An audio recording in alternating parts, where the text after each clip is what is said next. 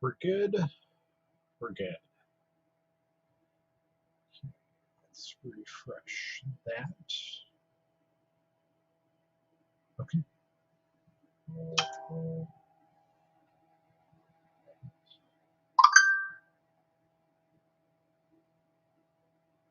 What's up, buddy?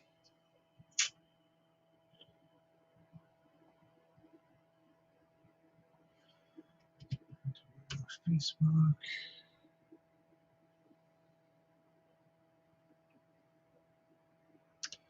Hello, Evie.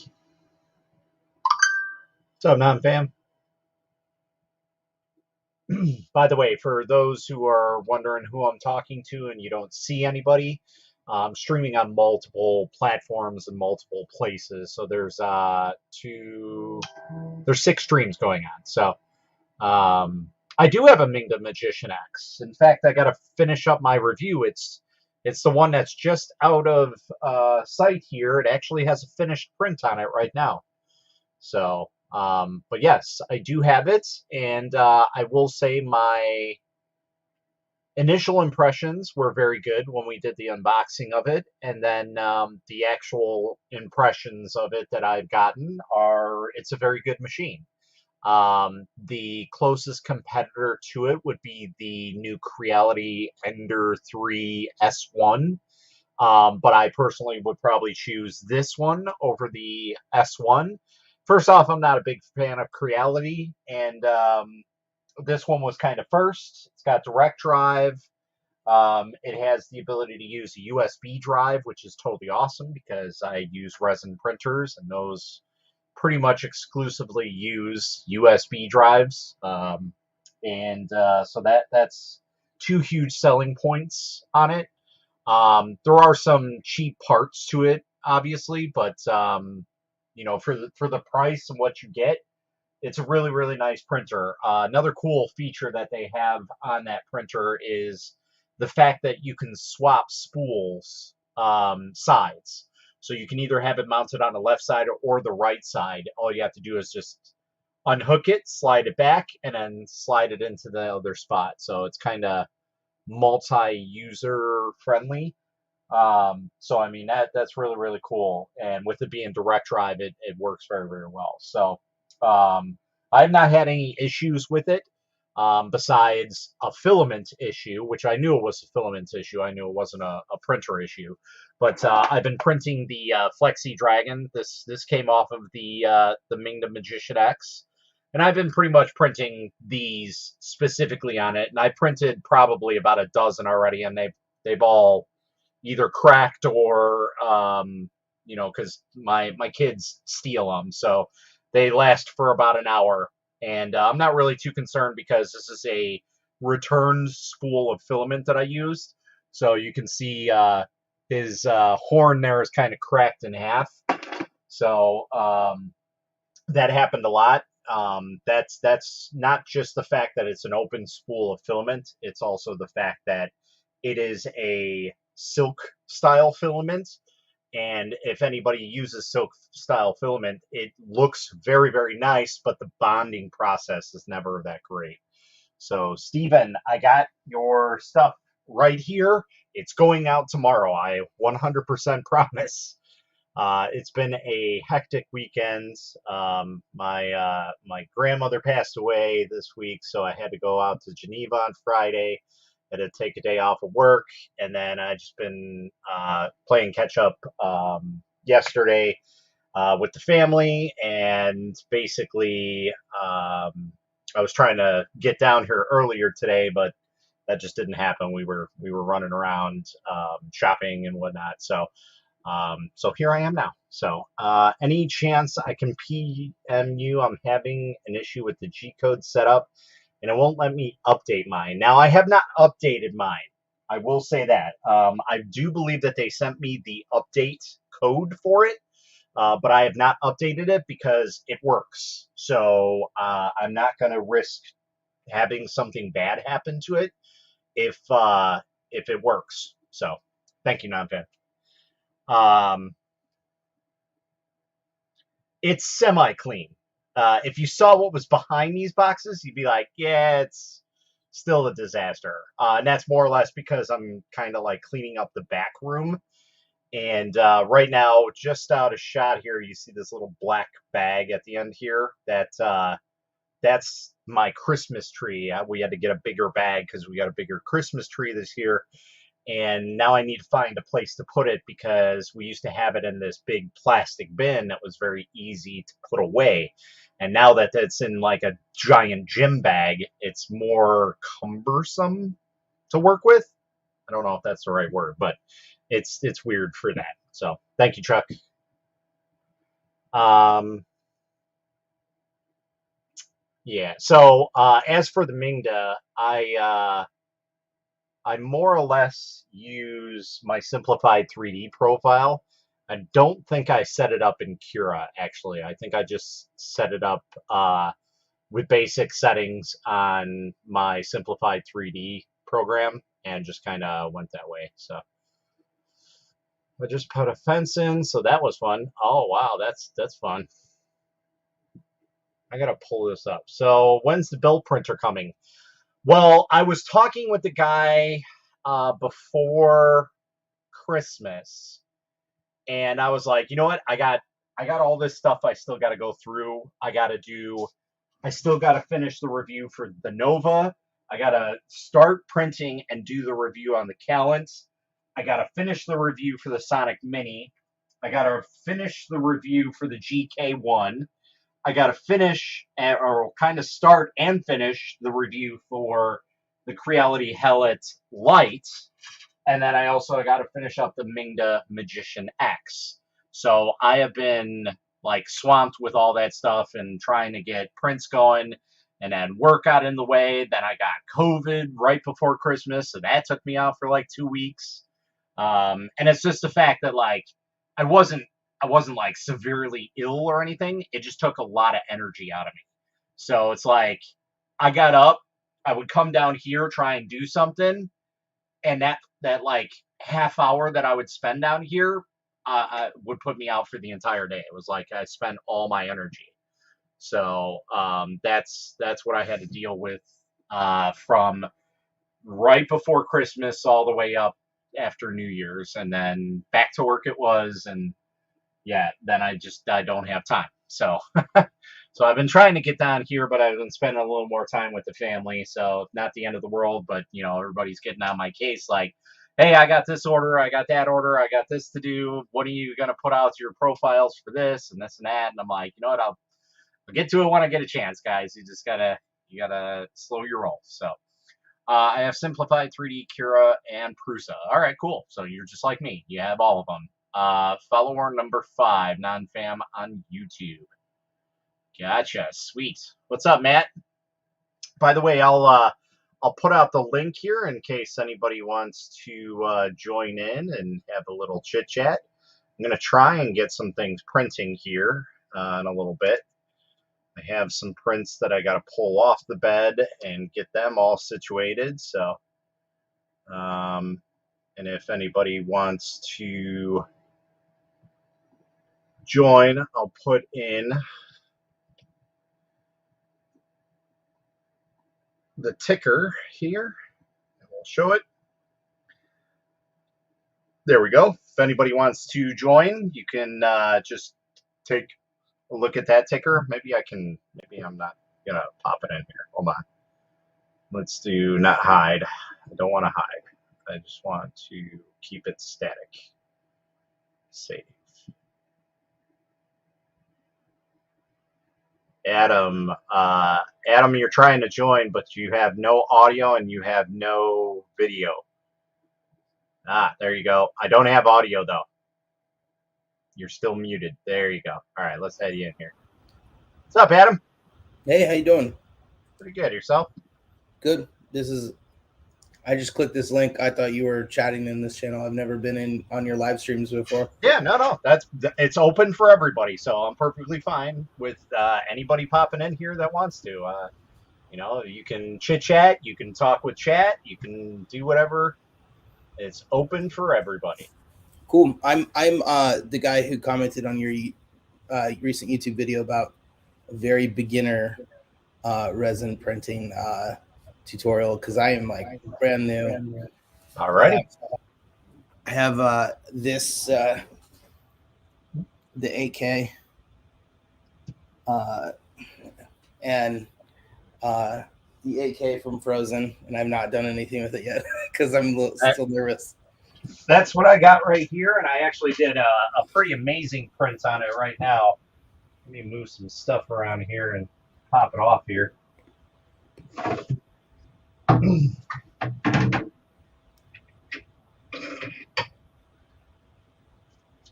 Now this is a pretty hard print to do, I guess, for most printers.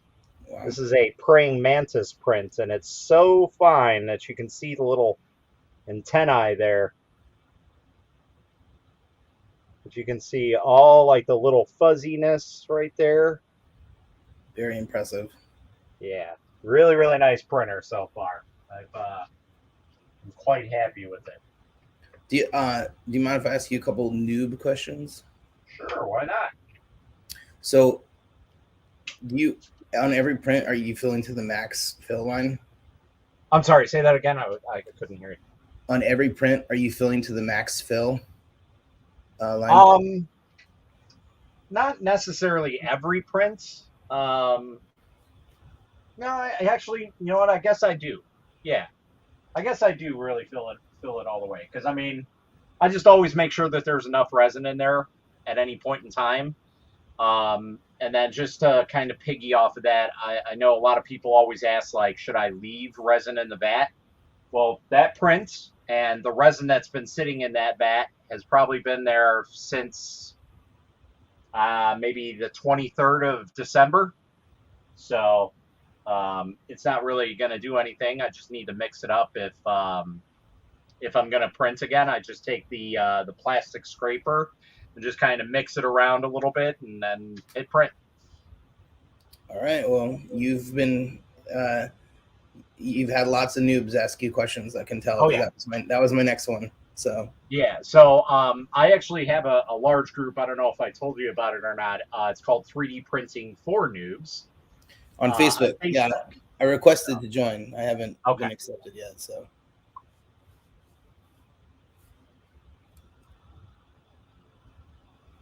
Okay. Let's see here. Let's see what chat says. All right. Okay. What's the best resin printer for a budget and best 3D scanner? Do you have a Discord page? I don't personally have a Discord page. We do have one for the 3D printing for noobs, but I'm not really on Discord all that much. Facebook, TikTok, and sometimes Instagram I'll check in, but that's really mostly on Facebook is where I'm at. That's probably the easiest way to get a hold of me. As for budget resin printer, currently the one that I really like is the Kangaroon KP6. It's about $180, but I do have a new machine which I got to bring down here, and I don't know when I'm going to get to it, but it's a new machine from Calent, which, if any of you guys know, Calent uses, well, I'm sorry, Elegoo uses Calent to basically make their products. Calent's been around for a long, long time. You know, they make this machine. This is basically an Elegoo Saturn. They just kind of tweak it a little bit and rebrand it for Elegoo, much like a lot of companies do for a lot of printers. And Kellen came out with I want to say it's the C60. And right now on Amazon, it's about $100 for a 2K monochrome screen, which is an amazing price. Now, I can't say if it's good or bad because, like I said, I got it on Friday and I don't know when I'm going to get to it. So that's just kind of how it's going to be. And we'll try and get to it sometime this week. But like I said, I gotta catch up on all these reviews for everything else before I even get to that one because I want to try and get these in here, and we actually have to send one of these back to the manufacturer, and then possibly get rid of one or two, probably the Calents and maybe one of the old Sonics. I don't know because we're kind of running out of room here. Like I have a machine doubled up behind here. That's the Mighty, And then I have the mini 4K that's doubled up behind the Calent, which is why it's pushed forward. So we're kind of running out of room where we can put printers because I also have two printers, one down here, one down here. I have the Kangaroon and I have the longer orange. So we're running out of desktop space. So anyway, we'll get to it soon. Hopefully it's a good machine. I mean, for $100, I shouldn't really be expecting much, but hey, if it's a good printer, well then I'm definitely gonna throw it at you guys and say, go ahead and buy this because for $100 for a starter resin printer, that is you can't pass that deal up. So, what's up, Kieran? Okay, let's see. The little spikes on the arms are impressive. Yeah, they are. Okay. What's up, Matt? Hey, how are you? Good. How are you? Yeah, I'm good. Good. Good. Wanted to say hello and thanks again for the printer. Started out slow, but making some great stuff now. You are very welcome. Thanks so much for answering my questions. Which is your favorite? If you're asking me about my printers, it's really a tough one because I have the Mega, which is really, really nice because I can do really, really big prints. And for my go-to, like always, everything is going to print right. It's going to be my Weebox, always. Uh, I've never Yeah, used a resin had an printer yet, echo. just FDM. Hold on. I've never used a resin printer yet, just FDM. I would love to get ones to do cake toppers and various sorts of figurines. There you go. What's up, Vincent? Ah, Hey, okay. troublemaker. I don't know if you can hear me well because I don't got any microphones and I'm No, on no, my mobile. I can hear you just fine. Okay.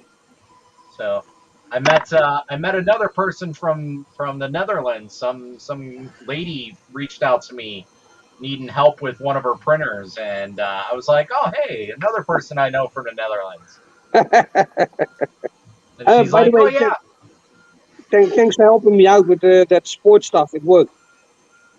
sports stuff. With the resin printer. Oh yeah, yeah, yeah. Oh yeah, yeah. The spaceship. Yeah, yeah. Yeah. Are you talking to me or Stephen Poole? Kieran, I don't think you were asking me about it. I was replying to Stephen. Um, yeah. So anyway, um, let's see. Resin printing, is the alcohol wash 100% necessary? I shouldn't print until I have the washing station. Yeah. You can print. So basically, I use a two-part system nowadays. Let me see if I can find You this. always can get a tub and put the IPA in the tub and then take a toothbrush and Yeah, brush it off yeah, in the tub. exactly. You can use it pretty easily, but I use a two-part system. But So I have my use wash and cure protection. station. Yeah. So I have my wash and cure station sitting right here, but I also do a pre-wash. So like when the wash that goes in here gets bad, I'll usually dump it out and keep it in a container like this. Then I'll dump some of that out and put it into a pre-wash station. So it's kind of like all the garbage leftover stuff. Then I'll take all Mm. my prints and slosh it around there so it washes off most of the resin, and then I'll throw it into my regular vat of wash, and that'll help preserve the bigger wash for a longer period of time. So that's what I've been doing lately for the past 6 months. Yeah, and the last week my washing cure station started clouding up, and now I have like a coat on the walls on the thing, Yep, and everything is clear. And I went inside and with the spatula and pulled it out. It's like piece of skin. yep. Yeah, I just cleaned out mine the other day. That's why this thing's pretty much filled because I put in some brand new wash in there, and yeah, I have a full bottle of garbage wash basically. So what's up, guys? How have you been? Yeah, Yeah, been working alright. my butt off the like past couple of weeks. Yeah, you know how that is. Mm. Had some family trouble. Still am. You've been having trouble? Yeah. My Ah, family stopped talking to me because I don't agree with me marrying my woman. oh, that type of thing. Yeah. All right. So Well, my happiness is not important, I guess. hey, can't please everybody nowadays. Mm. Yeah. Yeah, but I, my mother and my family stopped talking to me, you know? I mean, my girlfriend and my mom, they had a proper fight. I mean, proper fight. I mean, well, that's awesome. yeah. Because I don't like her because she's autistic. Cause you what? And she's autistic, Oh, my girlfriend.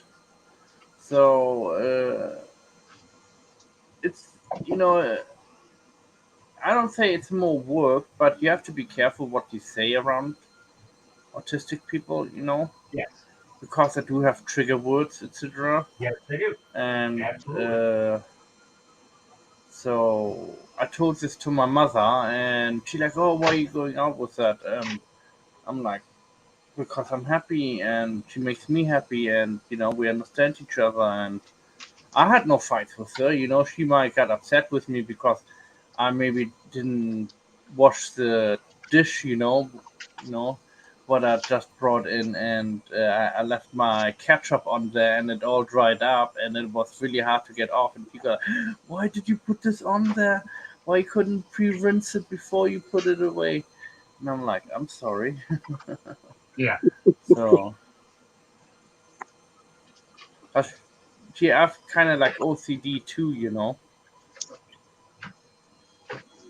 though she's very particular with how she cleans, and if she sees a spot and it's like 12 o'clock at night, she goes like, "I have to do that now." So she starts cleaning. Well, just like who was it? Kieran. Right? Yeah, Kieran said their problem, not yours, Matt. G-Day, Mad, allowed, and all in the chat. Huh? G'day, Mika. Mika Steve, I don't know what you're talking about. I don't know if you're talking about to that Matt, that Matt, No, or no, me. he's saying good day, Matt. Good day, Matt, or Matt, and Yeah. then good day, all out, Oh, all right. because that's his name on there, Oh yeah, I just seen that. and then all in chat. Yeah. Oh yeah, it Ah, means G Day means good day. I'm like, what she means by G Day? It means like G dude or something like that, or because I don't text that. I mean, I do text. Don't get me wrong, but as you know for yourself, Matt, I have a lot of spelling errors and autocorrect, put stuff inside what I don't want to put in, and then when I press the send button, it's like the wrong word inside. So hey, join yeah, join the club. I'm a high school dropout, so I'm not I very well I never educated. finished school. I See, never finished school. exactly. Yeah. Should I remove supports before wash? That is exactly what I am doing right now, as I am removing the That supports of these little Oogie Boogie dice. that depends what you are printing because I was printing a very small lid on the resin printer and I took the supports off and then washed it and And took it went out in and it between was the bent because the lid was very very small, very Yeah. thin. yeah, with small items like this big, I let the supports on and I just Yeah, put it in the wash and cure station, and then I wash it, and then before I cure it, I take off the supports. yeah, I mean, sometimes I had a few incidents where I did wash it and then cure it and then take off the supports, but that leaves kind of marks on the ornament, so you have to file it down. So 1:30 here in Oz. 1:30 p.m. Okay. PM. So, Matt, if I have everything goes well, 5:40. I will be live streaming next week myself again. Oh, Oh yeah. cool. I almost Cool. got my setup finished. Bought my mixer, new microphone, new webcam, and everything. So That's good. yeah, Glad to hear. I'm still tinkering with an IP camera with my phone for the printer. Yep. They're working on setting up a pie hole. Oh, wait, don't call me a pie hole. I'm amazed that you can even find a pie right now. I still got two of them. I got a Should pie put them up for 4. sale.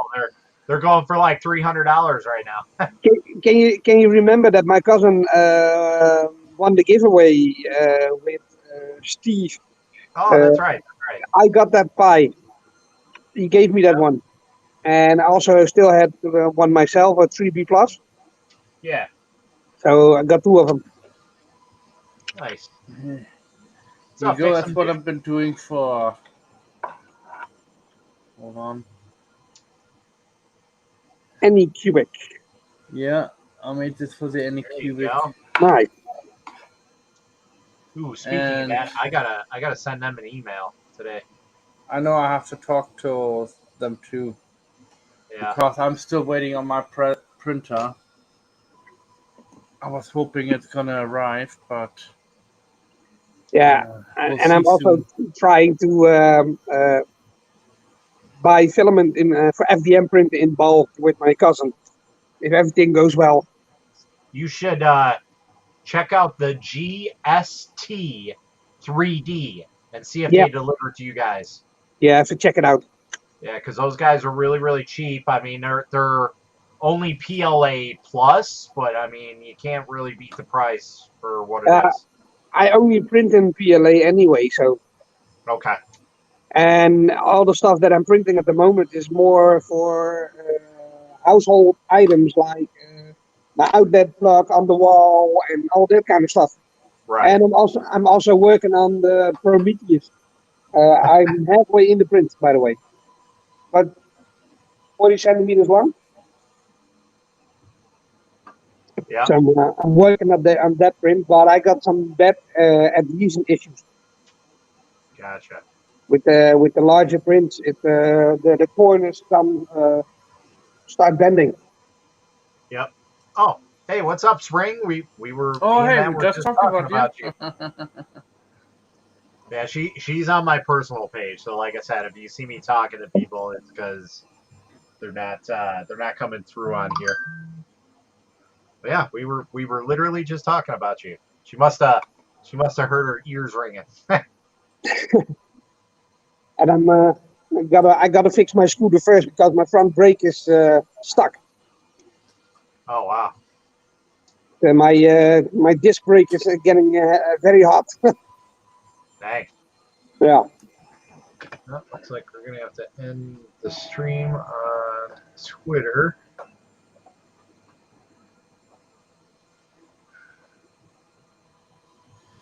So finally, one day, last day today, and I got 2 days off. Nice. See, when I put the lights on, they come in focus. You what? They come in focus, like you can see that actually when I put my lights on. When I was all in the dark and only Oh have the yeah, three yeah. lights on, they just brighten out. That's what I don't like about cameras. That pick up little fades not really well Yep. from afar.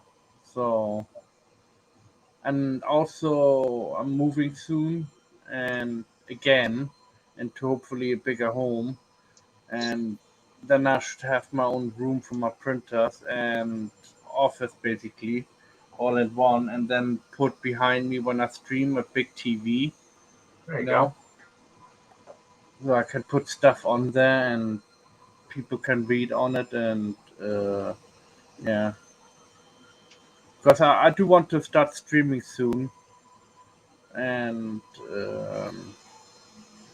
talk about different topics, Luban, mainly. I was gonna say that's I'm your probably gonna go through the whole lithophane list with them, and yep. but there's certain lithophanes what I actually don't do, like tattoo lithophane. I rarely do. I mean, I maybe made one or two of them. Right now, I'm into balloon lithophanes. Yeah. So What's up, Andrew? All right, let's see here. $300 for a pie. That's a little actually over ooh, than what I thought, but I mean they're 300. going for about $100 around here. So Oh, I'll pay yeah, for a pie maybe like £40, maybe £50. I'll pay for a pie. That's gonna be like 8 GB in there. yeah, I pay about 60 euros. Yeah, £50 I pay round about. That's yeah. around about 60 Because of euros. the supply chain and everything, they're kind of hard to find right now. So Yeah. Yeah, I don't even bother. I keep all my stuff at stock, and if anything breaks, I just call the company up and order some more parts. And yeah, you know, like what I do a lot of times with my G-Techs, uh, I have the habit of breaking the nozzle off, so I keep buying hot ends for them and keep exchanging them. But I love, and I recognize as soon as I put a new hot end on, I call it the virgin hot end because it's never been used, and the stuff what comes out is very clean print, and this is probably for the next 6 months. And then after 6 months, the pipe inside I think degrades a little bit, right, so filaments do get stuck, and you do get clogs over a period of time. So best thing is I take the nozzle off and take out the PTFE tube, and then have it really really hot, and then have a steel brush actually going through there. That's the only way I was able to clean it properly out and get good prints out again. gotcha. And but every time I do that, I ruin my brush. So I have to keep buying brushes just to clean them out. You Right. know, it's an excellent machine. I love my G-Tech, and I love my Focus. And Focus, I did have some trouble with it with the bed leveling, and I thought for a while I maybe should put my own glass plate on it. So, but yeah, so far right now I got it back to level because it's really hard to level that bed. I don't know why. I never had problems with other printers like that. And Glass plate is awesome to print with small prints on yeah, PLA and PLA Plus. That's my issue. Um, what I got is every time when I print bigger prints on my ender with a glass plate or a mirror, the sides bend every time. mm. Yeah, even with the brim. I tried everything, brim, Wow. raft, everything. Yeah. There's another support in Cura what you can use. It's normally, it's like I said, it's support, but it comes in a square form or in a round form, and you just click on it, and then it appears, and then it makes it higher. It looks like little steps hmm in Cura. I don't know what the name of it is, but I'm still using the old Creality slicer Oh, oh because wow. it's easy to work with, no hassle, no issues. Mm, yeah. To be honest, it's the oldest version that I could find, and it still works fine. But I'm getting in better prints and on designs and that kind of stuff. So yeah, I gotta switch over to a better slicer. Uh, the retractions on my printers, people think it's too high because I have it on 4.5 oh, mil. Yeah, that's pretty high, isn't it? yeah, that is. But it works really clean. You know, it works with all this setting works for all the machines what I have. I put the data in all the machines, and it works very well. I have no more drooping or anything. no stringing, and it comes out perfectly on time, and I have no problems. Look, I mean, this is flawless, That's pretty good. you know. So, I mean, I was going as high as 7.2. Whoa. Yeah. So, but that was too high, and then I had problems, and 4.5 was kind of like the sweet spot for me. Yeah. So, and I I used it guess on if board it and works tube and okay. direct drive. The what? I used the Oh, same setting on board and tube, and then also on direct drive I used it, and it works well, fine on direct both of drive, you them. should be able to lessen Yeah, the, it should be 2 yeah. millimeter, and I have it 4, but it works. I have no problem. I guess. I will see. Maybe I have to see how there's a Bowden tube in the direct drive, but only in the throat, like this much.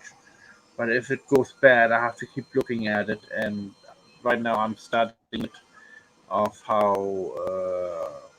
well it, it behaves and uh, stand out to that type of 4.5 mil, retraction speed. And Right. yeah. So far, I've seen the Bowden tube shrink a little bit, but I don't think that's much of a problem because I regularly change out Bowden tube, like sometimes after every two or third print. So that means like 2 weeks for me. Every 2 weeks, I change my Bowden tubes out, but only this much. Really? And yeah, because I get cleaner prints and I have less problems. Are you I just have it changing out for like white Bowden tubes, or you have blue? white ones. I use white ones I want. because for the lithophanes. Because if I use Capricorn, I used before, I did have sometimes blue streaks in it, and I wondered where that came from. Till I figured out the Boden tube was melting inside there, and Yeah. somebody said I was getting heat creep, but I never had a clog, and I never. It just gets gooey, after a couple weeks. The Boden tube. So as Yeah. soon as it The gets gooey, I just cut it off and put a little bit further, and I put extra long Bowden tube on the machines on this one, and then this one is almost out. I have to replace that one, and this one I have to replace. I put extra long. So let's say the Bowden tube is supposed to be this long. I put that long on, just because I cut every 2 weeks a little bit off. yeah. Okay, guys, I gotta go because I'm at work and it's almost 7 in the morning here. So people are starting to walk in. Alrighty, sir. You have a Thanks for good day, stopping sir. in. Yeah. Have a See ya. nice day. All metal fixes that, but wouldn't you have to change the temperatures on that? Yeah, but I do think all metal hot ends. I had one before, like when I first started out in 2012. I had a Prusa, and I bought it. Was brand new hot end on it. I know, I remember, and I had one with the hot end what was used, and the hot end what was used was so filthy inside and burned up inside. It literally clogged almost after every print. And I used to still brush on it, and I cleaned it out till the black turned silver again. Right. So then it was working fine, but that's the all metal hot ends. I think no, I prefer the Bowden tube with its throats in, and yeah, that's what I prefer right now. Gotcha. I like direct drive. I'm very fan of direct drive. I did had a direct drive on my Prusa, on one Hold of on. them, and one was a Bowden tube. Let me give But I only Mr. had those Deadpool in machines for here. like 3 weeks before they got nicked. Right. was in 2012, and I paid like $1.5 for Sorry, them. Matt. Sorry, Matt. Hello. Sorry, Matt. How are you?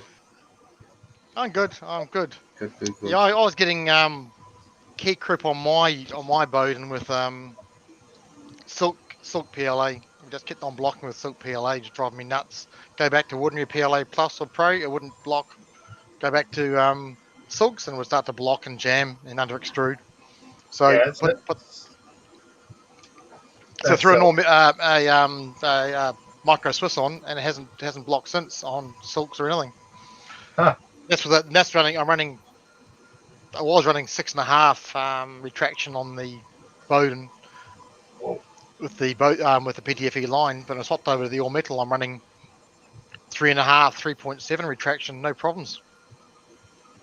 There you Stringing is go. fine, but it depends on your filament. It depends on your hot end. That's why I like You've got all working the with same. the same filament constantly. Yeah, that's it. At least if you move any variables, stick with one. Change one thing at a time. You got how many? All your printers, you got four the same there, so same filament, but some are direct drive and some Bowden, so that makes a slight difference. And you don't change your retraction or temperatures on either of them between the direct drive and Bowden. No, same settings. Okay, but you said you are trimming the PTFE every time, so that's why you're not getting that long build up. Yeah, as soon as it gets gooey, I change it out. Yeah, because it starts to you get that sticky. The end gets all manky. You start to get build up of any debris. If you get any fine whispers from your tractions, I'll start to get stuck in it and get thicker and thicker. And yeah, like I said, every 2 weeks, that's not that bad, If I have to do it after every print, after every day, now that's tedious. yeah.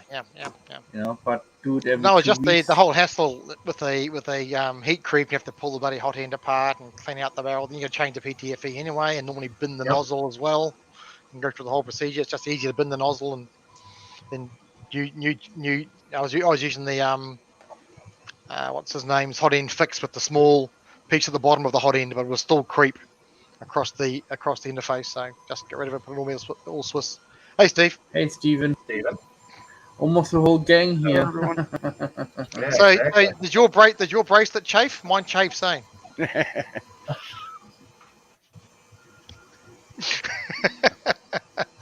You've been following around all morning, you have, or am I following you? I'm not too sure which. I just been going from live stream to live stream. Or Yeah. was been working on my laser, which Yep. you can probably see it right there blinking a little bit. It's behind this printer on a table. Were you guys on Jim's stream earlier? Yep. I have to call up. I was watching it. Yeah, watching it. I have to contact Anycubic and try to see if I can get some resin. And because they gave me a good deal last time, but I didn't have the money at that time to buy the resin because I wanted to buy a whole bulk load full of it, so I have enough for like 2-3 months. Get a full box. Yeah, like 10, 20, maybe 30 bottles or so I thought about to buy. Whoa. Because is I it expect 10 in the box? It's 10 in the box, isn't it, Matt? Normally for the 1 kilo, it's 10 in the box, isn't it? Yeah, I think it was so. the 500s. Yeah. No, 1,000. I wanted to buy the 1,000. For the 1 liters. Yeah, 10 1 liters. Yeah. Because I use around about, if I make a lamp, I can make around about 3 lamp out of a kilo. So if I have like 3 kilos, I can make 10 lamps. And the advantage with yours is there's no supports really with your lamps, is there? So you're not wasting a lot of resin. I do have supports on the bottom, very thick supports. Yeah, but it's not like a lot of supports ordinarily. So like doing your resin models with a lot of support wastage. I think maybe I'm sure Matt throws a lot of his resin in the bin from his supports, right, Matt? Yeah, you don't have like a $40, resin failure or anything like that. Yeah, exactly. Yeah. Can you still hear me? Yeah, I'm very. Yeah, we can, Steve. Still hear you. Look familiar, Matt? Oh, beer can. Oh yeah, looking good. How the top came out? Because a lot of people report to me they have problems doing the top. Because the top is the hardest thing. No support, Yeah. but yeah, it didn't have the best of luck with the top. It had a little problems. Yes, But some honestly, people told me they'll make inside that's one of yours. supports. Oh yeah, the coil lamp.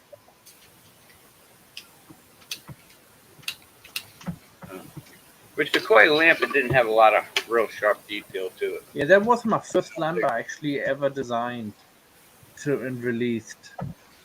But then I started making some stuff myself, which lampshades. Which Yeah. I took my elephant off because too many people had some trouble with that one. yeah, which I put my kids' pictures in this one. Oh, yep. Then I Alright. built me a little lamp for it too. To stand. Yeah. I just use regular lamps. You know, I just take off the top and then I stick my lamps on top. That's what cool. I do. So just go to a regular Are they lamp shop and E10 LEDs or what? Yeah, just little LEDs. No, Matt's he's got the E10, the E10 globe. I have LED, but they're only 5 watts. Yeah. 5 watts, but they give out as much as 40 watts. Yeah. Light source. So and bugger all heat out of them. Yeah. I think the problem is don't go higher than 5 watts if you have anything this. If your lamp is this big, then you can have maybe 10 watts inside. But I would not go higher than that either, because double the space, double the power you can use, because you do want to have the heat escaping from top. I do see people put stuff on top of the lamp, like another list thing that ventilation, on top, and then they wonder why the lamp collapses. Why it melted and warped. Yeah. On something like this, Matt, I know that like on some of yours you say take 4, 5, 6, 7 days. Where this one here, and all my other ones that I do, I've been wanting to ask you, when you get another printer that you're going to buy your own, get something like a Cube that has a bed that drops, because this takes less than a day, less than 24 hours, and it's what setting? 0.1 layer height. 0.2 layer height. That's why. No, see, that's Matt doesn't point one. why. You see. I work with 1. And cool. also, I go 35 MMS a second. Travel speed is 40 MMS a second, and which is why it's taking that long. Yeah. You get a little bit more sharper detail in it. I know with certain other ones like this one and like the deltas, you can print this lamp maybe in matter 80 MMS a second, but I never had a look at properly at the lamps of how. But you don't need to but get them out. You don't need to chuck them out because it's not like you've got to get them done by a deadline, is it? So there's no hurry. No. Actually, 4 printers cranking up there, it's not a big deal. I hear you guys saying you print with 0.1 layer height a lot. The machine goes at from 0.4 because of the movements in the motors. They go from 0.4, 0.04, 0.08, 0.12, 16, 20. 0.12. 0.12 is fine. Yeah. Yeah, that's why I use 3 days. 2 or 0.8 sometimes, but one. It takes 3 days to print. Actually. This lamp takes 4 days to print, but if you compare them to the size, the same height, but they're whiter. This one is whiter. So.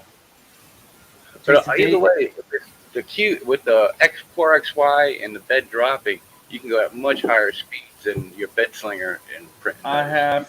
Because you got one whole movement out of the equation, it just falls away. Yeah. I have a G-Tech Meat Creator 2, but the building plate is 16, 160 mil by 160 mil by 160 mil. So I can't really print really big on it. So, but it's an excellent machine. And on my Delta, I built a couple of the smaller ones on the Delta. The Delta was even quicker than this printer. Yeah. My first printer was my Ender, which was bed slinger. And then I got the Cube, and then I won that one. And I went from a bed slinger to a bed dropper to a fixed bed. And I'd say the fixed bed's the best. I love it. Fixed bed's just great. So if I ever build my own, it's going to be something like a rat rig that has the fixed bed and everything else rises up from it. There you go. I like that idea.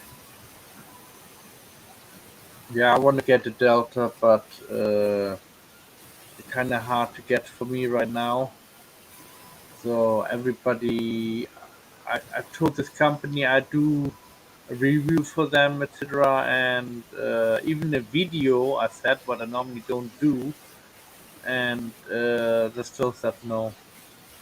But I still were existing to want me to buy one from them and try it out, and I have no money for that. I live on a budget, and most of my money what I get from filament, etc., I get sponsored or I win it through giveaways, and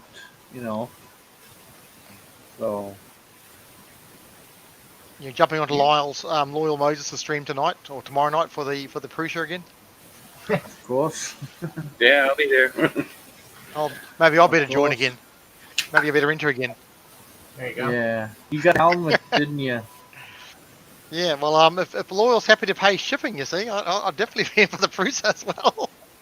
The shipping's what kills me for shipping down here. Yeah. I mean, sure, Mika Yeah. Steve understands that. It just costs an absolute fortune to get anything from overseas down here at the moment. Actually, here in England now it's gotten better. Between if you want to send in England wise, I sent 2 lamps of those, right?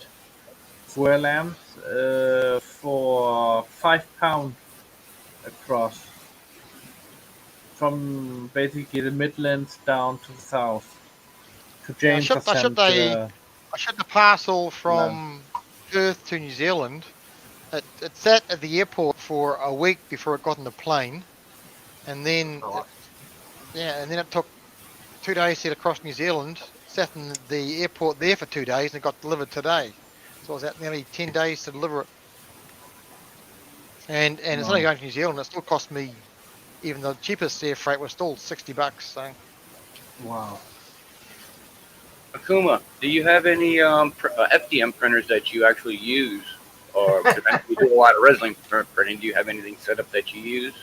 Yeah, so I do from time to time. It's kind of hidden right in the corner here. It's an Anycubic Viper, and that's been pretty good. I was on the fence of wanting to buy another Prusa because I had a Prusa MK2 a couple of years ago, and it was a great printer, and I really like them, and they're just super easy to use.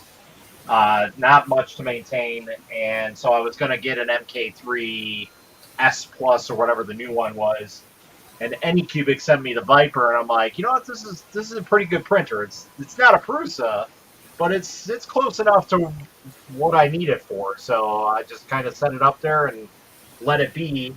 And then I have, all these are stacks of FDM and resin printers, mostly FDM. So I got 1, 2, 3, 4, 5, at least in this shot right now. So, and then there's a 6th one that's open right now. That's the Minga Magician Axe. So did you put a sock on your Viper? Or is the hot end still naked? for the Minga? No, for the Viper. No, it's still naked. Mm. Yeah, I didn't put one on the Viper yet because I saw that some people had like alignment issues with some of the socks. Okay. So. Yeah, because I mean, it doesn't quite fit a standard Creole hot end one. It doesn't really, you can try and chop one up to make it fit. Yep. But I haven't printed anything that would need me to put on a sock. Usually like PETT, if I go and print that, I'm gonna need one. So. The only socks what you should wear is those socks. Is gold sock. But yeah, for the most part, it's mostly resin. I mean, I got 1, 2, 3, 4, 5, 6, 7, 8, 9, 10, 11, 12 resin printers. Not that you're boasting. And it's not about the number. It's not about the number. It's never about the size. And then, never like about I the was saying size. earlier, You use it that counts. Yeah. I got one upstairs, and then I got one in this pile of stuff too. Like there's a desktop laser my wife bought me. It's a pretty nice one apparently. It's like one of the higher end. Not that you found that out yet, because it's still in a box in the corner, right? Yeah, like I was talking about it on a stream. I don't know if I was on my stream or I was on God, what's his name stream? Astro Printer's stream. Yeah. And he was asking me about it because she had brought it down while I was doing the live stream and gave it to me. And when we looked it up, it was like a 20 or 30 watt laser, but it's one of those desktop ones. It's a beefy like one. similar to the like the Flash Forge, a big one. Yeah. It's a. I forgot what the name of it was, but we had looked it up. Oh, a Nihi. Okay. A Nihi laser. So I also have 1, 2, 3, 4, 5, 6, 7, 8, 9, 10, 11, 12. So yeah, I have 12 FDM printers to unbox still. Holy You'd have more if you got rid of that gym equipment behind you to get more in, wouldn't you? Get rid of that gym equipment, you'd be right then. Yep. So, it's not like I'm behind or anything. Well, I calculated I have space for 2 more printers, small ones. That's it. Yeah, I can put. Well, the Prusa Mini. Yeah, you get 3 of them in the same space. 2 Prusa Mini, 3 Prusa Minis. Yeah, what I'm gonna do is put both 2 a little bit further over here and lift the other one over there, and then put the Prusa in here. When's Louisa's Prusa Mini due? Is it still shipping? No, it's not hers. You still got the ceiling. You can hang it from the ceiling. Kidding me about? That's getting annoying now. No, just kidding. Anyway, but just put some silent drivers on it. You'll be all right. Resin, but the other resin. That's now coming. I mean, you won that what? 3 months ago on Loyal Stream. Yeah, at least 3 months ago. Yeah. So it's 3 months to get to you in the UK. God knows how long the helmet can take to get to me down in Australia then. Do you have a tracking number? Are you able to track it and see where it's going, or is it just lost in the mail and it might not ever come? No. Loyal felt he need to call up the company, and he wanted to get back to me, but he didn't came back to me, so I have to contact him. That's coming direct from Prusa, isn't it? He's coming straight from Prusa to you, yeah. Yeah, but I'm not afraid. Well, that's strange, because Prusa's shipping is usually pretty good. Yeah. You should be able to go over there and pick it up from the factory. So I know, it would have been faster, but yeah. Take a nice little vacation down there. Yeah, not that far from you. Yeah, I'm anyway on Discord where loyal Discord I am on. Yeah. Now, so if I ask a question, I'll probably send them direct question, and probably will do that later. See what's going on, but I've I'm whispered not really... him a few times. He never answers. Or dude, we get so many different people asking him questions. Oh yeah. I have this too. Sometimes I have days where I get like from 100 people messages, and each of them asks 10 questions. That's wow. It takes me a That's couple why days he has the moderators looking after it, because he has so much stuff to go through. Yeah. Yep. Because one single person can't handle it. That's why when I'm gonna go live, I do have to have moderators too, and I know Louise is fine for that. She's good in that. Builders Mark's his moderator. That's the one I gave all the information to for shipping the helmet to me was Builders Mark. Maybe you should drop him a whisper. He's his moderator. Yeah. Builders Mark, I talked to Builders Mark. I give him my address. Okay, yeah. Builders Mark is a moderator and gets all the information and stuff for him. It's basically a full-time job for him. Yeah, sorry, I'm not chatting so much because I'm in the zone. Yeah, but where are your glasses? Where are my glasses? Hanging up, where they should be. Yeah, well, not that I want to rub it in or anything, but Is it Right. daytime? These ones, they're not. They're soft supports. They're thin, so they come off in whole pieces. They don't break apart. What was that, Stephen? Is it daytime there? It looks lighter in your Yeah, background. daytime. Yeah, the sun's out. The sun's up. It's 2:15 in the afternoon. Printer Yeah, abuse. Your printer's not moving. It doesn't have to. It doesn't have to. Nice. Got to give it a rest once in a while, you know. You put like a bird cage, keep it quiet for a while, you know. There's chance of it actually getting upset and sulking because it gets used too much. I almost saved enough money up to buy myself a new wash and cure station. So you said any cubic was good, right? Any cubic That's one what I was got. there, yeah. I have the That's plus. what I want to get to. Yeah, No, the big one I want to get. The Yep, big one. that's Because what anything that is. smaller would be. I keep the small one, but I only do it for small stuff. And if I have lots to do, you know, to cure, Yep. then. Because I'm planning to have at least another 2 or 3 resin printers. And then I think that will be enough. Yes, come to the dark side. Yeah, Miss Glow, the 3D printing resin is a UV activated resin, whereas the crafting resin tends to be a two-part resin that heat cures with the 2 parts with the base and the additives. The same sort of stuff you use on fiberglass boats and all that for the curing and the covering of the fiberglass, things like that. So that's the main difference. One's a 2-part and one's just like epoxy glue, and one's UV cured. Yeah. Yeah. Now sometimes light. people do use UV resin for crafting, and it's more or less like they use it for gluing purposes. So. Yeah, but it doesn't glue it inside, so only on the outside it gets cured. Yeah. So inside you have to but figure out.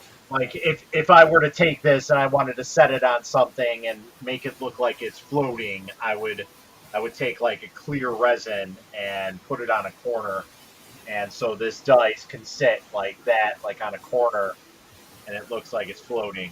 And you just use UV curing resin to instantly bond it to whatever you're using. But there's different grades of the crafting resin too, depending what you want to use it for. Tabletops or something like that, you use the marine grade, where there is other 2-pot crafting resins that are a lot less expensive actually. But then you got to get the vacuum pot, the pressure pot, and everything else to go with it. Yeah, that's More the stuff. pressure pot Yeah, is a good thing. Pressure pot and the vacuum, yeah, that's just more stuff to add to the space. Yep. That's what my buddy does. He does the crafting resin stuff.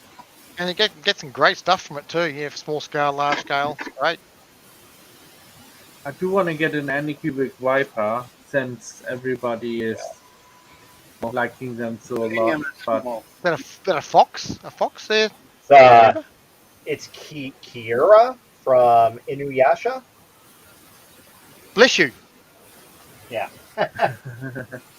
And then we have a mini cricket. Oh.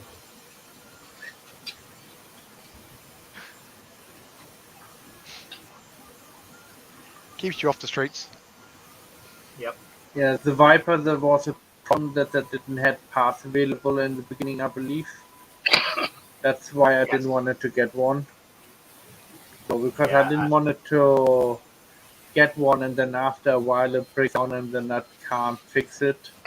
No. I mean, the first ones had a lot of problems with the strain gauge. I mean, that's what Sam Prentice had too. His strain gauge was faulty. Quite a few people had the faulty one the first batch, but they fixed that. They just replaced them. So. Yep. Oh, here comes trouble. Yeah, trouble. Yep. Yep. Hey, Jerry, how are you? Hey, Jerry. How you going, Jerry? What's up, Jerry? Late for Jerry. Why is Jerry up? Can't sleep. Why you up, Steve? It's only like 10 o'clock where Jerry is. True. 10:19 for him. Yeah. That's still late for Jerry, though. Jerry usually pops in right before he goes to bed. I'm on the East Coast, but I usually don't go to bed till about 3 or 4 in the morning. Yeah, same here. What time do you get up, What Steve? time we get up? About noontime. That explains it. Mm. But you For me, depending on if what it time you was go to 3 work, o'clock, don't you, Matt? Yeah, because Matt, you work I'll, strange hours sometimes, don't you? I work late nights basically, Yeah. or like mid shift. Yeah. So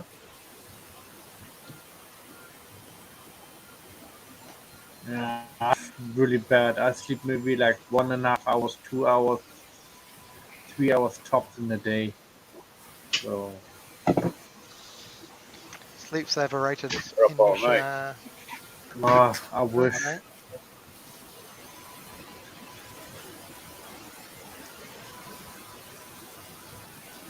see, there you go, loving her Yasha. I just got myself some please for them for me. Some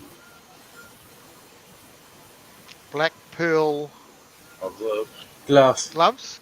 There you go. Yeah, Yeah. they're well in price now too again. It used to They're be the like night they're 25 nitrile quid. or the nitrile or the other ones, the thicker ones. I think the 5 mil thick. Wrong. Feeling good, Jerry. Back to normal. That's good. 100 glove, latex free.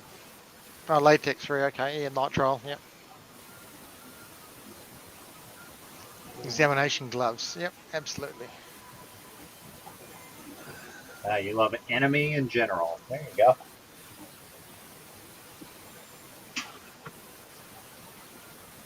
Yeah, I like any. I like to make pictures out of them. Lithophane.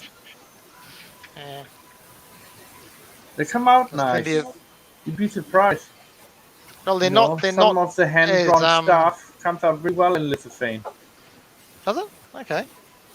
Yeah, as long as the lines are like strong lines, it's inside there, strong colors, it will come out very nice, even in low resolution picture. But if you use a normal picture, low resolution picture, and make a lithophane out of it, then you have blurriness. And the higher the resolution is in lithophane, and sharpness is better. The sharpness is really important in lithophanes Yeah. pictures if you want to make one of them. And Yeah. I'll get. Anycubic came out really well only because it was well, sticks out very well. And same thing with, the little The square. logo. Yeah. Yeah. So, and this is basically the same picture what I use. This and this is the same picture what I use. Okay. You did a nice I job know it doesn't look like it, but Tim's logo came out really well. You printed that off and yeah, showed that off. Yeah, it came out really nice.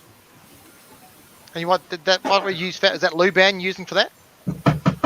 yeah, Luban. Yeah. Yeah. There is one At least too. yeah, but you're getting your money's worth out of the license, so which makes sense. So yeah. Yeah. So he's lucky. He didn't have to pay for a license. I pay for a license. Yeah. I paid for a license. Yeah. In the Yeah. beginning, I paid, Yeah. and I thought I won a license on my. I thought I won this. Yeah. Yeah. But there was no license on there. He says I have to put my original license on there to make it work. Then I can put it to computer. Yeah. One use, one at a time use. Yeah. But Yeah. yeah, you still pay for your license. Yeah. So you're still using your license. But you can Yep. justify that. Thank I you, got the Matt. limited. Thank you. What? For what? You're welcome. Oh, ask the same Now dog. we're working with liquid, so now I Yeah. have to. Yeah. Exactly. Yep. There is no ifs, ands, or buts about that one. I'm not having that episode again.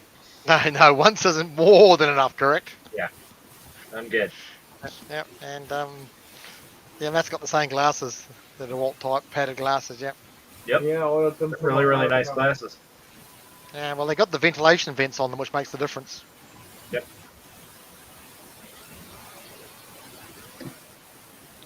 Cover me, I'm going in, he says, as he puts the goggles on.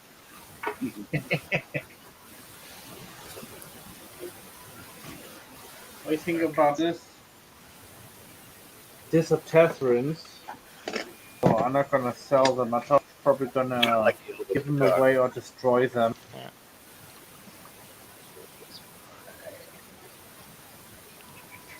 And that's done on the not done on the Resin, that's done on the other one. Yeah. FDM. Was there a raft on that? Huh? Yeah, on the bottom. Yeah, yeah. But this picture is kind of. Oops. By the way, HDC. Yeah, yeah, yep. HDC schoolboy. I'm There you making go. another one of those. But I'm making it better, let's say it.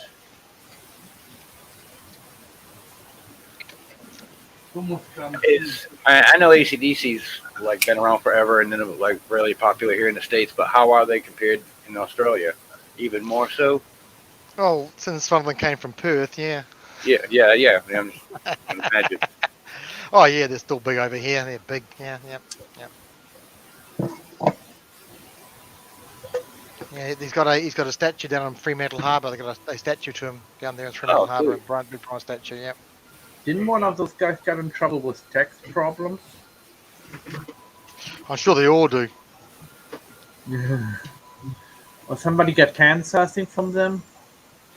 Almost died or something? Don't know. I'm not sure. I'm not paying much. I listen to the music, but I don't pay much history.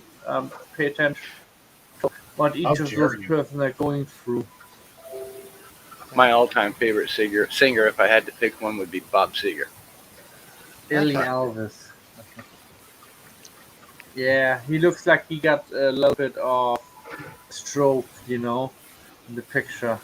A shape of the lithophane, that's why it looks kind of funny. I have to reposition the picture to redo it. So, it was anyway a test print.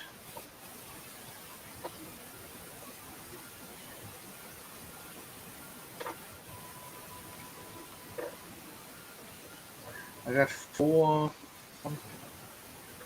I'm almost at 300 in my group.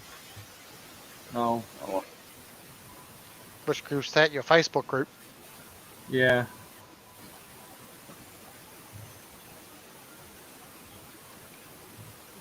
Hey, should be getting up there doing your own Twitch then. There you Got go. that many followers already? Yeah. I know I have 7 or 8 followers already. Yeah, well, I'm the same. I don't do anything. Mine's an empty. Mine's just a picture on a Twitch channel. I've got 7 or 8 followers. Though I was throwing up, and I had Zolon. I was hosting Zolon this morning, just for the hell of it. There you go. Just still trying to work out all the idiosyncrasies. I installed OBS just to have a look at it, have a play with OBS. So I've got as far as got the idea of how scenes work and putting things on scenes. So that's as far as I've gone.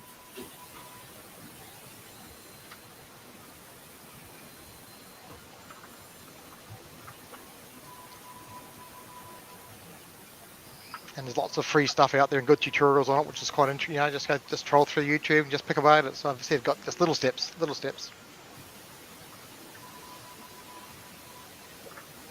Seems to be that Twitch is the new platform to go to for everybody. Well, it depends on what you're doing. I mean, things like a Hangout is perfect for that sort of carry on. I mean, people still using the YouTube stuff because that's more how to and I think YouTube videos I think YouTube will be more of a storage area and short videos and long-term.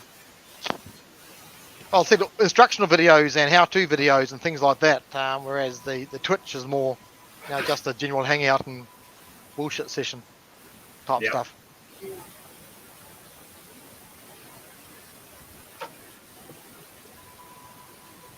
And it's good for that. I mean, it's got all the things that keep people interested in interacting. And for the monetization, it seems to be a lot easier for the people to get monetized on that to at least get some stuff going in. Yep. And A lot of I people understand. have been asking me for that. Well, the money. I'm sure the wife gets in first, doesn't she? Yeah. Very little left, yeah. Yep. Yeah.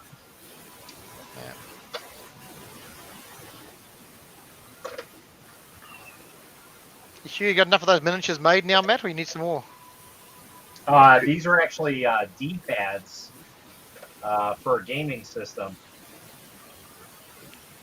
What, So miniature this basically bases? makes all my money on my Etsy store. So Okay. and that's basically all it is. It's just a replacement D-pad for a gaming system. That's it. Yep. So How much this you selling for? and rear triggers, a set of these. The joystick. Is it the joystick? It's a D-pad. Or just the buttons? No, a D-pad. Oh, The directional, the cross. this one. Yeah. Yep. That's all it is. It's just a replacement for that. Sweet. And then it's for a handheld gaming system, and then the other one is rear The trigger. triggers because Yeah. the ones that are on there, they're like sunken into the system. So people that have meaty Bigger hooks, fingers. Yeah. it doesn't really work too well. Whereas these, they have like a lip that goes up and sticks out, so you have like a paddle almost to tap onto. So much better. So you get that niche market, and the demand's there. That's it. That's basically what got me into printing was that market. I did a lot of custom gaming systems back in the day with Raspberry Pis Yep. and like Game Boys. Oh, and stuff the like retro that. ones, yeah. Yeah. Yeah, retro Pi, yep. So, and I wanted to make my own systems and own parts for it. And so basically, I wanted something that, can replicate that. And I thought 3D printing was like injection molded. So Yeah. I got an ANET, knockoff ANET for my first printer, and it was just like, But where do you inject the plastic? Yeah, not quite what you thought. Yeah. Yeah. So like there's layer lines and everything. I'm like, this is far from what I wanted. Like I wanted more or less, I wanted to take a product off, do very little work on it, and then Just break the screws off. Here you go. Yeah. That's it. Yeah. So it took another year for me to get a resin printer, and I had my buddy mock up a D-pad and these paddles just to see how it was, and I instantly fell in love with it. I'm like, this is what I wanted. Never looked back. Yeah. Yeah, they're 100% what I wanted right off the build plate. All you had to do is just clean them up, and that's it. Like nothing else. So. And now with the variety, you can cut. You can choose your color. What color do you want your pads in now? Which is quite good.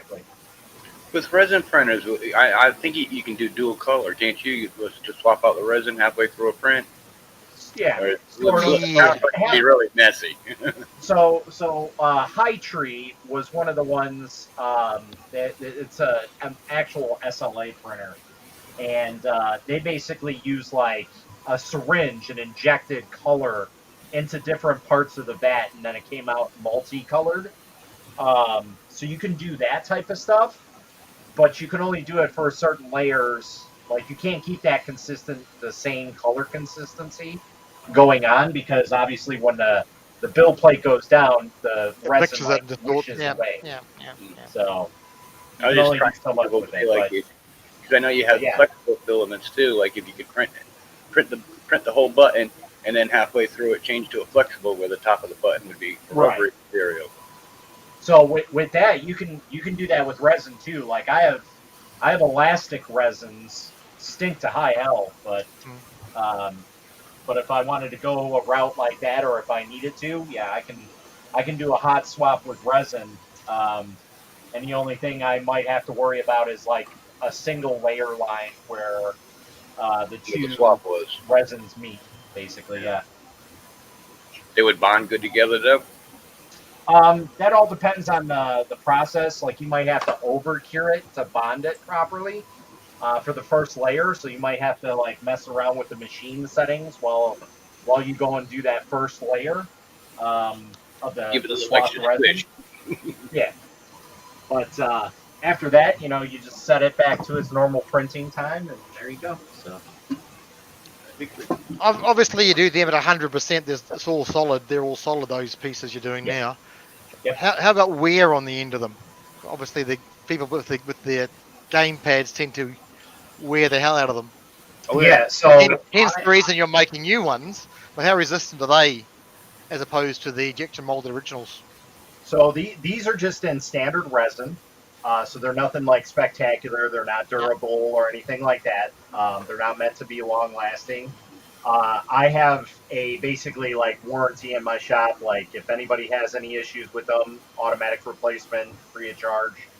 Um, but I have not had anybody in the 2.5 years of selling these things come back to me and be like, "Hey, there's wear and tear on it." Because there's three lines on the actual D-pad part itself to kind of give you like that A bit thumb more grip. feel. Yeah. A bit Yeah, more grip grip. on them. Yeah. Yeah. And so that I'm worried about wearing, but again, nobody's come back and said, "Hey, this is worn down from major gameplay or anything like that." So Do you sell them as a single or as a set?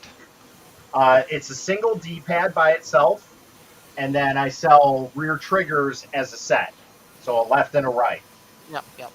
So, and again, if they get there and they're damaged, just take a picture, let me know they're damaged, and I'll send out a replacement. But I don't, I don't sell them for like too much.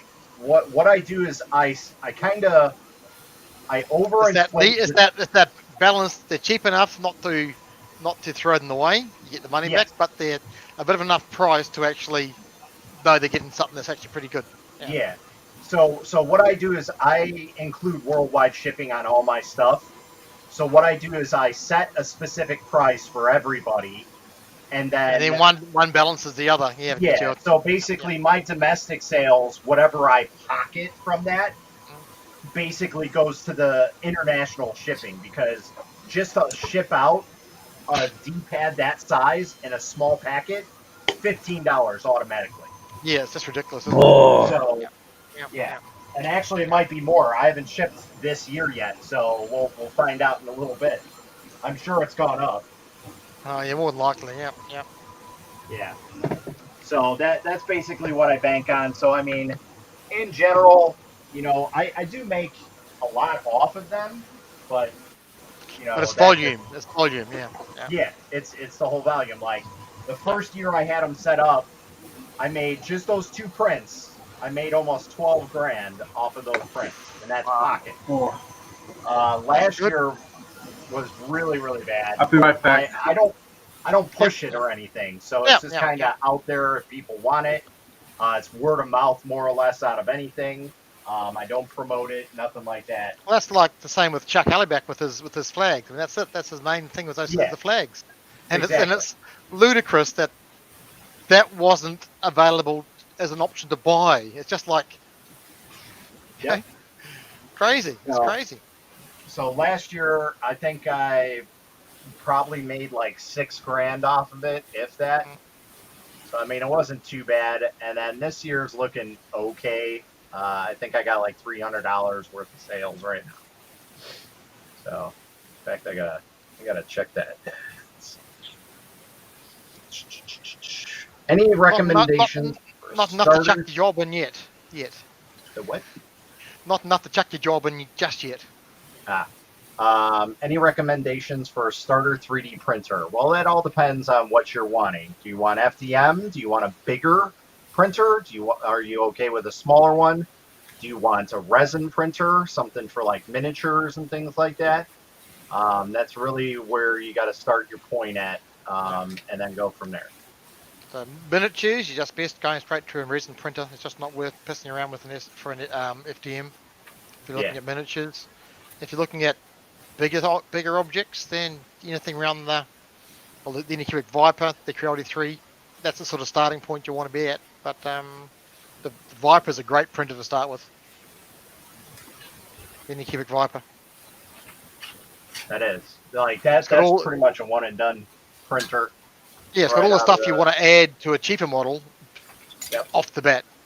Yeah, like all you have to do, like if you want to print bigger or faster stuff, you want to lay down more plastic. All you have to do is just swap the nozzle for a bigger Yep. nozzle. Yep. I mean, it's got an amazing hot end on it already. So I mean, it's got everything that you need: filament runout AB, sensor, auto bed leveling. ABL, Yeah. dual So, cooling fans as opposed to what the clone they stole it from was. Yep, it's all yep. good. So not to shoot up the flexible bed on it. That's all.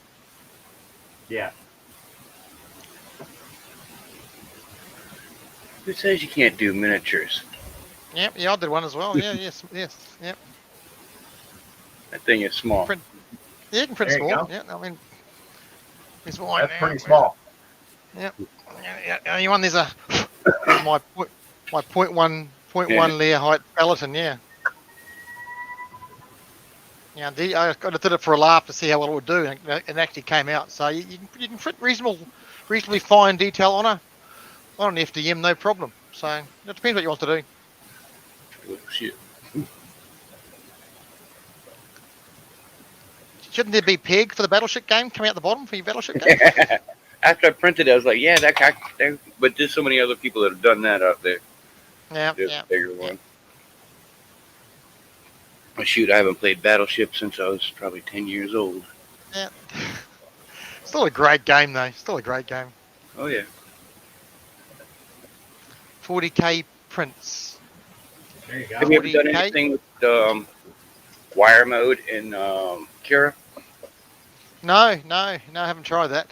It's got an option in one of the options near the bottom of it in experimental stuff. But I've done it fuzzy literally skin. prints in Fuzzy wire. Yeah, fuzzy skin comes out good too. I've done fuzzy Yeah, skin. yeah, I've used fuzzy skin a lot. Yeah. What do you mean by 40k prints must glow? Oh, Warhammer. Warhammer. Yeah, 40k Warhammer. Miniatures, don't mention Warhammer and 40k and printers in the same word with their legacious attitude that they have to 40k. But there are plenty of 40k facsimiles that print out amazing with the SLA printers. There are plenty of models available. on the little What model? tank. That was Hey, Chris, that was a Mink. 0.4 nozzle. Yeah, so for 40k stuff, I do SLA, suggest doing a resin printer for that. You can get away with it on a FDM, but you do have to do a little bit of tweaking to get there. Not for all the detail. A lot of those Yeah. non-Warhammer models out there are there. It's amazing models. Yeah, with the details. 10% with a 2mm nozzle, and it's like half the size of my fingernail. That's pinky fingernail. Yeah. Yeah, so it does require a little bit of tuning on an FDM printer, but it can be done. But yeah, resin automatically, like no real adjusting. You just set it on the build plate and call it a day, and it'll come out perfect. So. Yeah, but don't hold Matt to that because sometimes things go wrong. Yes. That's part of the adventure. It's the learning experience on curing times and firstly curing times for the resin and everything else. Just like with the FDM, there are things you have to walk in or adjust. Yeah, just gotta tune them in for the resin, the temperatures and everything else. But so basically with that, I have the 3 rules for resin printing. Exposure settings, that'll let you know what detail you're going to get out of your prints, if they're going to print very well. You always have to make sure you do an exposure test to verify what your settings are going to be at. And then print orientation is going to be another one. You always want to make sure that there's no resin that pools anywhere or anything like that. You want to make sure resin drips off at some point. See you later, Jerry. And then See you later, Jerry. Support settings is the other big one. So have a good one, Jerry.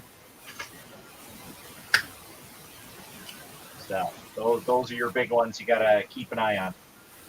And now the the standard seems to be that they're gone from the 4K all the 6K, and the 6Ks aren't that badly priced for a 6K SLA now. And the detail of the 6K is just as good as an 8K. Yep. Yeah, Just that sweet, that's the an 6K is that argument sweet spot. I constantly have with people. Like, when you start getting below the 2K, going to 4K, 6K, 5K, 8K, that type of stuff, when you get to that type of detail, it's going to really boil down on how good your photography skills are. Because the naked eye is not going to see that detail beyond 2K. I'll be honest, I doubt that even the naked eye can see that major of a detail between a 1080p screen and a 2K screen. No. It's when you're looking at things like doing your casting for jewelry and things like that, that's when the yaw comes into play. And that's when you want the 8K, but these days they don't need an 8K. The 6K does the same job for a third the price now. Whereas the 4Ks are dirt cheap now compared to the originals, 2Ks. Yep.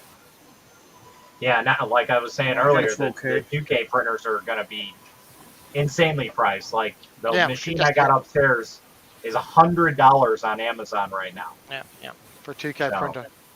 Yeah. So, I mean, that'll get you plenty of detail, whatever you need. Oh, hell yeah. For a miniatures 32mm miniature, perfect, Yeah, absolutely.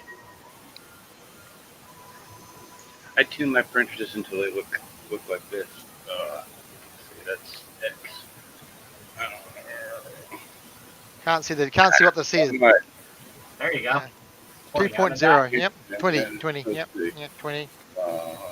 Why? I'll take your word for that. Says 20 as well. 19. 19. Come on, Stephen. Oh, 97. Sorry, that still says 19. Come on, Stephen. Rounding to 20. Come on. We want to see rounding in decent places. You're laying it down too much. Yeah. I mean, I did machine work for 15 years, so I'm very. Yeah, so it's less than 40 places. There's nothing wrong with it, right? Yeah, it's in the back. But that's about as good as you're going to get with molten plastic. Yeah. Just on temperature and flow and everything else, and inherently. Yeah. But I said, my bed's I think less than 0.07 millimeters front to back, left to right. So I'm happy with that. That's good enough for government work. I got fed up with bloody. What's that? You said government work? Yeah, good enough for government work. Yeah, 0.07 bed differentiation. There you go. Yeah, they normally use a bubble level for accuracy, so that's good enough for them,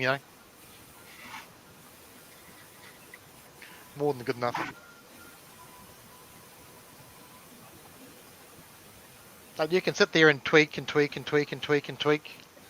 Here's a picture of my bed. Yeah. And that's the actually the mirror looks better than that. Right, okay. A little bit of warp to it, a little bit of wave to it. That's on the little ender. But the mirror that I've got, this mirror, it's thicker than most. It's 6 millimeters thick, and it came from a big mirror that I had. And after I took the mirror all apart, the back of the mirror had a stamp on it of when it was made, put together or whatever. It's like 1951. It would be a big, thick float glass mirror. Yeah, they're good, the old good quality because that's all they had. They'd be nice big float glass. Yeah, couldn't do it any other way. And it's perfectly flat.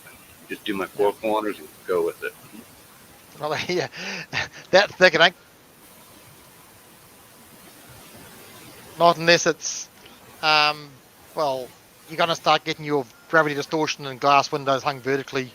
After about 50, 60 years, you may start the glass to droop. 50 to 60 years, if you're lucky. I did have a problem with the heater on it. It's a Tronxy printer, so it's still using the original Tronxy bed. But if I'm running PTEG in it, it will. Well, it has burnt up a board. It just didn't like trying to hold that high of a temperature, 80, 85 with the mirror. I'm just assuming that the mirror is trying to cool off and it's trying to keep it hot. It's just too much work on it. Yeah, just a big massive glass. But now that I just use it for a PETG Plus, which I usually run it at 55 instead. Most people do 60, but for some reason my 55 works better for me. Do you put anything on your glass bed with the PETG? Oh, PETG, yeah, glue stick. Yeah. Yeah. Yeah, I've learned the hard way. My ender bed, I've had 2 other glass ender beds, and both of them are got pieces of glass taken out of them from not using anything. Yeah, mine. Oh, yeah, wee bit of edge creep, but I'm not worried about it. Said 0.07 is my bed, so that's good enough. Variance. I'll Fine take with that. at 55 for a bed temperature with PLA or PLA plus, I get less bed curl on. Like, look, because Yeah, my that's big all right. That's a mine normal temperature is 55, and it's fine. Some of the not more exotic. I've got one PLA plus that's got glitter in it, and that tends to curl a little bit. So I have to bump that one up for that one. But otherwise, it's 55 is my normal bed temperature. Works fine. Happy as Larry. and it's quicker to heat up at 5 degrees. Yeah. That's that.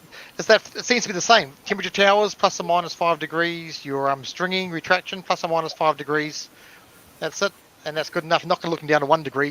Get that 5 degrees plus or minus, should be right. Especially when you're looking at your head of your room, draft, anything else. So within 5 degrees, you normally get that zone pretty good. I got a ceiling fan, but ever since I got the printers, after about 3 or 4 weeks, I realized it was causing issues, and I ran the ceiling fan since. That's it. Oh yeah, there's always. We all have a large folder of printing patterns we like to print. Yep, that's We've all normal. got them. Yeah, that's normal. Even before I had the printer, I was buying patterns. Bought some models. Game Boy and all sorts. I got some bought. Haven't got through doing them.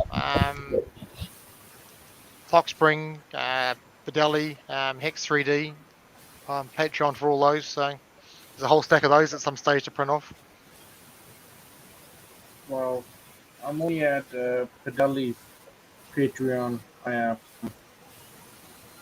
Yeah, well, the wife likes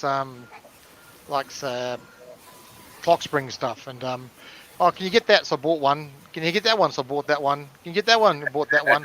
And it's like she'd be cheaper just to buddy subscribe to his Patreon page because she likes them all. It's also, yep, easier just to Patreon for the price. It's worth it. Hence, there's a up on this shelf, and there's a whole pile of Clock Spring canisters and containers that get given away as presents, gift containers. Whole pile of vases and all that would get given away, decorations, all Clock Spring stuff. It was cheaper just to buy the Patreon. And his stuff, I love his print and play stuff. It all comes out so well. I mean, the last one I did, Bonnie. His trinket boxes just work so well. Just sit there and just nice. print and play. So they're great little models. The one And all this- 325 pounds for the Viper here. That's in the UK. Yep. I paid less than that for my CR6 SE, I must admit. So, The same machine. apart from the dual fans and the Yeah. flex plate bed, it's the same machine. Yeah. Made by I mean, the same to be company. fair, they cloned the good one because they had all the extras, the ABL, the everything else on it. For that price, Yep. it's a good deal. You upgrade your ender, it's going to cost a lot more to upgrade the ender to the same dual Z-rods, everything else. Yes, It's a much it is. better printer. So, and I said they've tweaked it with the dual cooling fans and everything else, and their hot ends a little bit is a lot better than the Creality one. So for the money, it's a better buy for a starting printer. All my printers have dual fans, or at least dual one fan running into dual ducts.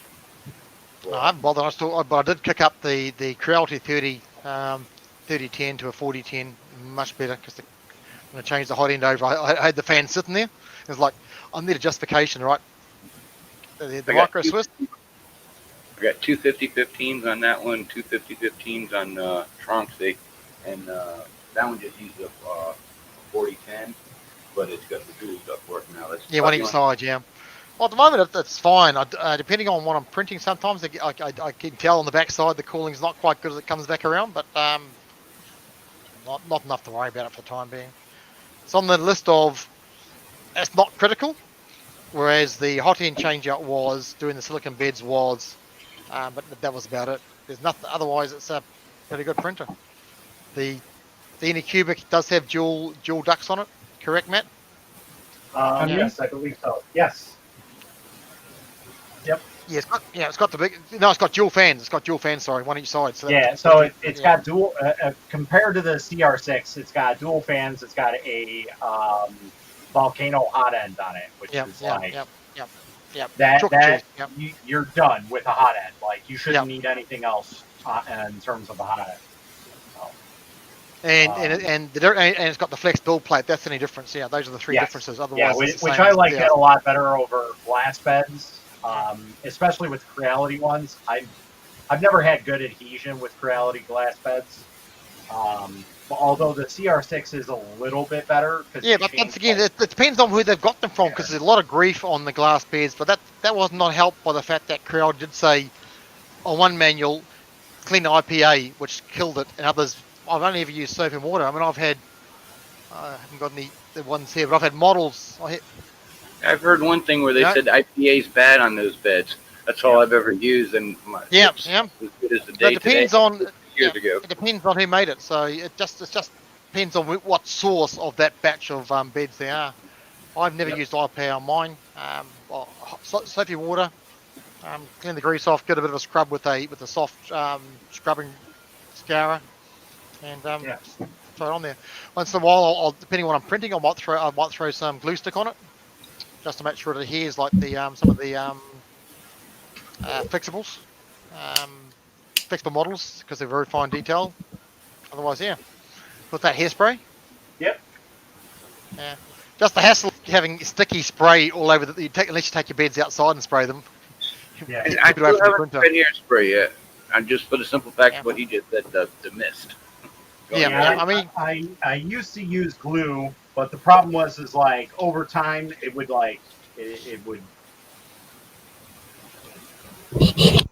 be like build a up, land where it would be build up, peaks and valleys. Yeah. So I stopped using it, and somebody's like, "I'll try hairspray, Aquanet." So I'm like, the cheapest you can get.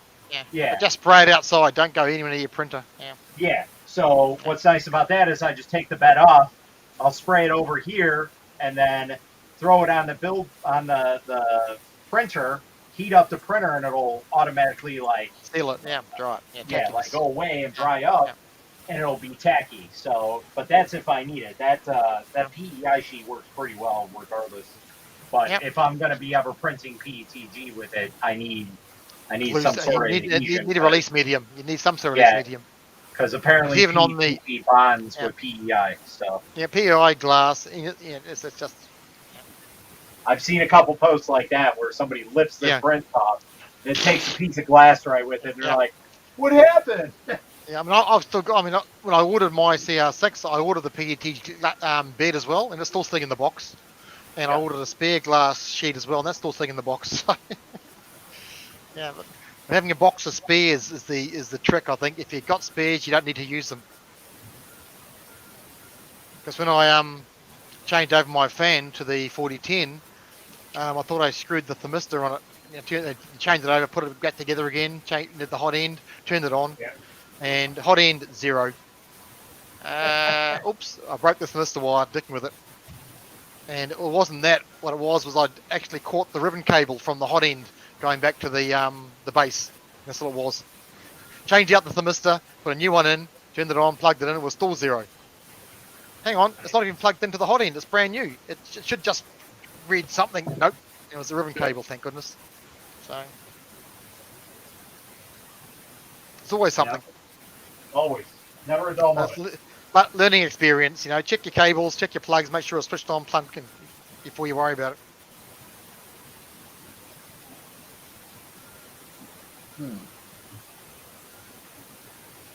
I'm just looking at Resin right now. And the other thing, Miss Glow, is you sit there and start looking at all the different filaments you can buy. All the shiny ones, the dual color ones, color changing ones, the silks, And then start looking at all them and starting to stack up a stack of filaments, a wardrobe full of filaments. I've ordered from that GST 3D a while back. I've ordered at least 50 rolls from them, and I've had one tangle in it. And for $89 for 50 rolls and $89 for 10 full rolls and free shipping, you can't go wrong. Nope. Touch wood. I've not had a tangle yet. The only issues I've had with the printer is heat creep with silks. I had 3 blockages, and I just go, oh screw this, I'll put a hot end on just to get rid of that.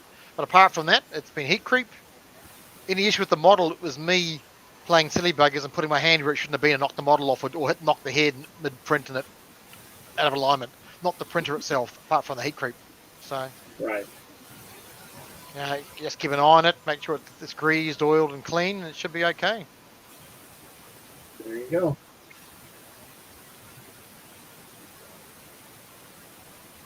All right.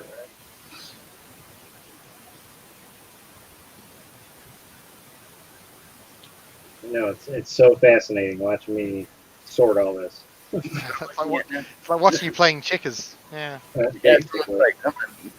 it's no different to what the worst thing about the 3D printers. You can sit there and watch it print all day, be it a resin, be it an FDM, the stuff, and watching the time lapse videos of these things grow out of the bed plate. Just amazing to watch. I love watching the double move. Just the way it moves. It's fun to watch. Yep. It is. It's just you sit there and watch it all day. It's great because it's like you make something out of literally nothing. Yep.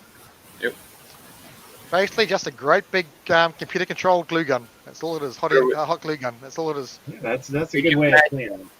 It is. It shows how it works. Yeah. It would be different if we all had a 3D printer at 10 years old. How your life would be different. Well, what movie did I see? What was it? Spider-Man? Actually, no. An old movie. I'd be printing my own Legos and all kinds of stuff. And they were printing. They actually printed they were invaded by soldiers. They actually printed them on a 3D printer. That was the movie. Yeah. Small Soldiers. Small Soldiers. That's the one. That's the one. I cannot think of the movie. And that was literally what they did. There was a 3D printer, and they go there and punch the numbers in, and it printed the small soldiers on it. And that's an old movie. They used a Formlabs 1 for that movie, if I'm not mistaken. Yeah. And what's trying to think what year that was? 1998. That was.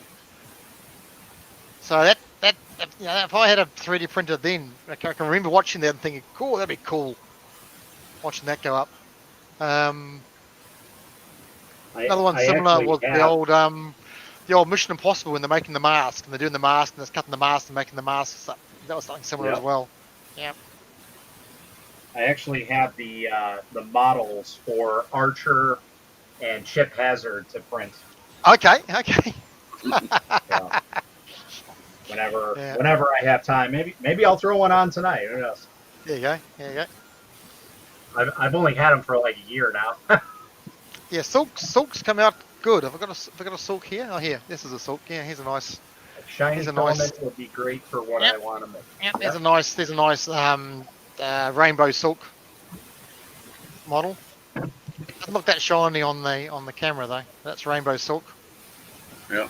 You still get great detail. I mean, the detail on that's great. No problems with the detail on that. On the FDM printer.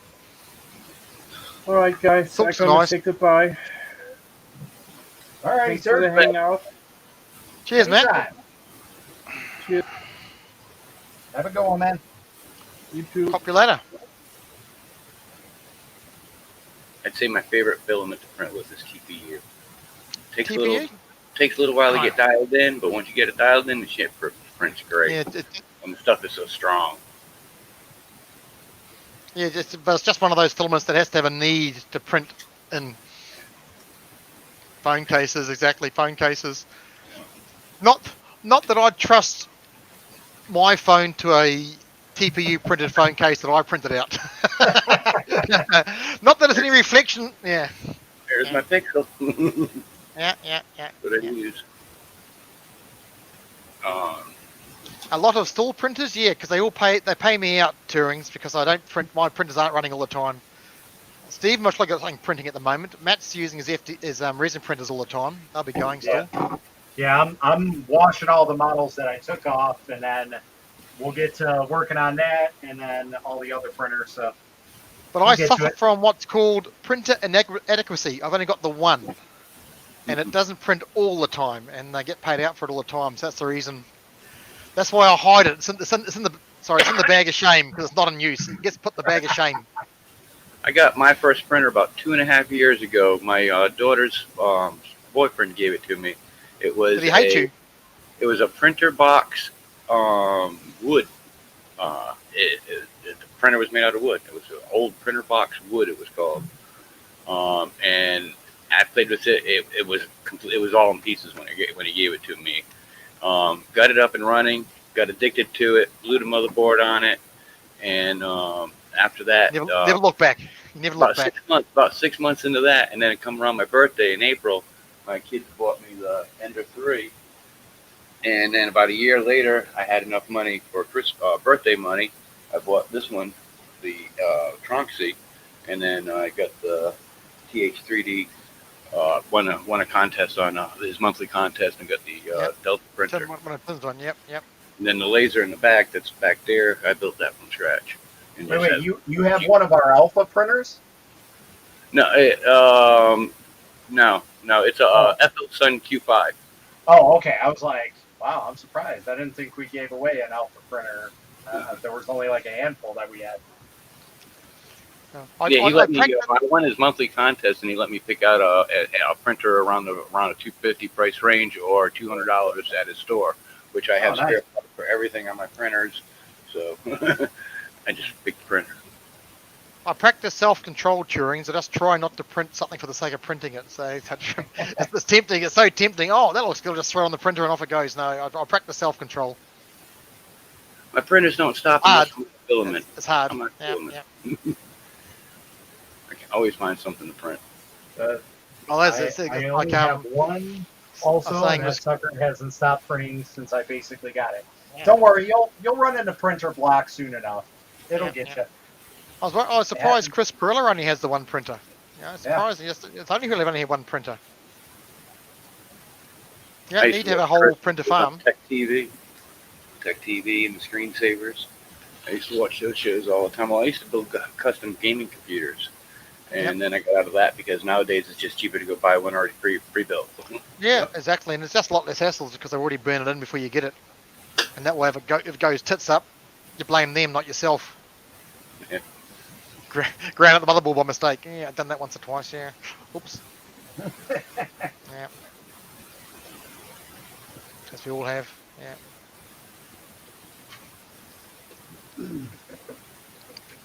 But no, it's in the bag of shame for the time being because it's not printing. Not because it's broken, it's just not printing.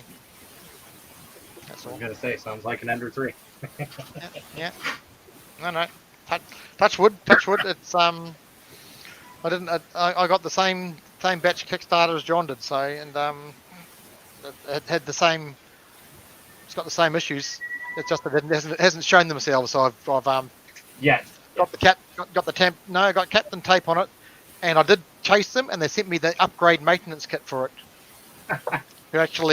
Which consisted of Captain tape, spacers, and new thicker bed clips to take care of it for the heat tray short. So that was quite good. So, oops, Steve dropped out. Oh God, Steven's gone.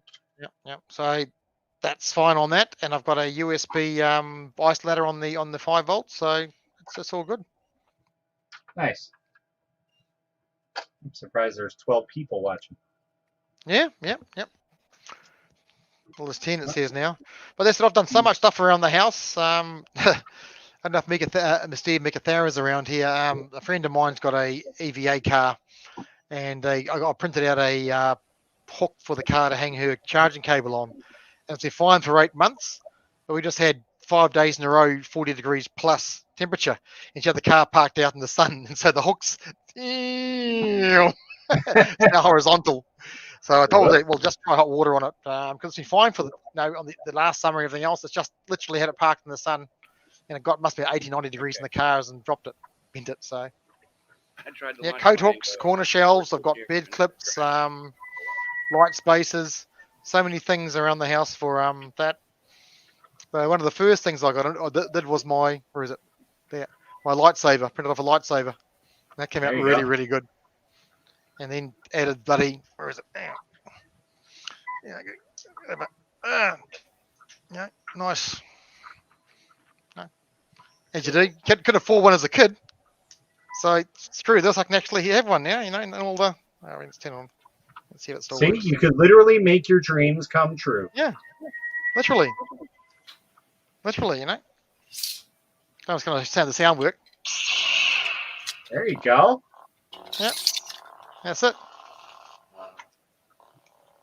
That's cool. I like the idea that it's got the sound.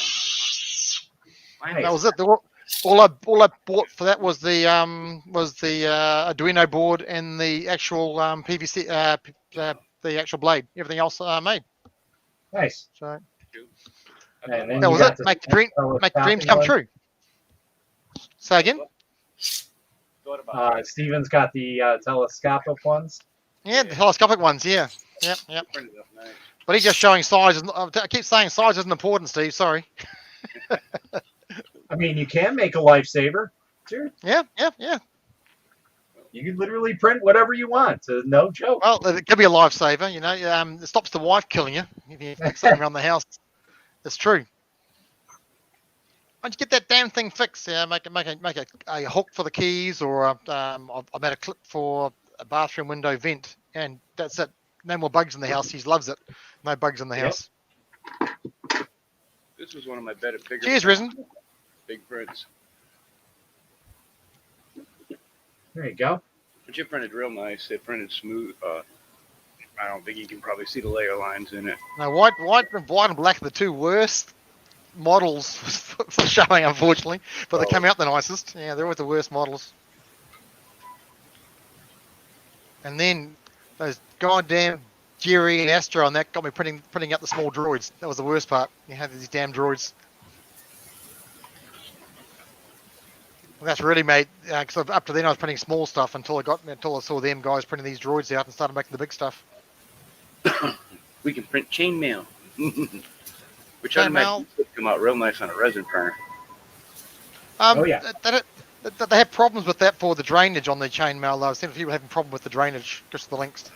Can you print them solid, where they wouldn't be They hollow? print the solid, but it's the links. It's just getting the present. You've got to put supports on it to get the resin to drain out from the links at an angle, just to get it to drain away. It's the residue that builds up as it goes in and out, in and out, in and out.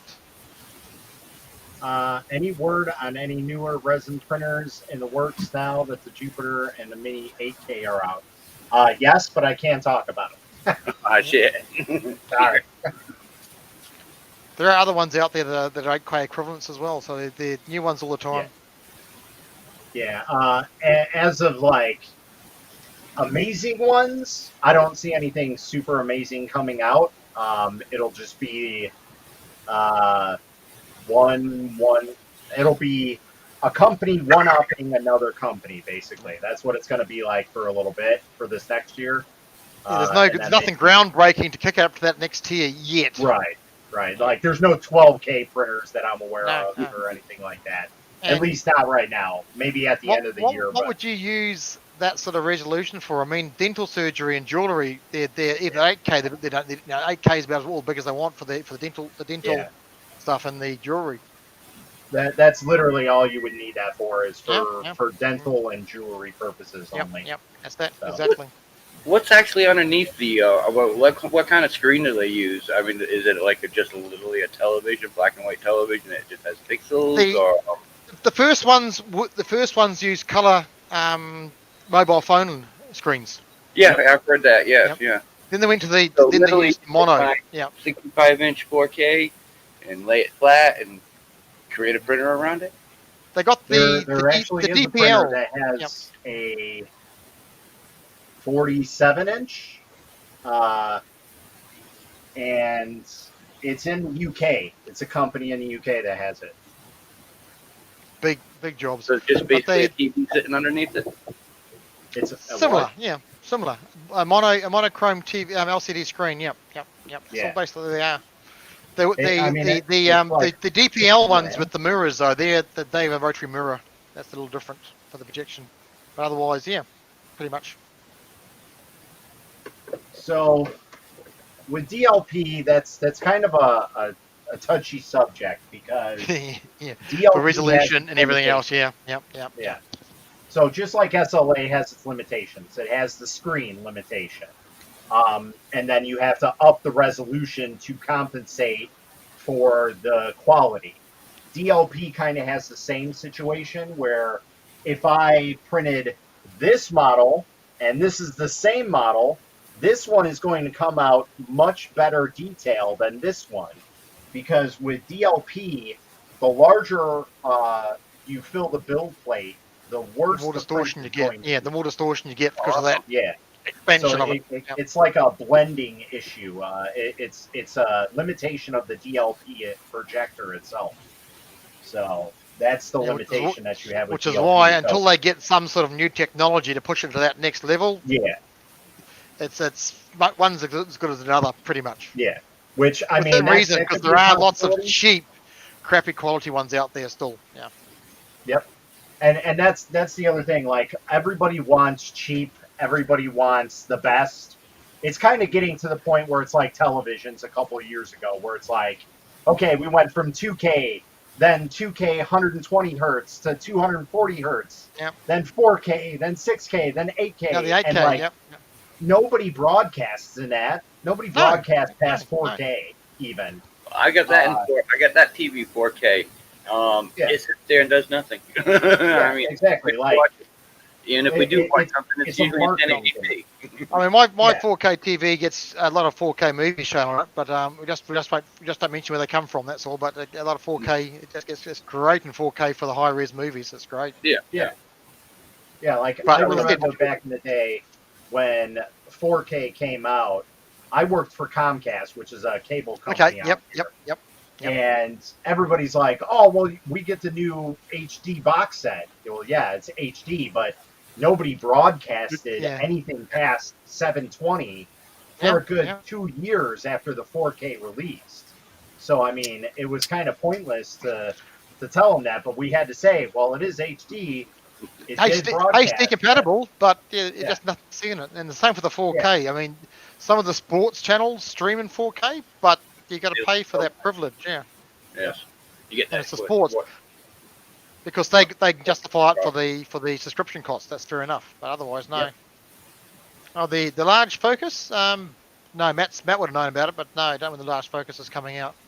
Focus I've XL. heard very little about it. I just know the specs. That's about it.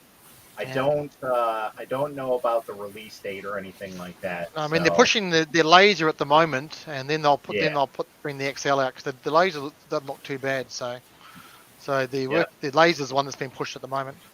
And then supposedly they might have a resin printer because I mean everybody saw they have resin. I have it right here. Yep. So they're looking into getting into the resin printer market. So they have one in their arsenal. Which would be great because they usually do their research and everything else. Yeah, they do a good job. Yeah. Yeah, they do a very good job, unlike most of the places that I've dealt with. And their support's good, and you can get hold of them. Dora Ding on all the streams, and their Facebook page and everything else is very, very responsive, I hear. So. Yep. What kind of printer is the new one? Is it going to be a cube or another bed slinger? Just bigger.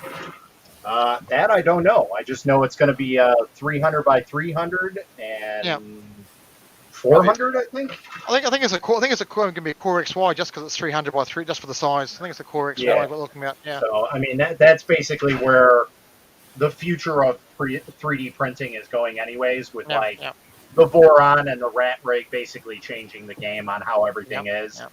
Creality started already going that way with the Under 6 and the Under 7. To Core XY, so. Yep. Well, that's it. I mean, if they bring the price down for that, because at the moment, bed slingers, you're looking at 250 is about as big as you want a bed slinger to be without any issues, just for the whole size thing. Yeah. I mean, inertia. So, kick it up to the 300 or 350, then you want to go for your Core XY just for the inertia function. Linear rails. I got a good deal on the trunk. See, it was only $303 when I got it, but they're electronics. I would not suggest it to anybody unless it's no, the Tronsky. Yeah, but the thing is, you can change the board out, put a better Yeah, board in it, that's and, right. and, and, and it's got a solid frame. It's a well built frame. That's what you Yeah, want. there's nothing wrong with the frame. Extrusion's extrusion. Yeah, exactly. I had a Tronxy X5S That's that what this is. when I started working for TH3D Studio, we had one in the print farm, and they were looking to get rid of it because it was at the end of its life. It had basically literally been redone entirely. And worked to death. Only the frame was Tronxy still. Like everything else was Tim's monster of a machine. Like he just put whatever the hell he wanted on it. Tronxkenstein, yeah.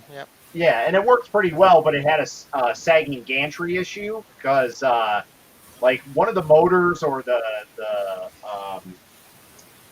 springs that are on the Z rods, I forget what they're called, but anti-backlash nuts. Yeah, backlash. Yeah. One of them was like giving out, so it wasn't right, and I was going to go and upgrade it with a belt. I put a belt on the bottom of mine for the dual. Yeah. So basically do that. I upgraded all the parts to ABS because they were still on the original acrylic, like all the frame parts and everything. Yep. So I did a little bit of upgrades, and I was just like, you know what, this is still a lot of stuff that I got to deal with. And then I was transitioning into resin, so I'm like, you know what, I'm just going to get rid of it, and so I sold it off. But I absolutely love that machine. It was fast. It did what it needed to, and yeah, I miss it. Quincy says the Focus XL is summer, and summer's coming out. Yeah. Well, there's your printer there. He's got his box of parts. There you go.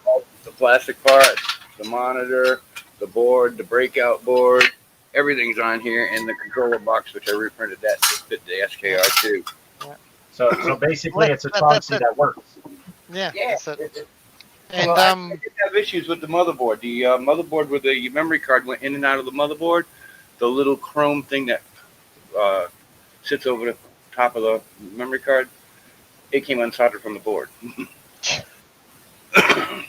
All right.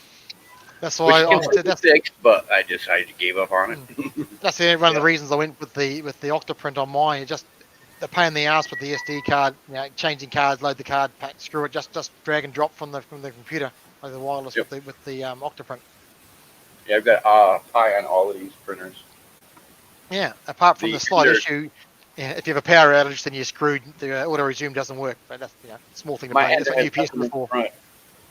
All the control board. Yeah, it's wide open in the front, which I had two. Hang on. What's that, Steve? Just push your fingers in a bit further. It doesn't quite see the sparks. And then the pie and the control board's in the back. Yeah. It was a teaching text mod that he had a while back for putting the control board and stuff in the back of it. No, the Octoprint, just for the hassle of the transferring files around, makes life so much easier. And the power supply is not even attached to it no more. It sits off to the side. I didn't like it attached to it because I got dual Z's on that one too, which I didn't. I still got to open up mine and ferrule my power supply. I've got the ferrules and everything. I just haven't got around to actually laying it over and pulling out the power supply and doing the ferrules on it. I put the dual Z's on the Ender and had a lot of layer line issues, so I ended up just disassembled it, took it apart, went back to having just a single, and have no problems with it at all now. I had somebody that messaged me about something like that where they bought a dual Z kit off of like AliExpress or something, and they had issues. And I found out that the brass fitting for the Z rod, they were tightened down all the way, the two screws. They need to stay wobbly. So it was making it bind down the one guardrails. side. They're just guardrails. Yeah, the whole thing is they're just guardrails. Yeah. I mean, mine when I first got mine. Check all the nuts, check all the screws. Hang on, what the hell are these things being so loose for? Tighten them up. And then it first ran it up and it started to run up and started making strange noises. Better stop that. And loosened them up again, perfectly up and down again. That was it straight away because I locked them in place. You need that slop.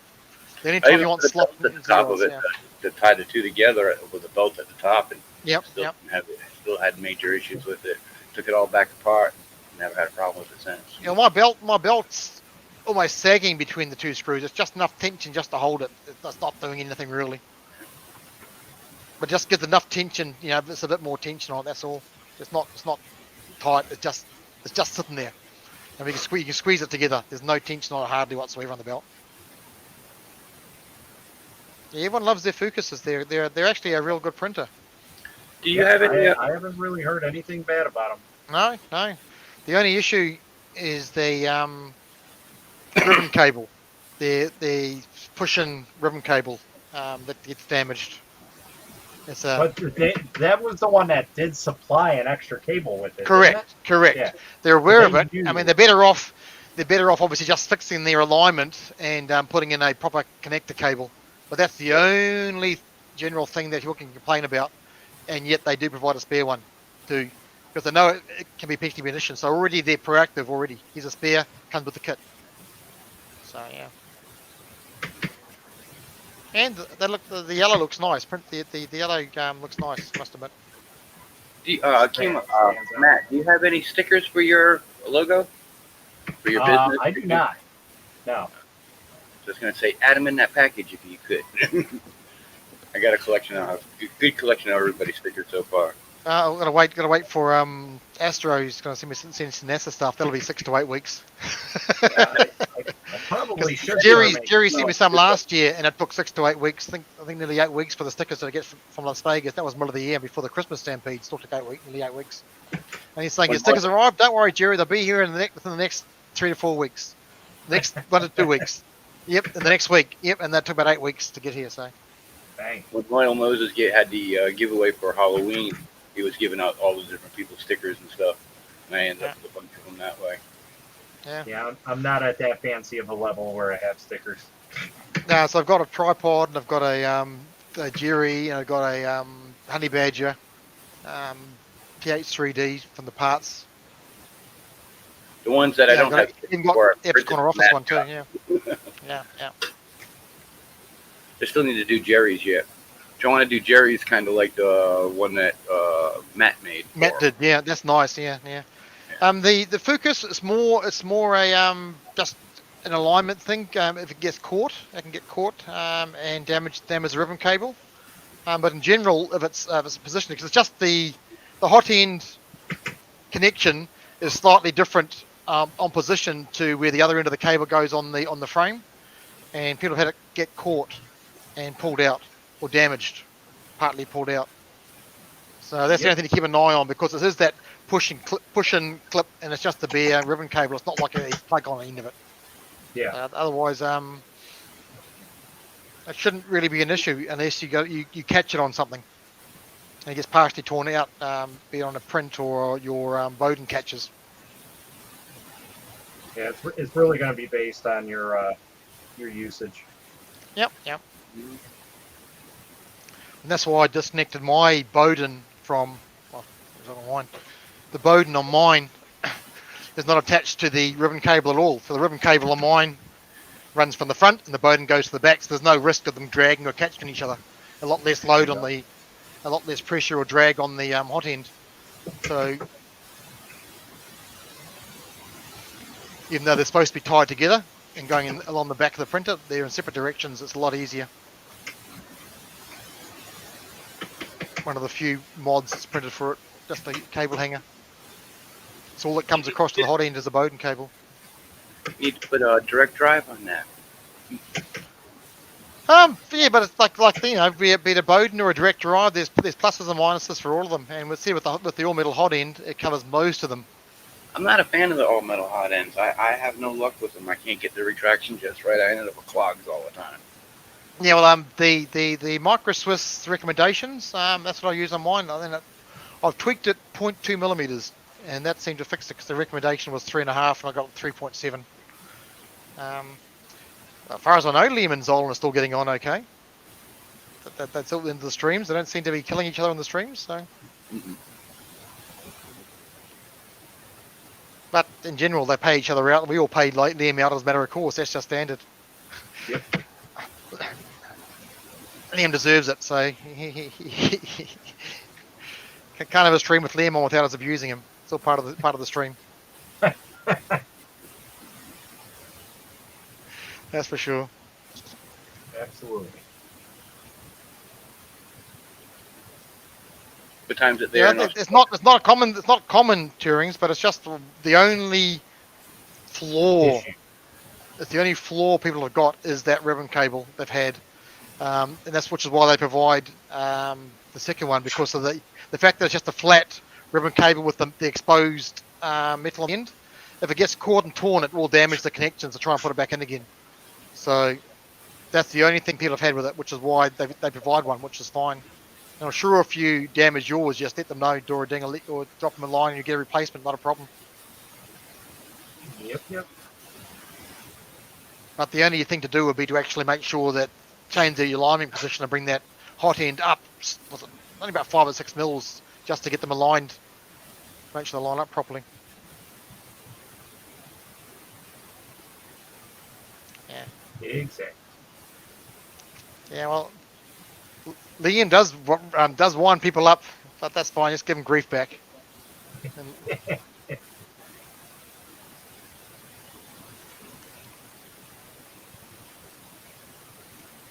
it's all good. Zolan was getting pretty hot towards him at first Twitch stream. What, on Astros? I didn't know if I was on. I saw Astros first Twitch stream.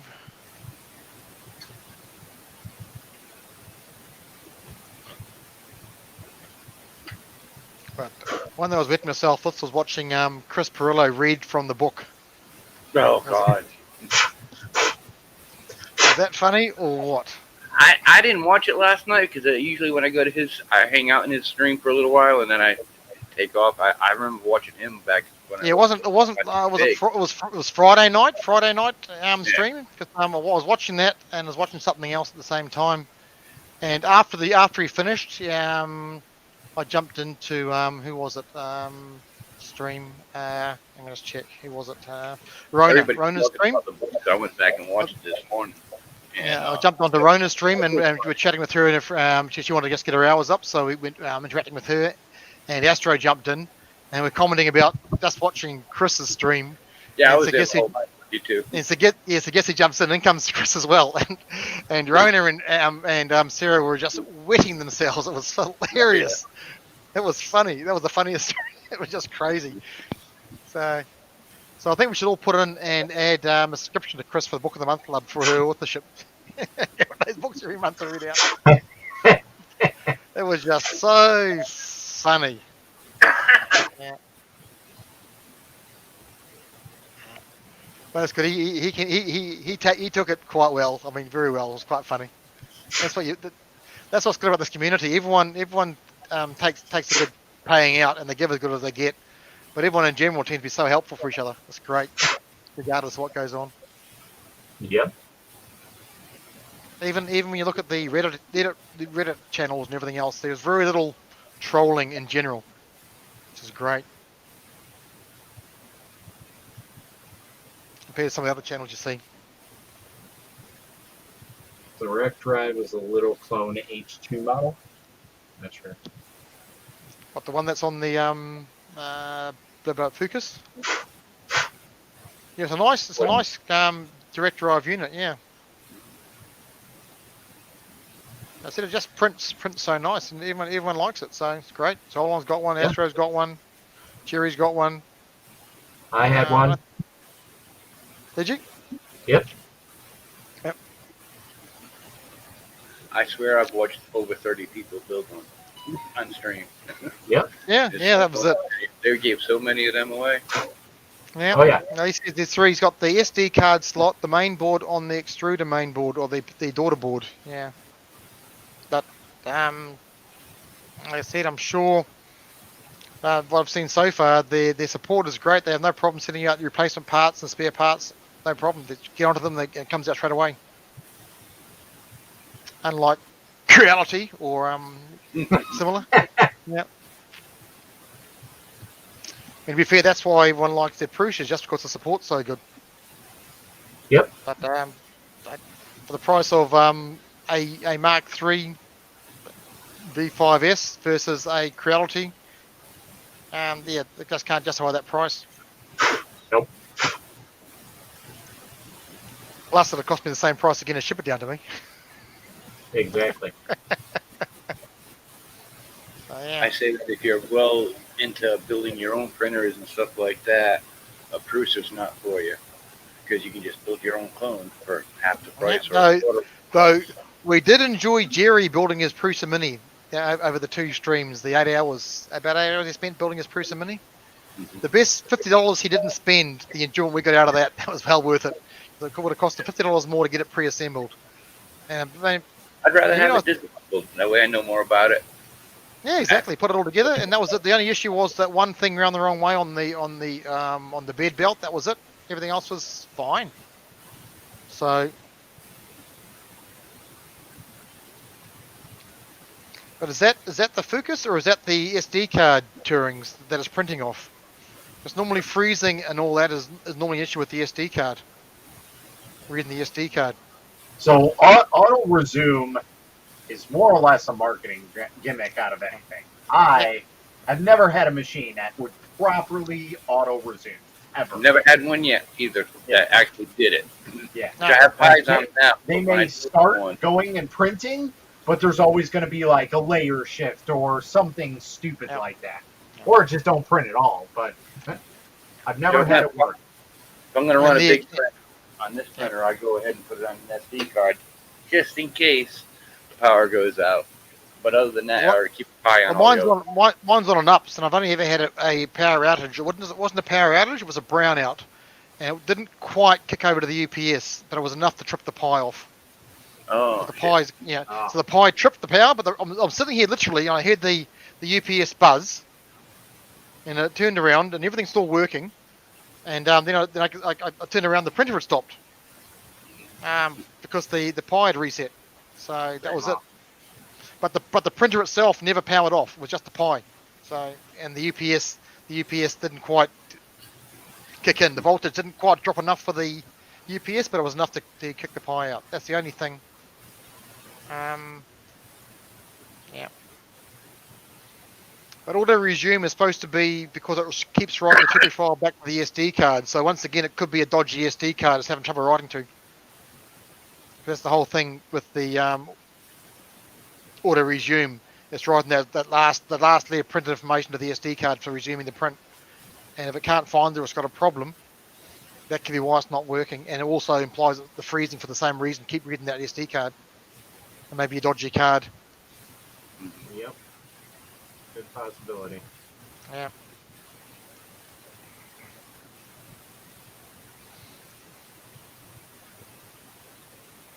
They never really put good quality cards with the printers anyway. No. That's always the case. Really not. Same thing with these printers. Frozen is about the only one that provides a good SD card. They provide SanDisk actually with their printers. And they use SD because some of the other ones tend to have the USB ports, which should be a bit more reliable. Yeah. But SD cards in general, yes, the cheapest ones, yeah. So all I've got for mine are SanDisk. I use SanDisk for the firmware flashing. The only pain in the ass with the Creality is it requires 2 SD cards, a micro and a standard, one for the motherboard and one for the screen. So it's a pain in the ass because you pull the screen apart. So I've put an extension micro SD extension on my screen and a different back so it comes out the side, so I don't have to pull the damn thing apart now. It works fine. There you go. Work smarter, not harder. Yeah, this is like this one before I put the Pi on it. I put the memory card slot up here on the top of the FX zone. But now that I've got a Pi in it, it just sits there. I don't use it no more. Yeah. But the Pi in general was worth the money just for the hassle of the SD card because it's still get it, put it on the reader, transfer it, carry it over, plug into the printer, load it. Wrong file, take it back, put it back on again, do it again.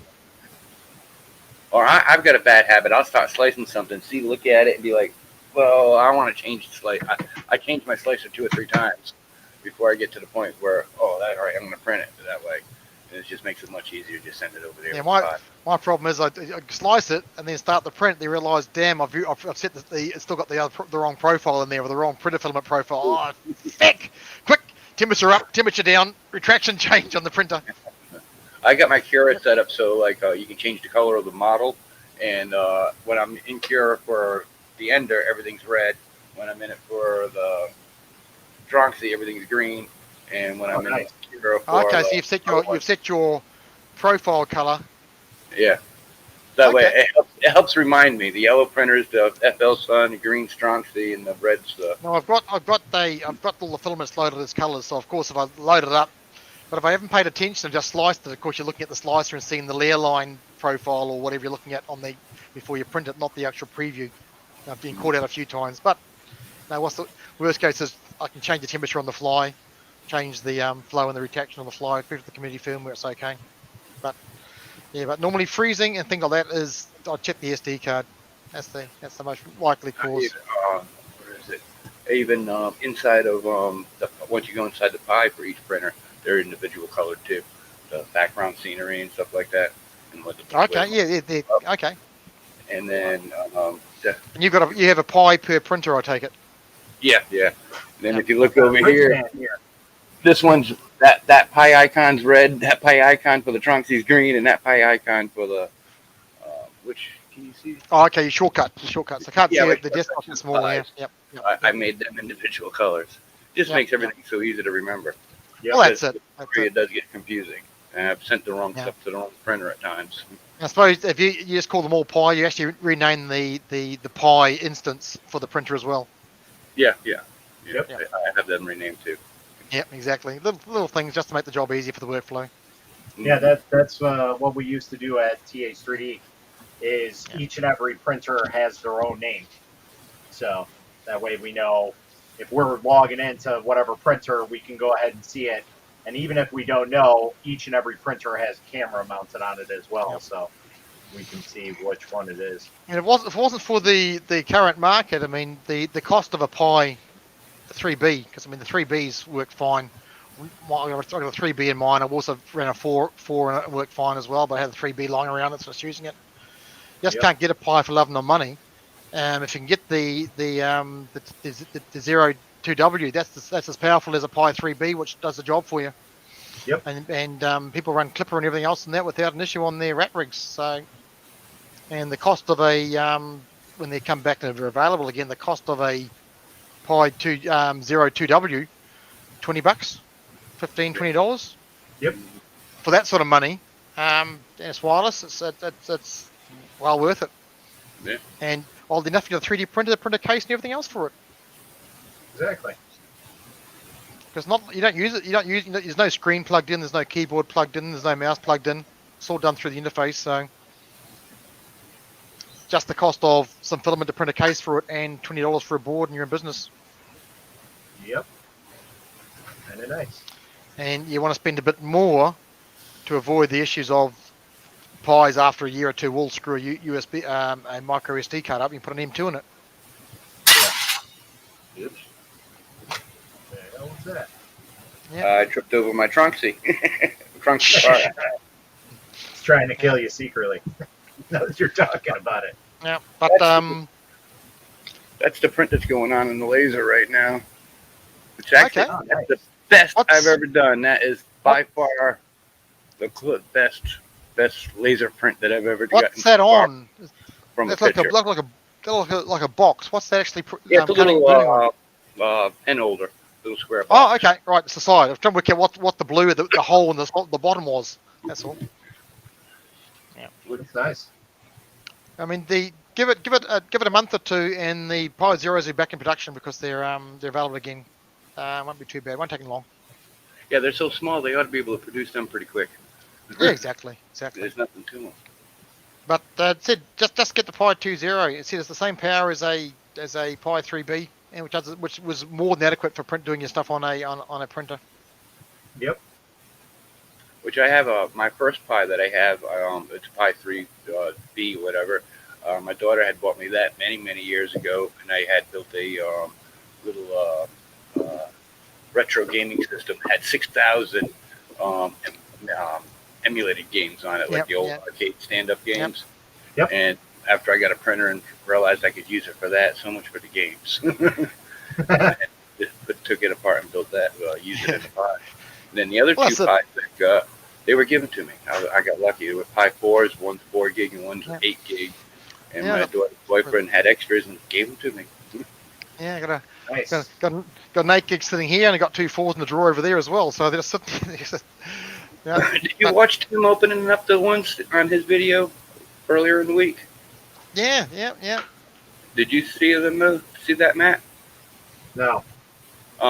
Tim, TH3D. Oh yeah. I know what you're talking about. Yeah. Yep. The whole batch of so-called original pies. Yeah, they're refurbished and reworked, and they're all screwed. Yeah. Yeah. That's just wrong. Yeah. Yes. Not a happy I know camper. what Yeah. you're talking about now. But you said he had three ways of getting his money back, so I'm sure he'll get his money back. Oh yeah. And you got to make a video of him destroying them. Too right. Yeah. Well, although they might want them back, so they can sell them again. No, but that's the thing. You know, get the 2W. That'll work fine because you can stick it in your printer. You can sit there and make a retro gaming PC with it, or a retro gaming mini controller and screen with it. Oddly enough, the 3D printer to print all the parts for it. It's great. Oh yeah. Yeah. That's like Jerry's got one that he built. One Jerry's. Yeah, you just built that. You just finished that the other day. Yeah, exactly. And the pies are great for that. I had mine where you could just plug it into someone's TV or whatever TV you wanted. Just with you. Plug in Xbox.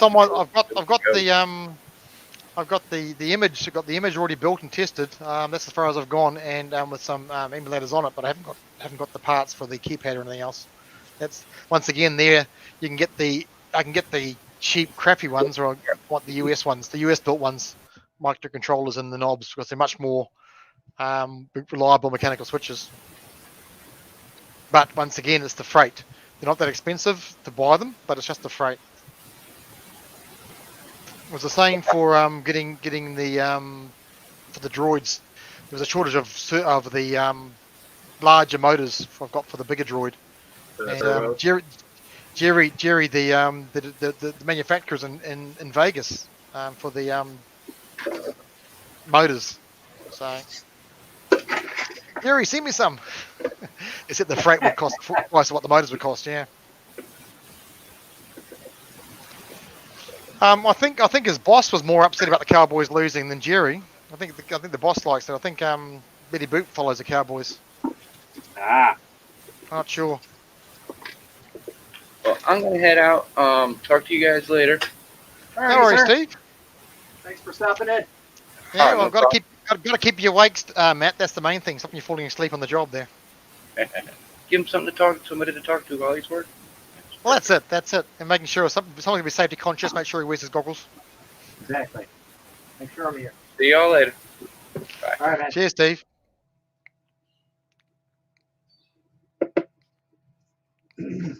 Well, that's it. It's just background noise to keep you awake, right, Matt? That's all Exactly. it is. Yeah. So I have 2 very expensive Raspberry Pis. Oh, you got the rocking horse ones. He's got the rocking horse ones. Don't know why. CM4s. Yep.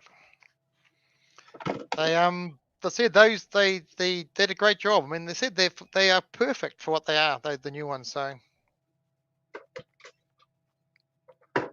But 3D scanner of Creality. I'll take that under advisement. I'll be honest, I'm not holding my hopes up. Somebody who... Oh, never mind. That's the person who's talking about it. Yep. What do you call it? Yeah, I'm not holding my breath out for the new Creality scanner. Right. You've seen how much trouble John's been having with handheld scanners, portable scanners, and we are talking Creality. The main issue with the Creality scanners were they had crappy software, and that was really like their biggest downfall. And if they don't fix that, well, then it's basically pointless. So. Yeah. Exactly. It all depends what the software is like. That's exactly it. Yep.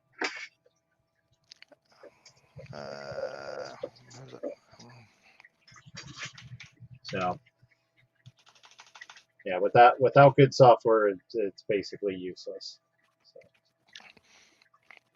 And for the I mean, it's not that cheap a scanner either. I don't think, from memory, the new one. Probably not. I don't know what the price tag is on those. Well, you have to check on Kickstarter to find out.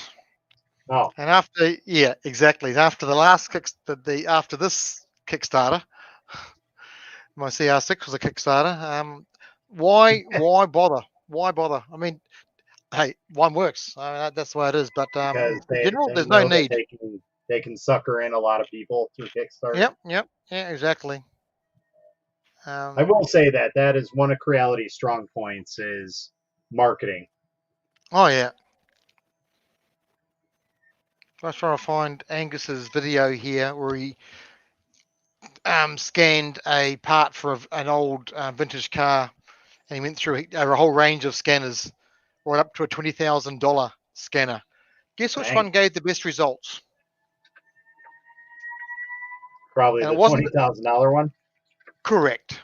Yeah, That and was it. 'Cause the that's guy, exactly what I tell people. I'm like, if you were going to buy a scanner that's less than $5,000 even, yep, it'll work, but you still have to put in work to get it to where you need it to be. well, that was it. And it was the $20,000 handheld. He borrowed it from a friend. Sorry, not Angus, Michael Orr. He borrowed it from a friend who does car parts restoration, using the scanner for that for his job, and he borrowed it, and he did the best thing. It was an interesting video though. It was a good video. Yeah. Yeah. So he built it. He wanted to do was scan a vent, a car vent for the dashboard, and the $20,000 gave the best result. And it was funny because he even was paying him out because he printed it out in resin. He uses resin 3D printer to print it out, and saying, "Oh, it's not going very stable," and everything else.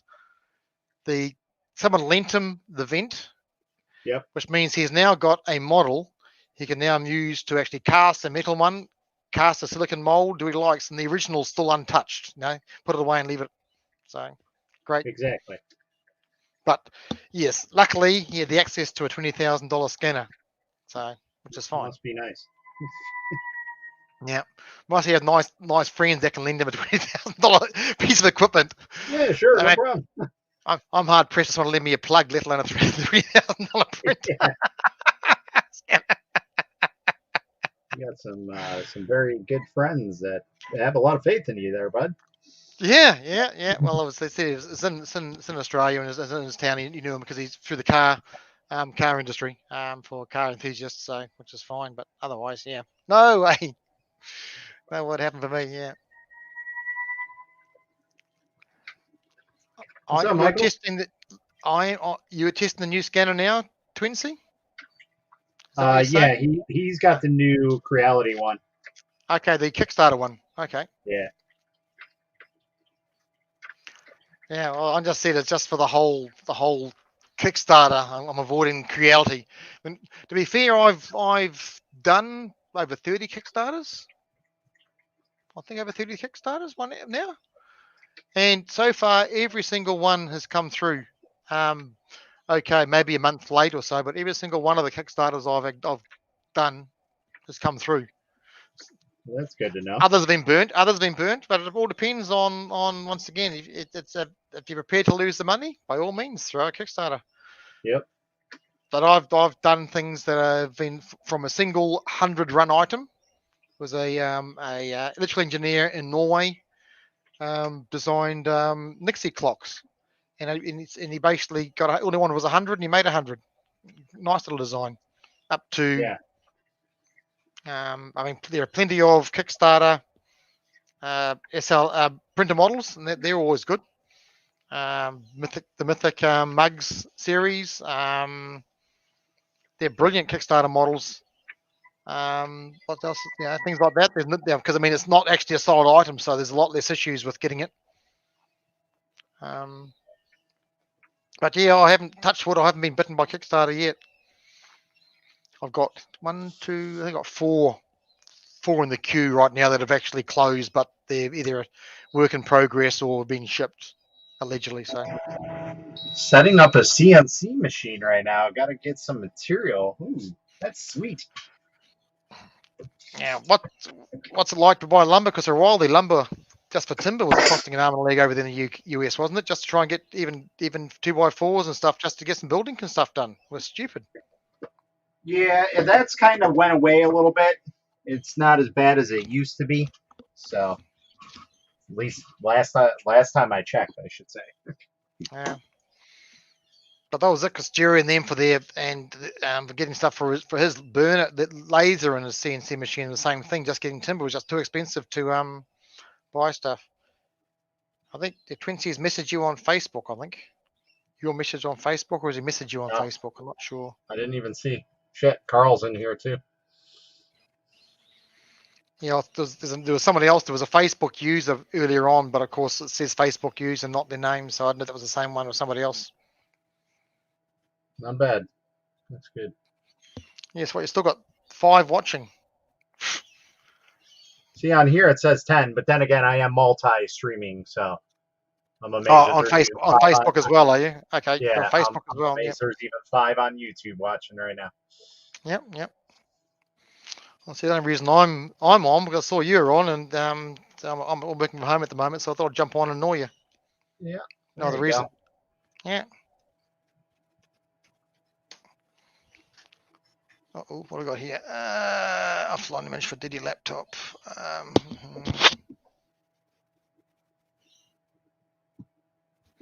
I saw your message, Ray. Looks good. Once I get it set up, I'll go to my local lumber place and get some scraps. They usually have a few laying around. I'm surprised it didn't come with any, or maybe it did and you already blew through it.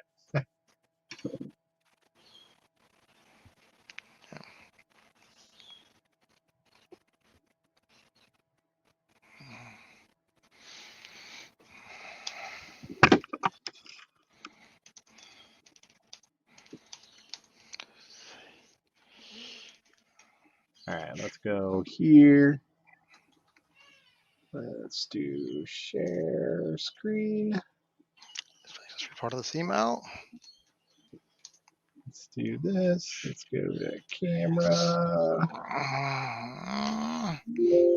There we go. Oof. Yeah.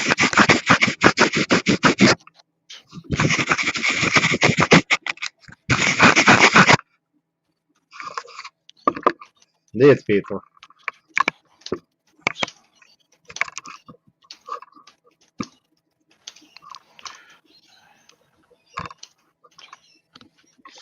So there we go. Not too bad. Let those dry, and That's a large collection there. yeah, we'll let all this dry, weed out all the good and bad ones, ones that don't fit, ones that don't, have imperfections in them, because I'm sure there will be, because I was lazy and didn't change my FEP film, so I know at least 1 or 2 out of a batch of 12 of the D-pads are going to be bad. So, but basically, how many hours? What? How many hours do you get out of a FEP normally? It really depends. I haven't really changed too much FEP in the 3 years I've been printing. I want to say maybe 5 times I've changed FEP. On the printer that prints this, 2 times. And this printer is an RGB screen. I've replaced the screen once out of the 3 years it's been printing. So I've definitely gotten more than the supposed hours that Right. it has, because I think they're only allowed up to like 200 hours or something like Right. that. Something small. But it would depend, I suppose, on the size of your model. The bigger the model, the more drag, the more tension, the more chance it's going to be true. Yeah, if you lots of small stuff, you're not getting the same thing. Are they Oogie Boogie dice you've got there? Yep. So I have large ones that I originally did, and I was like, wow, these are way too big. And then I scaled them down to 16 millimeter to have them as regular dice. How much weight's in that there? How does it feel as a I mean, I wouldn't use it as a practical dice, but I mean, how much weight? Yeah, right? This is basically practical dice weight. Yeah, okay. So I don't know how well they'd roll because there's weird edging on it. Yeah. But once they're cured, I'm gonna test them out and see, because my daughter's 3rd birthday is coming up, and she wanted Nightmare Before Christmas. So I was like, oh, I have the 3D printer, I have the Oogie Boogie dice. I'll print them out and give them out to the kids Give a goodie as, bag. Give it a goodie bag. Yeah, as a goodie goodie bag. bag, and that Yeah, would be kind of cool. And then the big ones, I printed them, so I'm like, we could just set them on the table, and if people take them, yeah, they take them. It's not the end of the world. So yeah. yeah, and they're all solid, so it's not like You they're you gonna hollow. you gonna Like, try painting them or like give a bit of grey and silver or something like that, or a bit of rub and buff on um, them? yeah, I might do some like rub and buff if I Yeah. have time, but if not, I'll just let them fly and If just you're gonna kind use of leave rub them and in buff, there. you want to put like a dark grey or something underneath, and then rub and buff the corners, and that they come out Yeah, pretty good. like Yeah. maybe a brownish gold or something like that. Yeah. I gotta Yeah. take a Yeah. look at the actual video and see like what color they actually are. So, Yeah. Yeah. but yeah, I That's mean, that's cool. all this stuff basically has paid for that one Weebox printer, my best one, Okay. Okay. tenfold. So With the FIP, yes, when you buy the replacement sheets, is that they all come out like a generic size, or you can get the FIP in different size sheets? well, that depends. So we have like a wholesaler here that you can get a roll of FEP Oh, sheets. okay.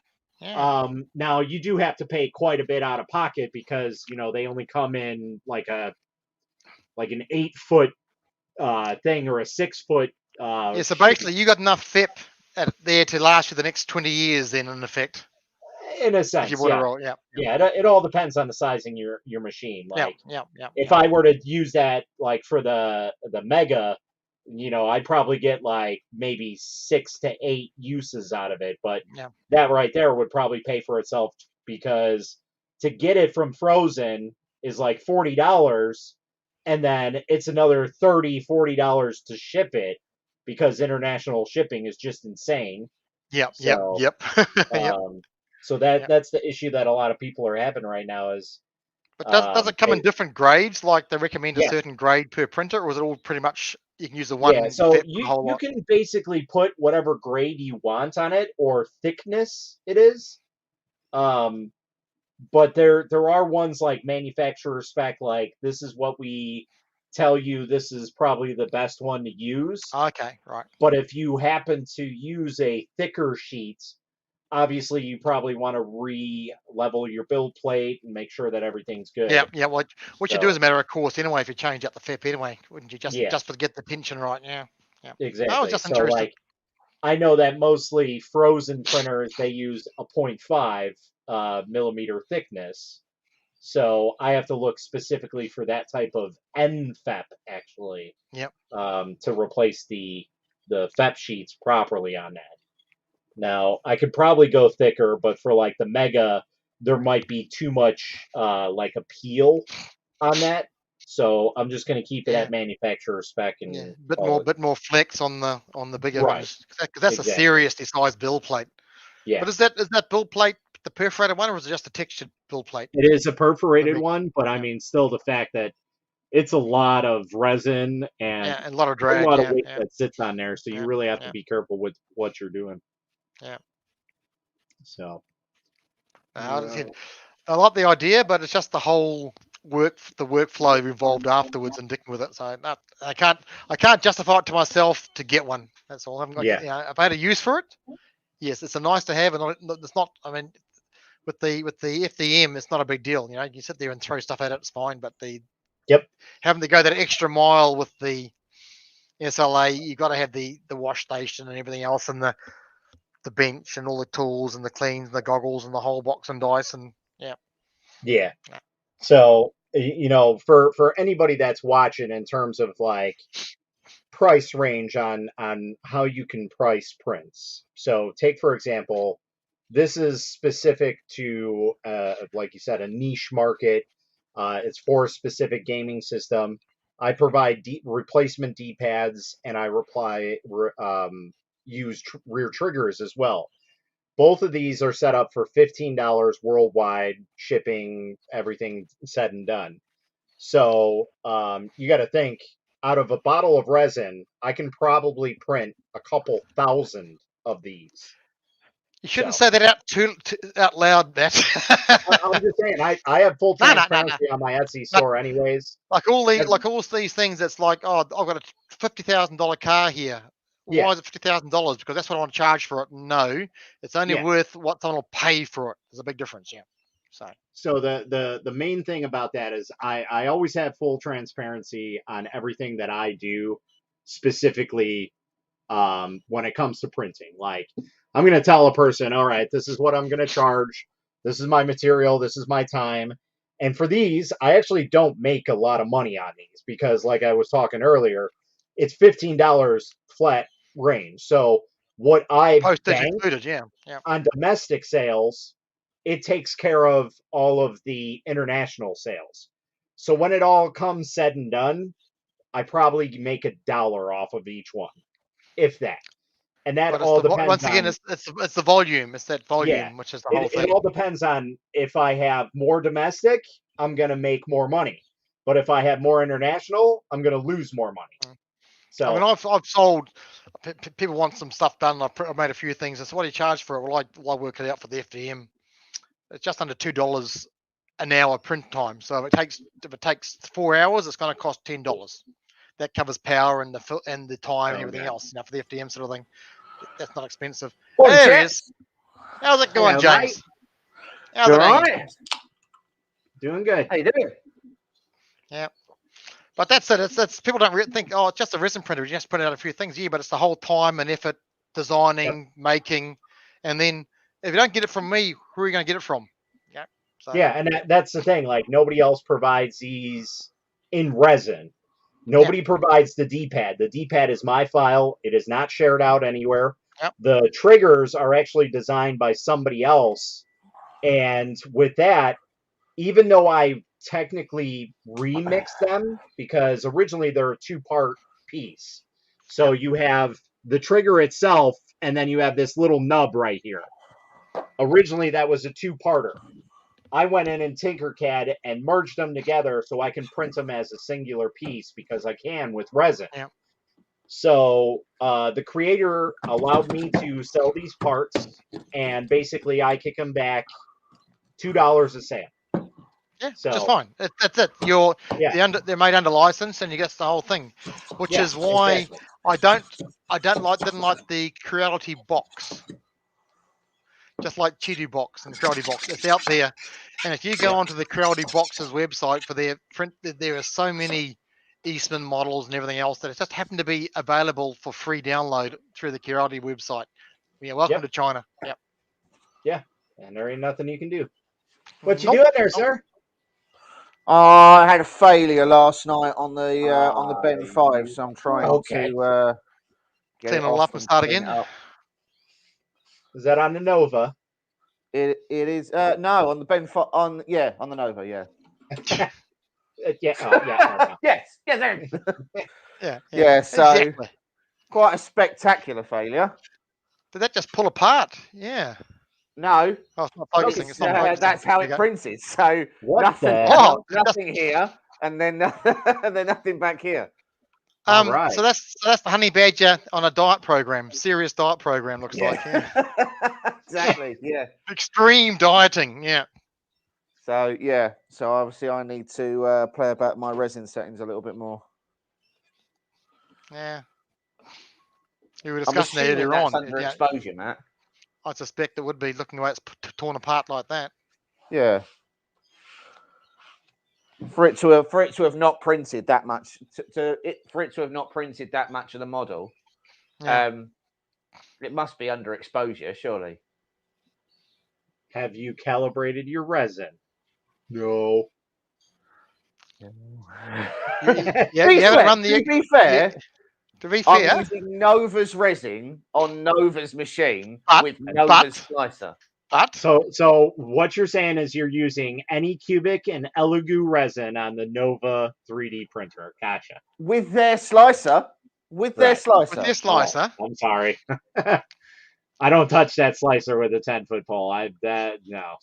What's that? I'm sure it's a lot better than what it used to be. Well, the problem originally, is, to print on this, there is a Cheeto Box plugin that you can download. Yes. Yeah. But there isn't one for the newest version of Cheeto Box. It only goes up to version 1.7, I think was the highest I could find. Are you sure? Because mine works for the Whale 2 on 1.9 and Pro. Really? Yeah. I mean, Okay, go ahead and try it. I might have a look.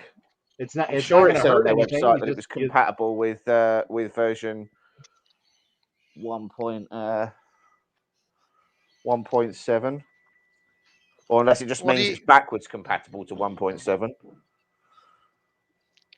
What do you use for your exposure model? Oh no! Here, I'll tell you.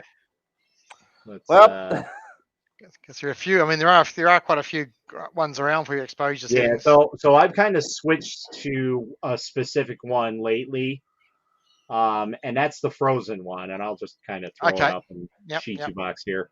And the only reason why I switched to this one is the way that it comes out is very, very easy to read. And unlike, like the Amera Labs or the 3DRS or everybody else, the other ones are going to take a little bit longer because they're taller prints. Which, if you want a little bit more detail, sure. Yeah.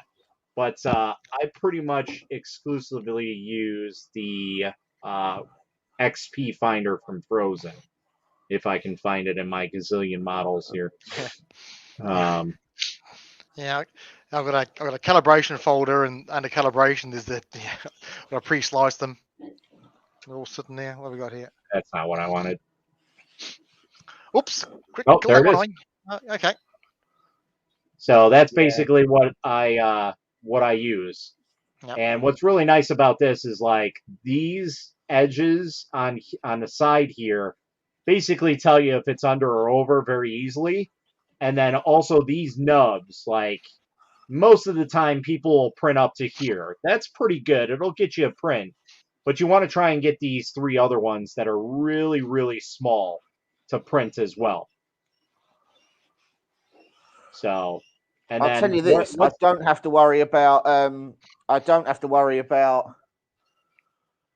anything pulling off of the build platform on this thing, because, like, I'm having to put the scraper onto the build platform and smack the back of it to get it to actually come off of that build platform. I got something for you. Uh-oh. It's something that I just started using. I mean, I've used something similar to it, but I've used this one specifically because it doesn't kill my knuckles. And that's this. Oh, okay. It is a razor blade. Razor. Yeah.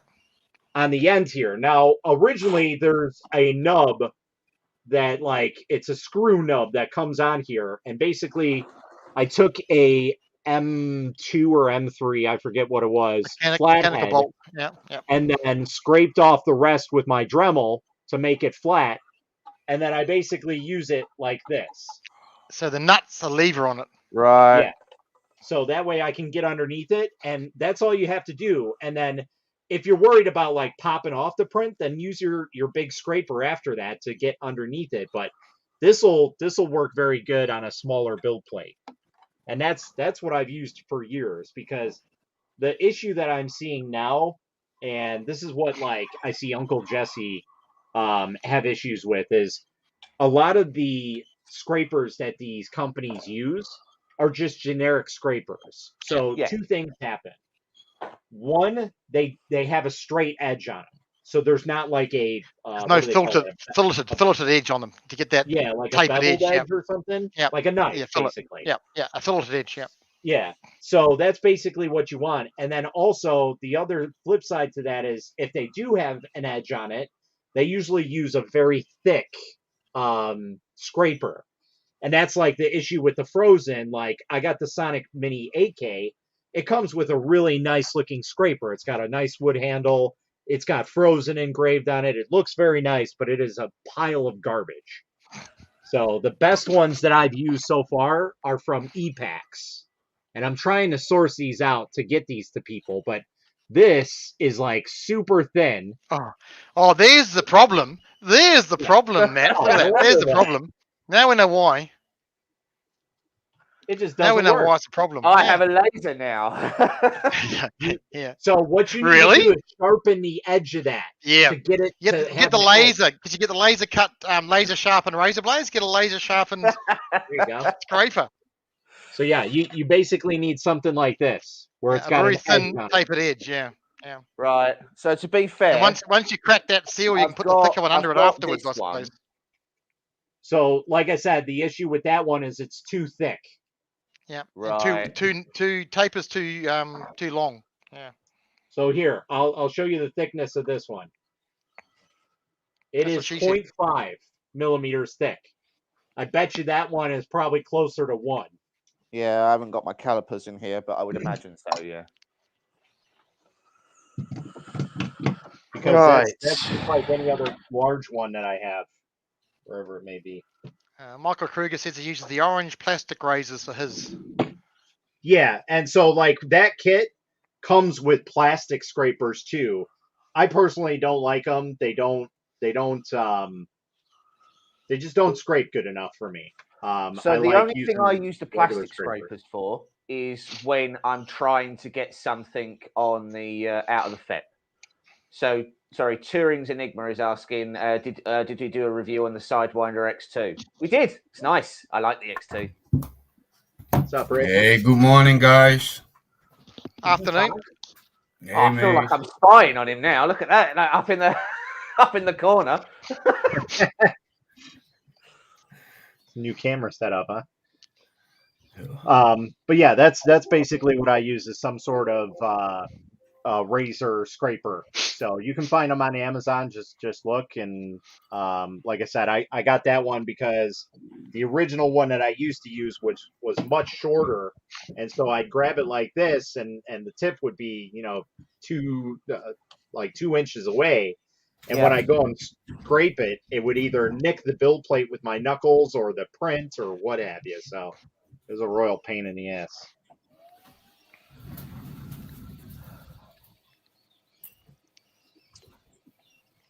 So yeah, just do an exposure calibration print, and you should be good.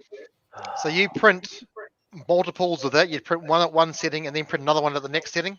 Yeah, so I've done it for so long that I just kind of like I know a good starting point, and usually it's 2.2 is what I start on all my printers. I think we're getting echo off you, Mr. Quincy. Echo coming through you. Yeah, you got an echo coming through you, Roy.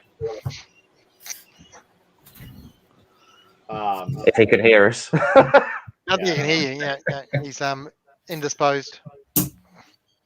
But yeah, I use that pretty much for every single resin bottle that's here. Like I've used it for this crystal clear stuff. I've used it for the Nova Blue on the Nova Whale. Yeah, you use the best of the best. I literally use it every single time I change resins. Yeah, I'd assume you've, even if it doesn't come out right because of what it looks like, you've done it so often now, just tweak it up 3 or 4 seconds extra because you've already So it comes down to the fact that do I want to deal with a failed print guessing my settings, or do I want to take the extra maybe 5 minutes? No, well, it's going to be more than 5 minutes. Do I want to take the extra hour to calibrate that bottle of resin, have that profile for the life of my printer, send it out to people so they have a good starting point so they can calibrate? Or print a anemic honey badger and start again. Yeah, exactly. So like, even though I can send him settings for the same resin that he's using and I'm using, his exposure times might be slightly different. Yeah, he's running on 235 volts AC, and that affects the power supply. Right. That slight difference. Yeah. So to be fair, it's a conversation that I've had with multiple people when they ask on Facebook, like, what settings are you using? And I'm like, I want to be clear. I can tell you my print settings, and that almost definitely won't help you. The mechanical variance between all of your parts will mean that the Z offset that you need from your support settings, for example, will be slightly different than mine. And the temperature of your ambient room may change how well your bridging goes, and you know, and the 50 other things that it may be. Not to mention the fact that you're comparing two different Cartesian printers, so they may print mechanically differently anyway. And it can be really difficult sometimes. People are like, well, if you don't want to share your settings, just tell me, and I just won't ask. I'm like, no, it's not about that. Even if we've got identical machines, we won't identical have machines, identical exactly. settings. Identical hot ends, identical machines. You know, it makes no difference whatsoever. Yeah. You even buy the same filament. They come from different batches. They're not quite the same. But all you can say is you can use this as a starting point. It may work, but there's no guarantee. Exactly. And that's what I tell people. Like, there's Excel files out there that tell you, hey, this is your resin settings that you should use. And literally everybody just runs to those and is like, oh, I'm using these settings. Now I have failures. What's going on? Well, did you calibrate from those settings? No, I didn't. I just used them because somebody said that they worked for their machine. Well, they may have worked for that person's machine that has 20 more printing hours than yours does. So the light may be less goes good with the first bright. print. Yeah, exactly. The fans might be, that's more partly worn the down. manufacturer's issues. They imply that it's as simple as, you know, pour the resin in, press the button, it'll work. Right, and that's what a lot of people think is like, oh, I printed the test piece, it came out fine. Now I'm going to use an actual print, and it fails, fantastically. It's the same with the FDMs. All the manufacturers' pre-sliced G codes that are on the card will work with that filament they provided, and you try on your own and wonder why it doesn't work because it's now changed. But even to that extent, like even the resin, let's say you buy an Elegoo machine, you buy the Elegoo gray resin that test file is printed with. It may print that test file perfectly fine, or what you think is perfectly fine, and then you go ahead and you print a file that is far more intricate and has lighter pieces or has supports or whatnot. Well, that may be like tipping on the edge for that test print of that file at like 7 seconds, but in actuality, you need 9 seconds for your print to actually print properly. They're using that nice little small refined test print, and you're printing something that's Yep. And that's exactly what I use. Like, I use that even if I buy 4 bottles of resin at the same exact time, even if they're telling me that they were manufactured at the same exact time. Every single one of those can have different exposure times. Now, they might be okay within half a second. Like I can print if the bottle is between 7 and 8 seconds and all 4 of those print between that, I can probably print it. But if I wanted to fine tune it and make sure that it prints 100% accuracy, I can fine tune it, and one might be 7.2, one might be 7.5, and one might be 7.7, so on and so forth. So every single bottle of resin is different. Now, should you tune every single bottle of resin? I think that's a little overkill, but I personally do, just because of that possibility. Same thing with filament. Every single batch is going to be different. Not every single one is going to be the same. With your exposure time, because you got 2 exposure times. You've got your print layers as you go through the model, and your base layer, which is the critical one. Yet the same issue applies, I suppose. But with that test print, you're not really seeing the effect of that first layer. I mean, because it's such a small print. That could still cause issues. Yeah. So with that, normally the base layers are going to remain the same throughout any resin that you use. And the reason for that is, okay, so normal exposure times for most of these printers behind me is around 2 seconds, 1 to 2 seconds. The base layer exposure time is anywhere between 30 and 40. So you're overcooking the first layer. Just to make sure, here. Because it doesn't matter. No matter what, it's going to work 100% of the time. Like, I've never seen it where a base layer matters on a resin tune. So I usually just let those fly at a specific... Cook the hell out of it, and then worry about your counts for the actual things. Okay. Yeah, because the regular layers is what's going to matter, because your base layer is going to stick. And then you'll hear about people, well, my model is just sticking to the fat. and it's not sticking to the build plate. I think it's my base layers. It's not that. What happens is you burn those layers in. That's why it's called burn in layers, because they literally burn to the plate. And you're overcooking it so it sticks. What happens is if your regular exposure times are too under, it liquefies the resin. So while the print may come out, it's kind of like the Toxic Avenger, where parts bits of it fall is off. Yeah, yeah, you haven't cooked it enough. not working, they're falling off.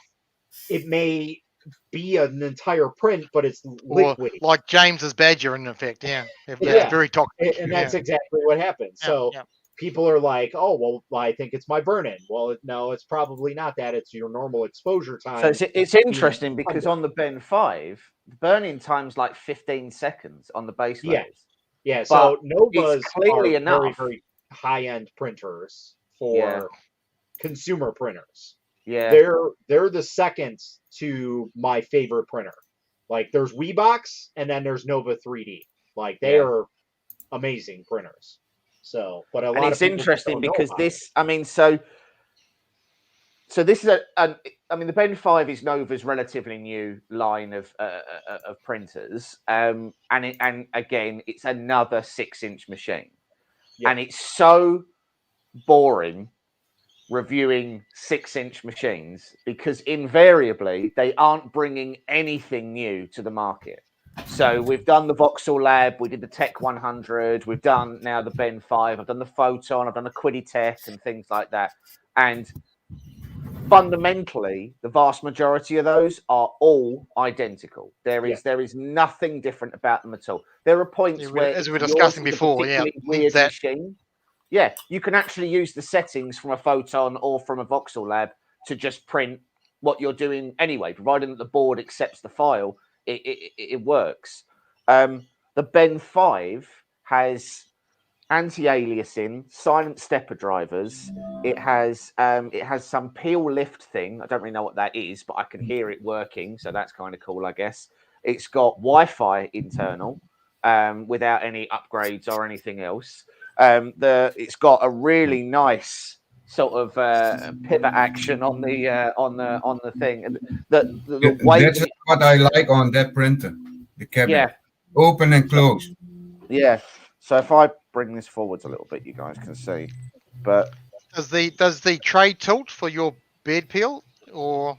Well, I guess so. I don't really know what bed peel is. I assume it must be that, and I assume it's so that there's less likely for it to rip your model off of the previous layers. So I guess that's what it's for. But I mean, for me, this is the best example of what a printer this size should actually be or do. It's got all the features. It does everything that you need it to. All right, it's not got an air filtration system, but that's about it. And to be fair, you don't normally get those until you go for something like, I know the new Elegoo Jupiter's got one. It's got a little air purifier in it and things like that. I print in a garage, so I'm not in here all the time. The garage is pretty well ventilated. So for me, it's not a big deal that it doesn't have that. I was a little irritated about the USB at the back because I would prefer the USB on the front. But as this has got Wi-Fi printing, once you have this set up wherever you're setting it up, there's no need to use the USB anyway. You can literally print directly from Nova Slicer. Yep. So other than the fact that this doesn't natively support Chi2 Box, which is subjective because Lychee does, you can print direct from Lychee for it. It's subjective about whether or not you actually care about that. That's pretty much everything you need in a machine of that size. The only issue we have is that the size of stuff that we do, this just isn't that useful for us. Yeah, you want bring out a mega, you'd be happy. Yeah, another mega. Yeah. So one of the crazy things about that printer is it's much like the original Nova Elfin. The bed plate does not ever need to be leveled. That was a big one as well. Yeah. So that's the build plate comes factory leveled. So that's the thing. It will never unlevel, as far as I can tell. There's no way to level it. So this one has got 6 screws in the top. Does it? So Okay. theoretically, if you undid those screws, then you could unlevel it. Okay. But So it is I a would highly little recommend bit that you different. don't do that because it comes level. But so there's two things really that are an arse ache when it comes to setting these up, because they are relatively precise with the layers that you're dealing with. One is getting that bed as level as you possibly can, because the problem that you have is because there's normally tape around the screen. When you put something onto the screen to level that bed properly, you loosen it off and level it. The tape's in the way, and it deforms it. All it takes is one thing. I mean, we're talking about layers that are 0.05 millimeters of a, and like any pitch or flaw in that, and it's going to be a problem. But it comes factory leveled, and then obviously setting your Z offset, which in this is contextually very easy. But once you've done those two things, theoretically, outside of regular maintenance, like doing FEC changes, or your screen will eventually die because it's a consumable part. Outside of those, this is just a repeatable click and go. And for so long in FDM printers, the benchmark of a good printer is that I can just put something on and I can turn around, and I don't even have to wait for it to finish. I don't have to wait for the first layer to go down, and I can just walk away, just click and go. And I'm just checking the pricing of what that would cost to ship to me. US dollars is, was it $2.99 US, and then it's another, let's see, another $100 US to ship to me. It's not. Is that printer not sell in Europe? This I'm in Australia, so it's just like Australia. Yeah, that is yeah, really bad for shipping. Oh yeah. I know it. If you're looking for cheap resin printers, you should hit up Monicure 3D. They're basically the Australian distribution for resin. Yeah, we got lots of choices here. I mean, it's just like I said, it's a nice to have, but definitely not going to. I can't justify it, but it's just keep checking. Yeah, it's always nice to see what's out there. But so for the money, you can still get. Yeah. The other thing about these printers is the dimensional accuracy that comes with these printers is far superior to anything else in its class range. Yeah, for a so-called 2K printer, it's not really a 2K printer. Yeah, compared to what you pay for a cheaper 2K printer. Yeah. Oh, sorry. Cheering Link was just saying, have we had any issues with the X2? Nope. It's an absolute workhorse. It's a genuinely brilliant machine. It takes the Sidewinder X1. It raises the terrible things with it, which were some of the wiring was a little bit dodgy in the X1, and the bed cable was abysmal in the X1. It fixes both of those, and it adds auto bed leveling. There's nothing about the X2 that I don't like, and it's easily one of our better machines outside of the Voron. It's brilliant. On that though, so we are getting a little bit of a inside tip. We are getting the photocentric Opus. Nice. So I am very excited to go up there and do a little bit of filming and grab that. But they're also bringing out their own line of resins, which they have developed and are creating in-house. So it's not a rebrand of somebody else's, which, to be fair, in this space is actually fairly rare at this point. It's always somebody else's. I mean, so we've just got this stuff, Conjure. Yes. And I mean, it feels like it's new, but it's not new. So that's Jamhe, who actually makes, I believe, the Monicure, or I'm sorry, the Elegoo, Anycubic, Nova, Epax resins, if I'm not mistaken. Yeah, you have right. All the companies are on the same address. So the difference is, I'll put this sticker on, it's $25. Put this sticker on, it's $35. But it's the same. It comes out of the same big vat. It's literally, they do the same thing with filament. Like eSun is the biggest distribution of filament out of China. There were so Absolutely. many brand names underneath eSun. I couldn't even name them all, and most people would be shocked. Like Hatchbox, that is an Yeah. eSun brand. Yeah. Amazon Everyone Basics, also. that is eSun. It's just The they're only different difference levels. is brand A may have three different colors to brand B to brand Yeah, C, that's but it's all literally the it. A same. lot Yeah, of them do it's their just own different custom colours. color palettes, Yeah, but that's it. outside of that, That's the only they reason. are identical. And bearing in mind, so if you were to buy direct from eSun, which I know I've got a couple of people who've sort of we've had conversations and things like Lisa that. printers. I know that they are importing to the UK, so to their door, they're getting eSun filament for £6.50 a kilo. But how much that do they have to ships. order to justify £6 a Yeah, so kilo? to be fair, they're ordering like A container. they're normally ordering between 500 and 1,000 kilos. So they're doing big bulk orders. Yep. But at the same time, most people sell eSun for about £12 to £15, depending. And then if you're a rebrand of eSun, most of those are about £19 to £23 on Amazon. Yep. And So- especially if you're using Amazon, all you're doing is paying for the filament to be delivered to an it's the Amazon same with the warehouse, filament. and then Amazon just send it out for you. You've got to do nothing. Yeah.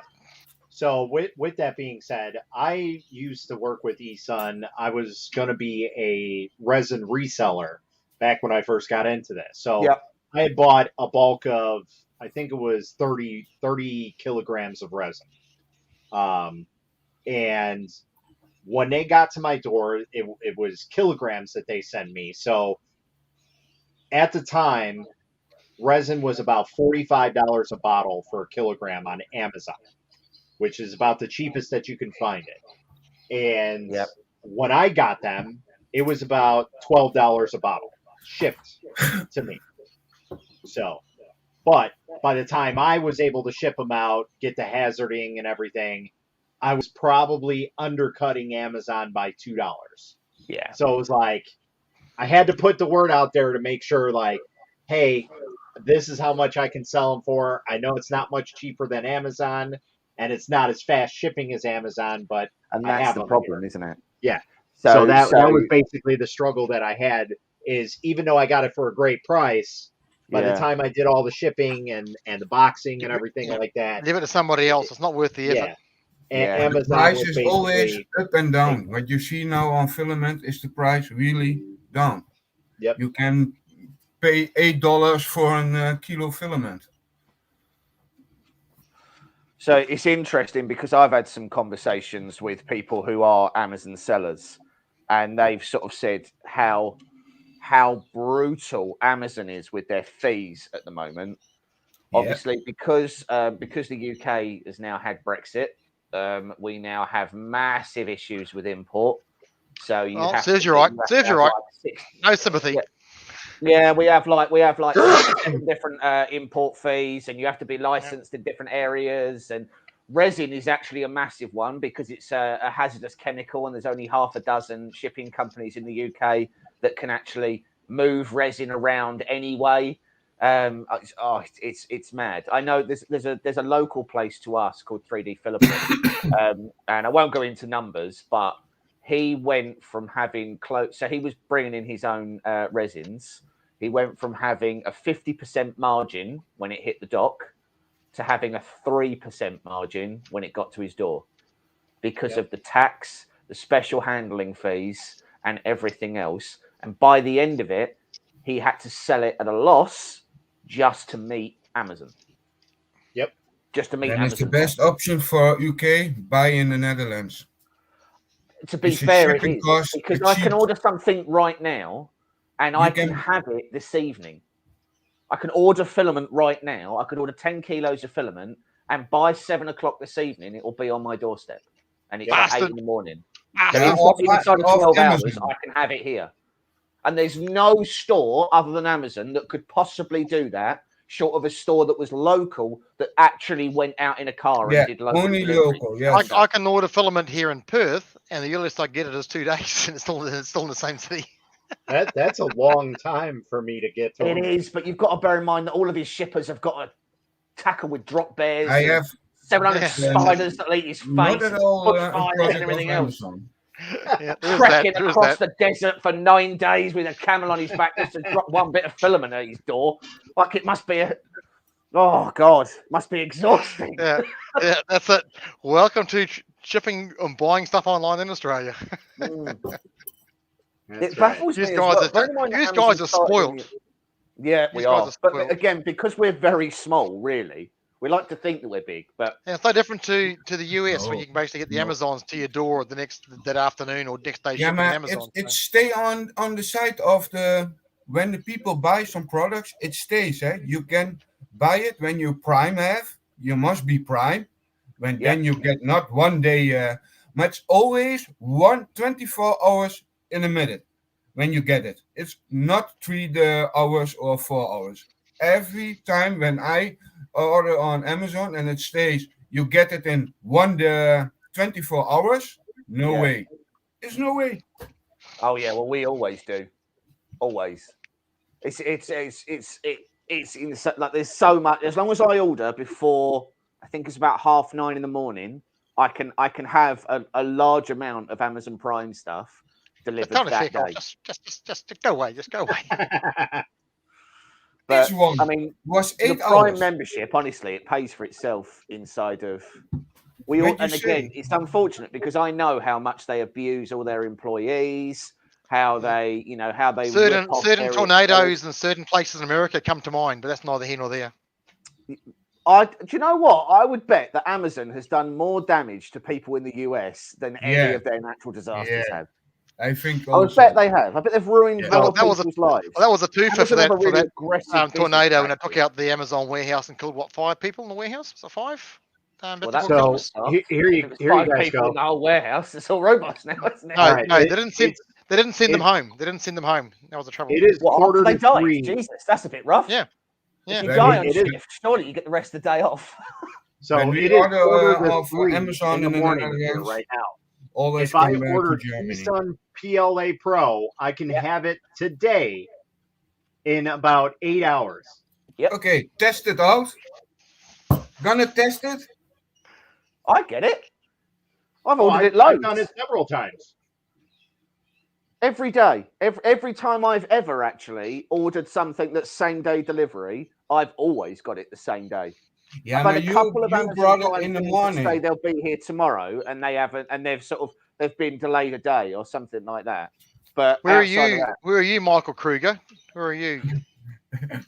He's saying he's got a No, warehouse he's 6 in hours away, Michigan. and it takes a week to get to his house. He orders Prime. He's got him Prime. Yeah. Wow. James, but you ordered in the morning, 9 o'clock. So here, I can get 8:42. free Yeah. delivery If today. I was to Yeah. order now, it'd Then be you here get this it evening. the first day in the evening. Oh, Michigan. That is He's in normal. Michigan, But USA. when you Yeah. buy from 12 o'clock or 1 o'clock, you get it the next day. Yeah. So I have to order by 9:30. If I order Yeah, by me 9:30, then it'll be here the same Right. day. I can If even I Only get order a right after package 9:30, from then German it's every next time. day. I can even get an Ender 3 today. Nah, try out. That'd be a shame. Yeah. What a way to ruin your evening. Yeah, that's exactly. it. Yeah. Why ruin your day tomorrow? You do it tonight. Yeah. Look, I I have could really Prime. ruin my day. Michael Kruger's saying I have Prime. It still takes at least a week for me to get my Amazon orders, and Yep. there's a warehouse 6 hours for. And he's in See, Michigan. so He's in Michigan, that- USA. He said. So That's Right. the big difference is I have 5 warehouses that are Amazon within a half-hour distance of my house. I'd actually say mine's about the same. To be fair, so I think we've got 5 or 6, and one of them is actually a distribution hub. Yeah. So we've got 5 regular warehouses, which are still massive, but inside of an hour then Daddy from House. here, Yeah. we've then got a proper massive distribution center. That must be the warehouse that we have in Australia, because when we're in Perth and you ring up and order something, it comes from this big warehouse called X East. And everything Right. comes, there must be a huge warehouse because every single supplier in Perth has orders from the same warehouse called X East. Yeah. Yeah. But that's east on the other side of the country. Yeah. And Unfortunately for normally us. all the warehouse of Amazon is cooperation with someone post office company. We So have that Amazon here are with actually DHL. they're trialing in London, and apparently in a couple of months they'll be trialing in my area, Amazon Grocery, where if you order it, it's delivered to your door inside of an hour. Yep. You literally We order your have one groceries opening up, online. not even 2 miles from the house. Amazon Fresh. Yeah, that's it. Amazon Fresh. Yeah, Amazon Yep. Fresh. Amazon Fresh. And that is, we've got one of those more- in our town. We've got one of those cardless, cashless stores. Okay, where you walk just around walk and just in, walk yeah. door. you Yeah. take everything, you take anything you want off the shelf, put it in your basket, and you just leave. Yep. And then they bill you you for are anything the you picked up. man. Well, I can do that in Perth, but they tend to arrest me when I'm in the car park for some reason. I Just don't know why. arrest you. Yeah, yeah. It comes through the pair of handcuffs. Yeah. It's interesting because I've been watching. Weirdly, I've been watching The Block, which Yep. yeah, I've been watching like season 11 or something. And every time, so for a start, there's so much stuff where they say this is the first thing, this is the first one in Australia. This is the first one that's existed in Australia. No one else has got this. And I look at it and I'm like, this is like 2018, isn't it? And it's like an induction hob or something like that. Now, this is the first induction hob in Australia. And I was like, that feels like a bit like that's been around for a while, hasn't it? Like welcome to the arse end of the world. and but contextually, you're so much closer to China and everything else. Like it Makes no baffles difference. me that you're so close to the technology center of the world. And yet it seems, I mean, again, it's an import thing, isn't it? It's just literally the amount of paperwork you have to have and licenses to be able to get it in is just incredibly difficult. But yeah. That's it. It was invented 20 years ago and it's just arrived because the paperwork's just been signed off on. Yeah. It seems as difficult to find a Prusa 3D printer on Amazon. That's because Prusa usually sells only through Direct. Prusa Direct. to avoid anybody undercutting. And so this is what you'll find. So Amazon they have some incredibly aggressive marketing practices. So for a start, illegal. Yeah. You get it in the message. If you're a Do you seller, want review? If you're a seller, they will really hammer you with fees. So from a Prusa perspective, there's no benefit to being on Amazon at all because it's cheaper. I think Walmart taught them how to do that. I think they learned their lesson from Walmart how to actually market aggressively. Oh God! And they're all the other thing they do, which is really bad. So anything that is in Amazon Basics, is where they take the metadata from Amazon of all the things that are popular. They find something that's popular, and they make and brand their own Amazon Basics version, and then they undercut everybody else on Amazon just to eliminate all the other competition, and then they put their price goes up. Yep. But they do it with leads all the time. So like HDMI leads, USB cords, and all that sort of stuff. The Amazon Basic stuff undercuts everybody else, and the only choice anyone else has is to run it as a loss leader, which in a normal retail store could mean that you buy other things, but on Amazon absolutely doesn't because you're not Walmart. You know, you sell toilet paper or you sell deodorant as a loss leader in Walmart, so people go in and then they buy other stuff from your store. But you can't do that on Amazon because that's not how it works. Welcome to Walmart. It's honest and yeah. Is your basket full? No, go back and fill your basket. Go back and fill your basket. You can't leave without a full basket. Go back in there. Yeah. But as I say, but Prusa, there's absolutely no benefit for them. It's cheaper for them to ship directly from their store in. You must promise to 90%. Slovakia, yeah. It's better to. It's cheaper for them to ship from there worldwide than it is for them to ship to Amazon and ship it directly to you.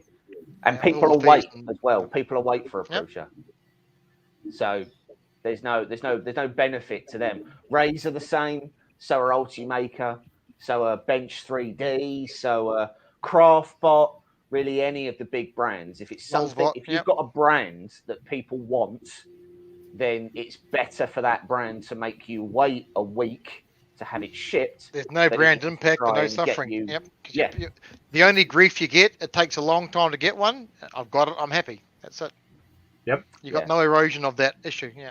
Yeah, and that tends to be a lot of what they're trying to do. So they sort of, the reason why Creality and people like that are on there is because they think if they can make it as convenient as possible to get one, you're more likely to buy it. Whereas a premium brand thinks if I can give you the best printer possible, then you will forego convenience to get something better, i.e. Prusa, Craftbot, Ultimaker, whoever. Not necessarily better, but yeah. Yeah, well, yeah, but you know, that's the mentality behind it. So it's very unlikely you'll ever see Prusa on Amazon because Amazon will charge them so much. I'd say zero. Yep. Zero charge. Yeah. And if But you do, also the most likely commission the of Amazon reseller. is a little big. When I sell my products on Amazon, I must give Amazon 23% of my sell product. There will be blood here, Matt. I Yeah, suspect there will be blood. and it's all computer is no What's that, James? human James? on the hand, and you must pay 23% of your product on Amazon. Matt, do you need every corner of the 3D print test when you look at it? Do I need every corner? Yeah. Or do you think just like 3 corners is enough? No, 3 corners isn't enough. Definitely not. Yeah. I've got a problem with this print. As I kind of figured. Now the question is, does it start off round, or was it supposed to be round when you finished it off the build plate? It's like a breakaway model. Could it just sort of inspect the different bits of it? Would that be fine? Can you show it to me? Hold it up to the camera, James, please. Yeah, sure. 1 second. Hang on, you got to find the pieces first. So this is the first bit. Did you break that off or did it come off? I don't really think we should start pointing fingers. Yeah. I'm just asking because it can happen. Yeah, I broke it. Okay. So literally just I was trying. I don't think it was James's fault. I'm pretty sure it's the brand of scraper he's using. Oh, Who was that James, brand again what there, is that? James? Yeah, it must be that honey it's- badger branding. Terrible. Yeah, I think it's the brand of scraper he used. It's not Yeah, Chinese. yeah. Did you All see right. the brand of scraper he's using? Actually, I'm not using the Honey Badger Specially Limited Edition one. I'm using the one. Now. Oh no. Next week for sale, the honeyberry. Okay, so It's like the an next old bit is resident. this piece. That came out very nice. Look at that. That one And did. then The other we one have- looked very blurry and fuzzy. The other ones, the lines look very rounded and fuzzy. They don't look very sharp. So that's the part you need to look at. So where those two teardrops meet. So wash that off really quick and then show me what it looks like.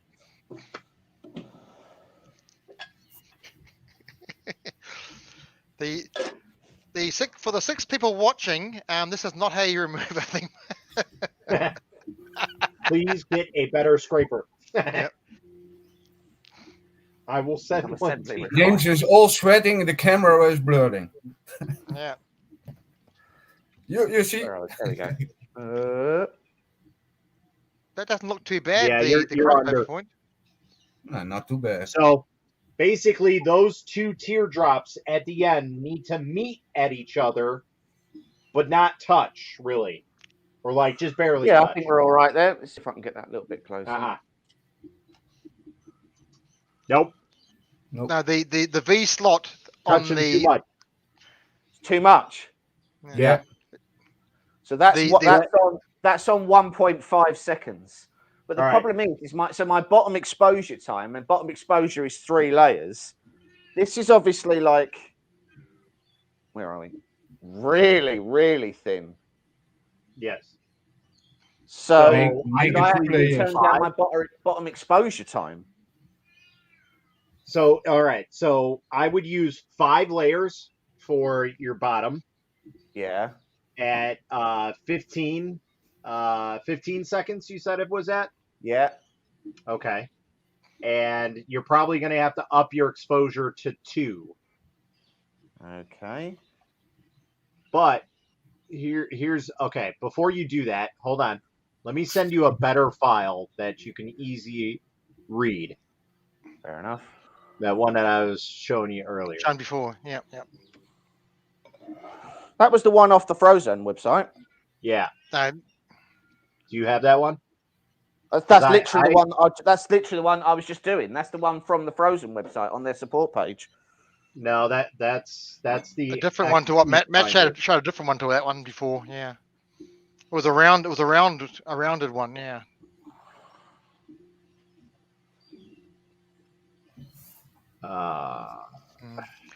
Okay. Nothing. I have tried yesterday, Matt. I have tried the new Creality filament, rainbow color. Right.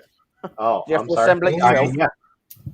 There are too much color on the roll for one color. This print in one color. Awesome. So what's the?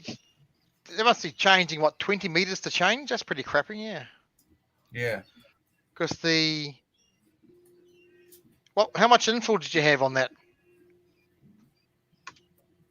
On the printer? No, how much infill on the Dragon? Yeah.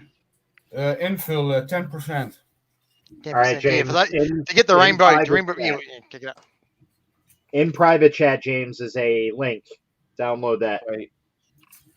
I think it's nice that she come with rainbow filament with 200 grams in colors. That is the best option for when you can print small parts in rainbow color. Now, there are some quick changing rainbows, and some are slow changing. Yeah, the Creality slow changing rainbow is too much one color of one side, and now I have only green. Yeah. And the rest of the color is also on the roll. Oh, I had such a falling out with someone on a Facebook group about this. They said, I want filament that changes color more slowly. So I said, okay, well, what you need is a longer filament roll, but as well, you need to bear in mind that the size of your model will directly impact the amount of color changes. The infill, the number of layers. Like, no, I don't want that. Right, the number so that it's consistent no matter what size I do. I said, right, well, in that case, you need a palette too. Like, that's the only way you can. That's a quick change, Matt. Yeah. That is fast changing filament that you have, Matt. Yeah. Yeah. This is like a standard one. That was like roughly 15 meters to change. So, yeah. For me too. Also, 50 meters of change. That's about normal. That's a normal rainbow filament. It's about 15 meters. Always print a big object for that. Yep. Always.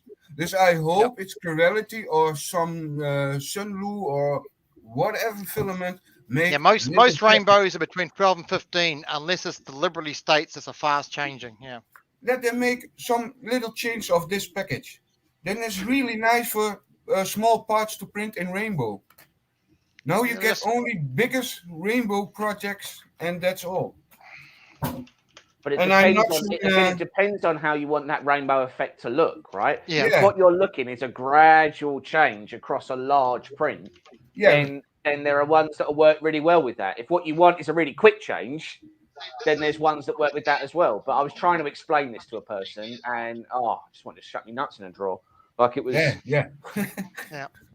So that mask you just had, Matt, that was obviously the fast changing rainbow, which is very quick. Yeah. Let me see if I can find it. And they sent me also the new carbon filament. But I don't try it on the printer. Yeah, but you can see that one's changing maybe 3 to 4 meters, and it's changing colors. That is best. I have this one. Yeah.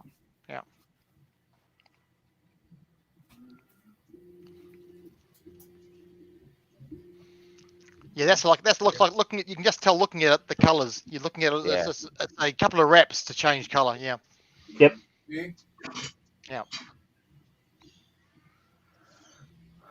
So the only way you're gonna get the dragon to change is did like Tim from DeWitt.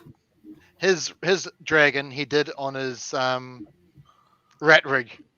300%, Right. and that changed color all the way up the side, which because 300% a big dragon. So we've got the Ender 3 belt kit.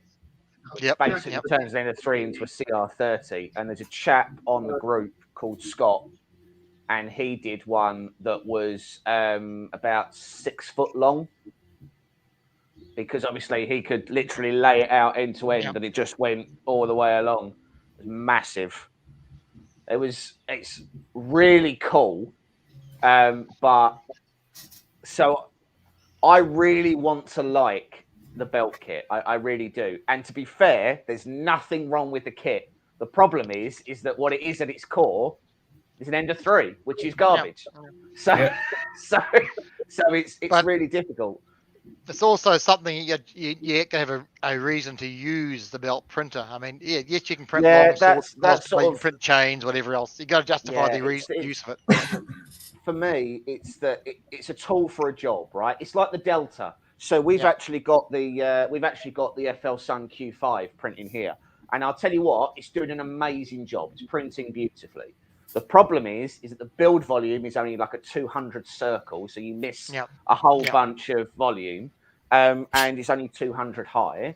It's fantastic at doing circles, but again, straight lines are an approximation of straight, whereas in a Cartesian, straight lines of course, are X, Y, Z. That's always that compromise. Yeah, it's always that compromise. And it's it's a tool for a job. I just don't have that job, and it's the same with the CR with the belt kit as well. It's brilliant, and it does exactly what it says on the tin, but I don't need it.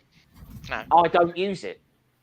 The Voron V0 was exactly the same. The little 120 by 120 Core XY thing that can do like 350, 400 millimeters a second. The only reason you use the Voron Zero is to build the parts for a real Voron. To print the parts out for a real Voron. That's basically it. Which you can do. That's what if you need rapid prototyping, you need enclosure, you need, and what you print is always very small. The V0 is absolutely flaming, especially if you've got a limited amount of space, because it's a very tight package. But I don't have a need for it. It's just not something. It's a tool for a job that I don't have. Yeah, Liam wants his belt printer. He wants the belt printer to do the Toys for Tots. He wants to get it for that. That makes perfect sense to me. Exactly. Perfect sense. The belt print is only good for use when you a mesa production of little things have. Yeah, that's exactly what Liam wants to do. That's only the best option for a belt printer. Yeah. The rest is or you can make shorts or everything. Well, so this is the thing, right? So I've got this Replaflow stuff from Replico, which is what I did that. I coated the. I don't even know where it is. Somewhere around here. I did some car body panels for a Chevy Impala that we're making. And once you coat that Replico on it and you knock it back with some really high grit sandpaper, it looks like a car paint job. Like it's perfectly smooth. It looks like resin, but it isn't. And I would bet that in fact, it's probably a test that I'll do. I will print a whole sword on the Ender 3, and then I will print a sword in sections on my X1. Glue them and paint it with that stuff. If I assemble it, fill it, knock it back with sandpaper, and coat it with the Replico, I would bet that I would get a stronger and better finish on my stock Sidewinder than I will out of that belt kit. Well, Joel printed the Thanos hammer in section, remember, and glued it all together. So and he's got the front saw painted, finished, sanded, and the back side is left to show you how he put it together, which is just the whole glued pieces. But the front side looks perfect. Yeah, and that's the thing. It's a tool for. I mean, again, sequential printing, 100%. I get that. If what you need to do is print the same thing over and over and over and over again, perfect. Bang done, sorted. Yep. But it's a tool for a job that I don't have. I don't need to do sequential printing.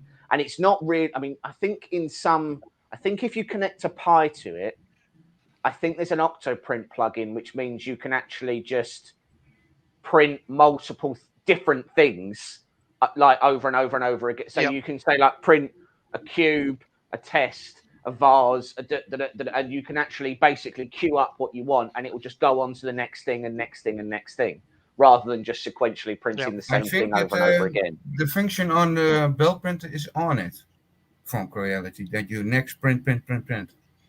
Yeah, put so it on the that's menu. so there's two different things there though. There's sequential printing where you print the same thing over and over and over again, which you can do in the Idea Maker Slicer and Black Belt and all that. You can do it in Cura. You can do that in Cura now as it is too. Even in Cura on a standard printer. So. But whether or not I don't know because I haven't used the CR slicer. Whether or not you can say, right, first I want you to print this toy, and then I want you to print a second different toy, and then I want you to print a third different toy. Yeah, that out of the box, and I don't then think it does. And then just literally queue up the things you need to do. Hey, Michael. I don't know that you can do that on a CR30, if I'm honest. Yeah. I don't think it's smart enough to do that because you'd have to queue up all the STL files. And it can't sequentially print G-code because that's not how it works. Because it's just an end of 3 or it's a CR10 or whatever at the end of the day, So it's still go in, click, and do the next thing. Like I don't think you can do. You'd have to have a queue because you basically got to have a modified end G-code and then a start G-code to pick up the next model. So you got to have some sort of. And I don't think it's capable of doing that. I think also it's not coming an upgrade for the build printer. I would imagine you could connect a Pi to it, and I would imagine that there is probably a queue system that the Octoprint would have, or Clipper even. I would imagine you could probably do it. Clipper is always, there's always for the, I know Clipper is for the CR30 build printer also. Yeah, I would agree. But I think that Creality not come with a Pro version or anything. I think the Creality build is leaving the building. So the kit that you can buy from these guys, that looks like a lot of bases you have printed bases there, you've printed there, Matt. Bases. Oh, asking how seeing many your table, Matt. Print on the desk, Matt. Well, all the buttons. TK 3D prints all your Oogie Boogie dice and your buttons. Yeah. What about? Oh, is that what they are? Are they dice? Yep. The pink ones are dice, Oogie Boogie dice. And the dark ones are his triggers and his D-pad. Right. Okay. Fair enough. Here we go. Here we go. What we got here? Yeah. Yeah. Look at that. He loves his daughter.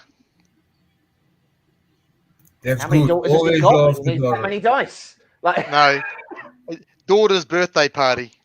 Yeah. Oh, okay. So we're having a Nightmare Before Christmas themed birthday party for her. And so I was like, oh, somebody sent me the file for Oogie Boogie's dice, so I'll print those up. Well, I printed them, and they printed, like, ridiculously huge. Yeah. So I was like, all right, what's a normal size dice? And, of course, there's, like, 10 different sizes for normal dice. Yeah. So I pulled the dice that I had, and I measured it, and it's 16 millimeters. So I'm like, all right, let's scale it down to 16 millimeters, and that's what I did. So I printed a whole build plate of them on the Mega, and there we go. Is that an hype in America, Matt? Is what? Is that an hype? Is that, how you say? It's in height. Yeah. Or is it like diagonal or something? Yeah. Well, it's 16 millimeter squared, so. Square. Yeah, but is that a game or what you make now for your daughter? Is there a game or something that it's No, it's for like just to give to the kids that come. Gift bags for the kids at the party. Yeah, like goodie bags. So. Yeah. I've seen a lot of people, I've seen more people starting to do like D&D dice. Yep. And I've got I just don't understand how, with resin and sort of like a degree of shrinkage and warpage that you would have, I don't know how you wouldn't have a weighted dice when it came out of it, because a dice has to be relatively, one would imagine, precisionally like made to a precision, right? So that so that every side has an equal chance of coming up at any one time. D&D is a little bit different because they're not sportsman's dice, so it's not quite as critical for Dungeon and Dragon dice in that sort of. No, I suppose Yeah. so. But if every time you roll it, I'd never let 3D printed dice in my games. Yeah. TK, you do not want to see what James's latest print is. So with that being said, okay, I see Well, a actually, lot of people. no. It's actually his latest print is on the floor in pieces. The one before that. So with that being said, what's the difference between a resin printed dice and a poured resin dice? So I would imagine that a poured resin dice goes into a mold and is therefore constrained as it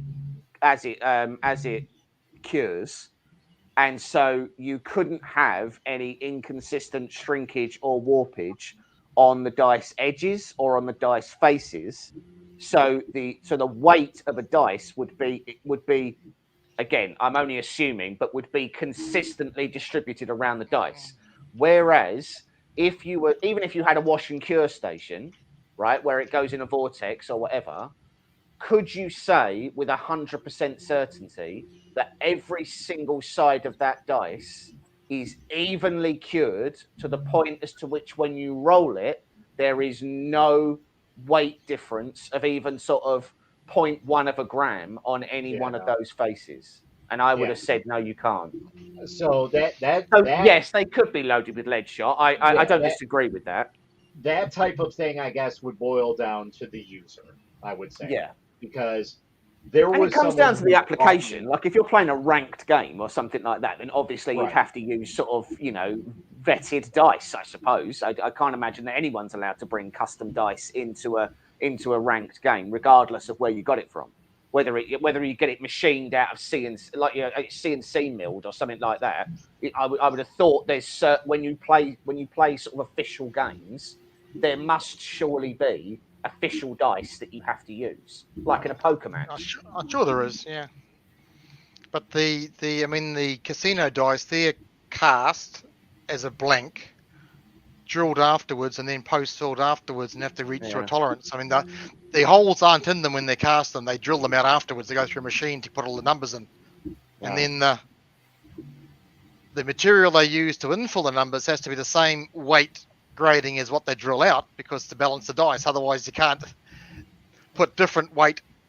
Otherwise, 6 dots of one weight versus 1 dot of the same weight, you balance the dice. So it's a pretty controlled QC'd and calibrated and tested and sampled. So again, I mean, I'd just be in. I mean, again, probably at a hobbyist level, I suppose it doesn't really matter, provided every time you roll it, you don't for get Joe sick. below around the table, I mean, I'm sure the resin printed dice are perfectly all right, because it's and I mean, again, providing you don't get a 6 every single time you roll, I can't imagine anyone's that hurt about it. Do you know what I mean? But exactly.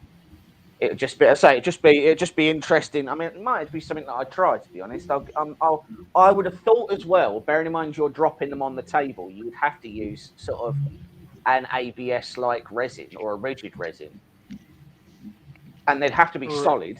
I mean, a lot of the high-end manufactured crack or whatever. The high-end resin cast ones are cast with high quality. They're not SLA printed. They're still cast. They're still mold cast. And a high quality resin just to take the abuse.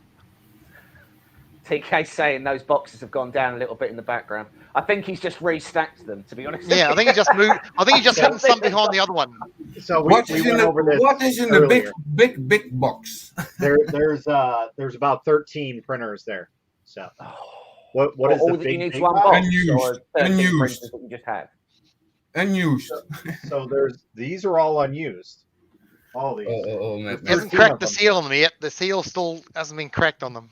Yeah, so there's are they full review? Smart Coreception, which is a Core XY from Saint Smart, an ANET ET5, an ANET ET4.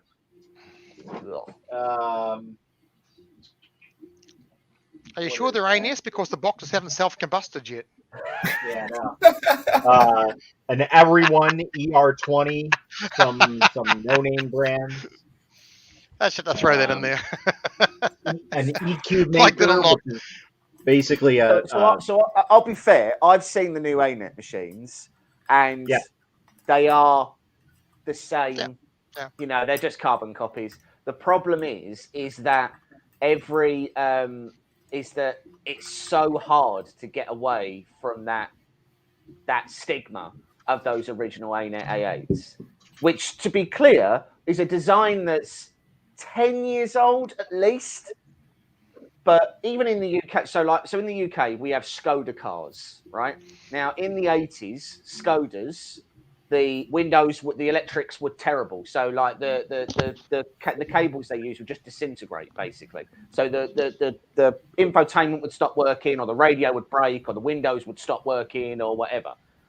Now, Skodas are actually incredibly reliable cars. Most of our taxi drivers drive them, but they've still got that stigma of they've got terrible, they've got terrible electronics, and it's not factually true anymore.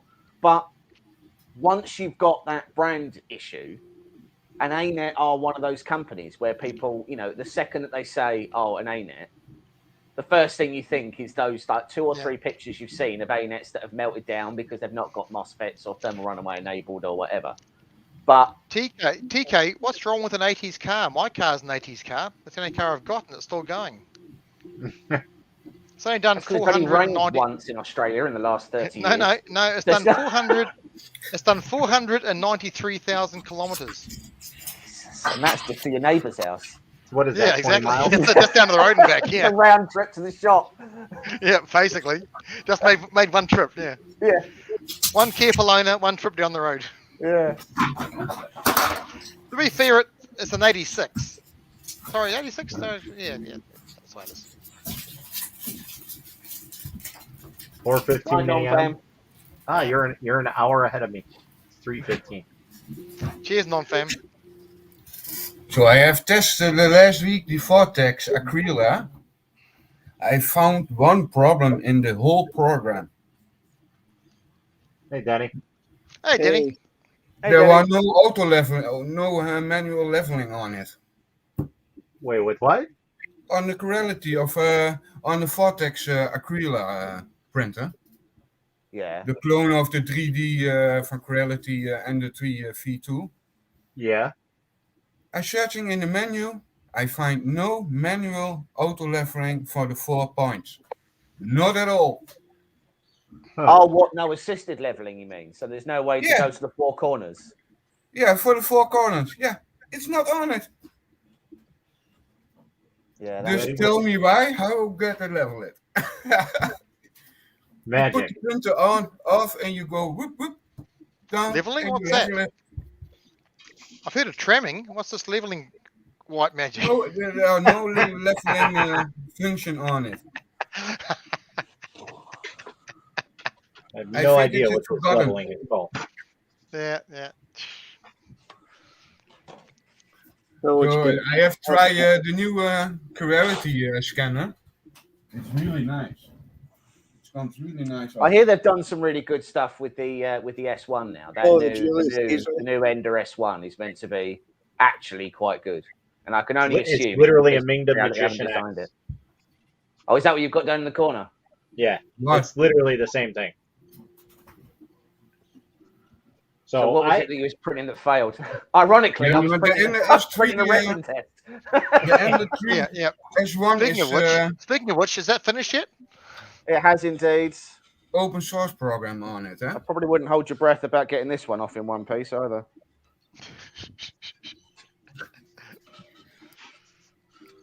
So one thing I would like to have seen on this is I'd like to have had a way to tilt this at 45 degrees so that you can drain it off.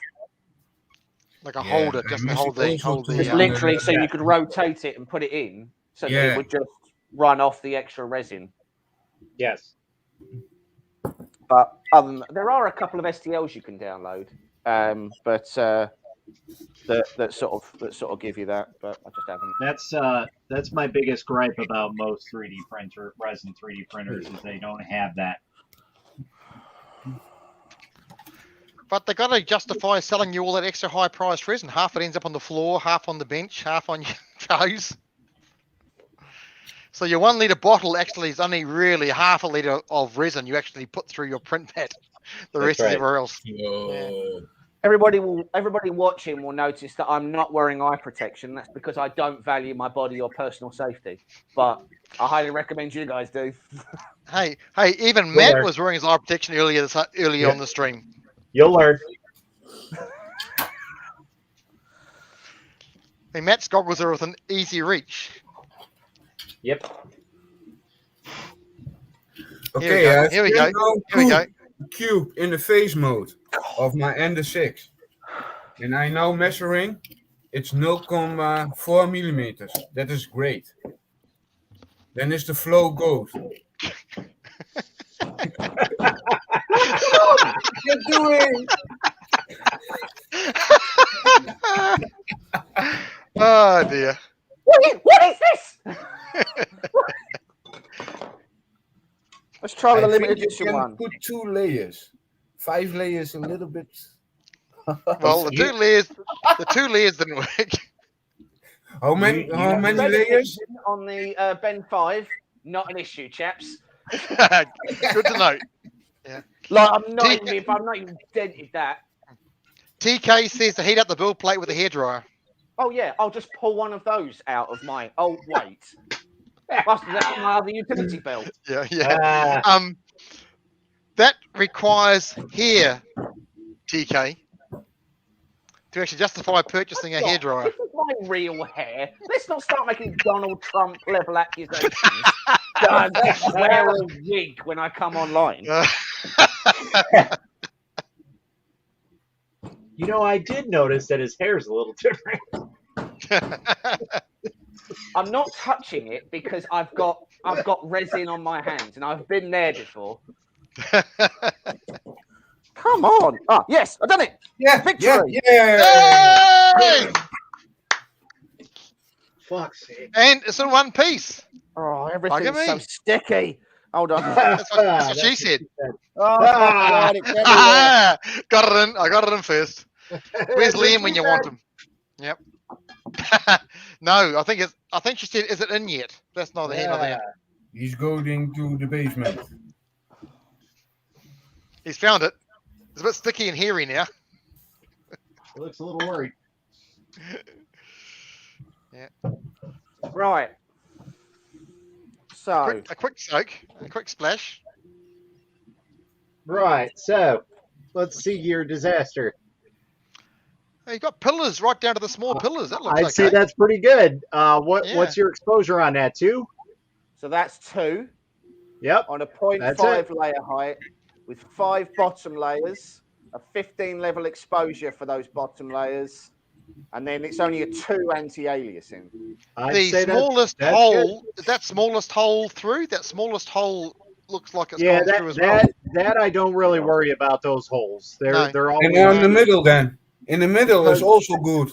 yeah. But it's the pillars. The pillars are all formed. It's got all those small pillars. So Yep. where are we? Hold on. Yep. So What about this? the Where are we? name at the bottom of the print? This hole here is all the way through. That's fine. But Yep. this one isn't. That's okay. The last pillars. What formed, about though. what about the Where's name? the writing? The writing The on, name. The name. under your fingers. Under your fingers. Yep. Turn On that your over. fingers, yeah. All right. Better that Better than than you you envision. That looks ever nice. imagined. Yep. That looks That's a nice. perfect I print can spot. read it. Yeah, I can read it. Better than you can aspirations. Yeah, they're Yep. sharp. They're sharp. The cross hatching sharp. Yeah. I'd say that's good. Yeah. Yeah. Well, there we go. Should we try a badger again? That took what? An hour and 15 minutes to get that stage. Yeah. What you are printing on the Well, Delta, my defense, I snapped James? 2 of them. Yeah. We only 2. We only saw the first, the second one then. Okay. Well, that's not the. I don't come to your house and make loads of accusations and questions, do I? All that's Hey. important is that one came off the printer. James, you're quite welcome to. There's a spare bed. There's plenty of cold beer. Not a problem. Or coffee. Oh, The right. only thing is, you won't be able to get across the borders. That's not my problem. That's it. Well, yeah, there is that. James, what you are printing on the Delta? On the Delta, so I'm just doing some tests at the moment. So on the Delta at the moment, what's just come off is 1 second. So go back to this.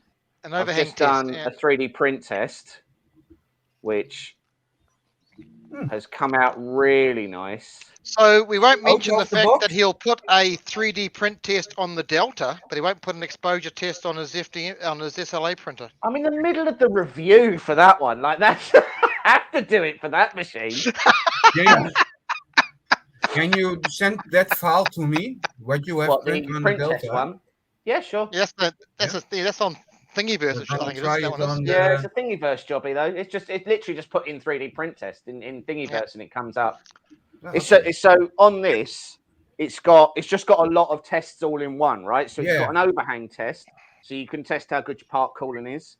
It's got a bridging test, so you again part cooling thing. It's got a retraction test over here against these pillars, and then it's also got some dimension tests to see how well it does circles and how well it does rectangles and all that sort of stuff, and how sharp your corners are. It's just a really good sort of. It's a baseline for how sort of how fast you can do things. So at the moment, I'm doing a vase because you can do vases sort of relatively quick, but it's not doing it in vase mode. So it's a retraction test vase. So it's got like a lattice effect in it. If I bring up, that'll bring it up. Hold on. So if I show, there we go. So this vase is a retraction test. Oh, 1 second. I'll have to wait for Matt to. Yeah, hold on.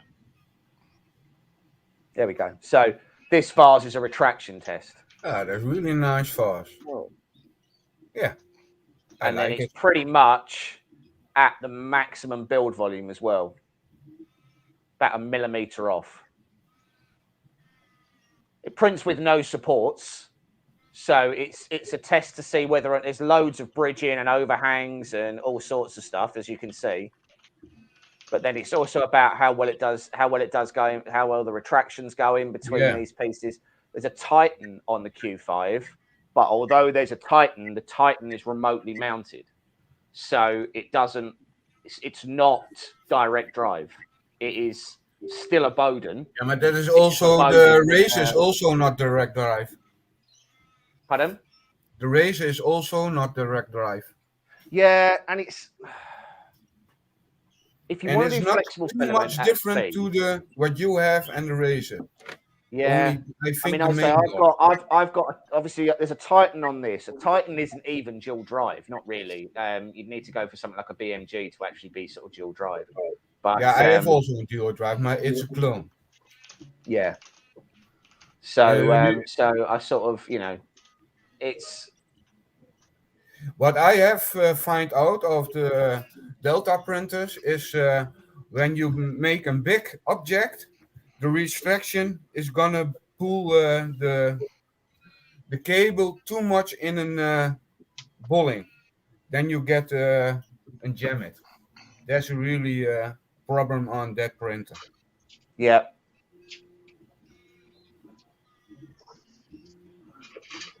So I'm just adding auto supports to the Badger and we'll give that another go. I use a small XYZ cube on supports to deal with my resin. Oh, okay. Yeah, fair play. So as we were saying, the purpose of this is that because you can see the little text and things like that on it, it really lets you know how finer details you can actually get on a resin machine. And it's interesting because the Ben 5 is only a 2K monochrome, but at a 6-inch screen, it's pretty much up towards close with 4K. Matt knows sort of probably better than I do, but I've used 4K resin machines, and personally, I haven't noticed a huge jump in quality on a 6-inch machine between a 2K and a 4K. And I know that Frozone have now got the Mini 8K, and I'm sure that if you are doing like professional level jewelry or something, maybe that does make a difference. But for me, we had this discussion earlier, James. 4K, 8K is not to see on the eyes of a human. It is not seeable again. Why is that? Unless you're doing something like where you notice it for like dentures or dental, whereby you're you will have that require that detail because you're Yeah. surprising how sensitive your tongue is for imperfections. As you know, when you get a hole in your tooth, you're picking at it all day long. Or jewelry and some of the fine jewelry, yes. Otherwise, no, doesn't matter. But you know, Matt, with my little Banshee from 0.2 millimeters from a 4K printer of the Corelity, it's amazing. Yep. I have a couple of Banshee models that I printed out. Have you got resin, Denny? Are you resin or are you FDM? Or are you both? I use FDM printer. Makes sense.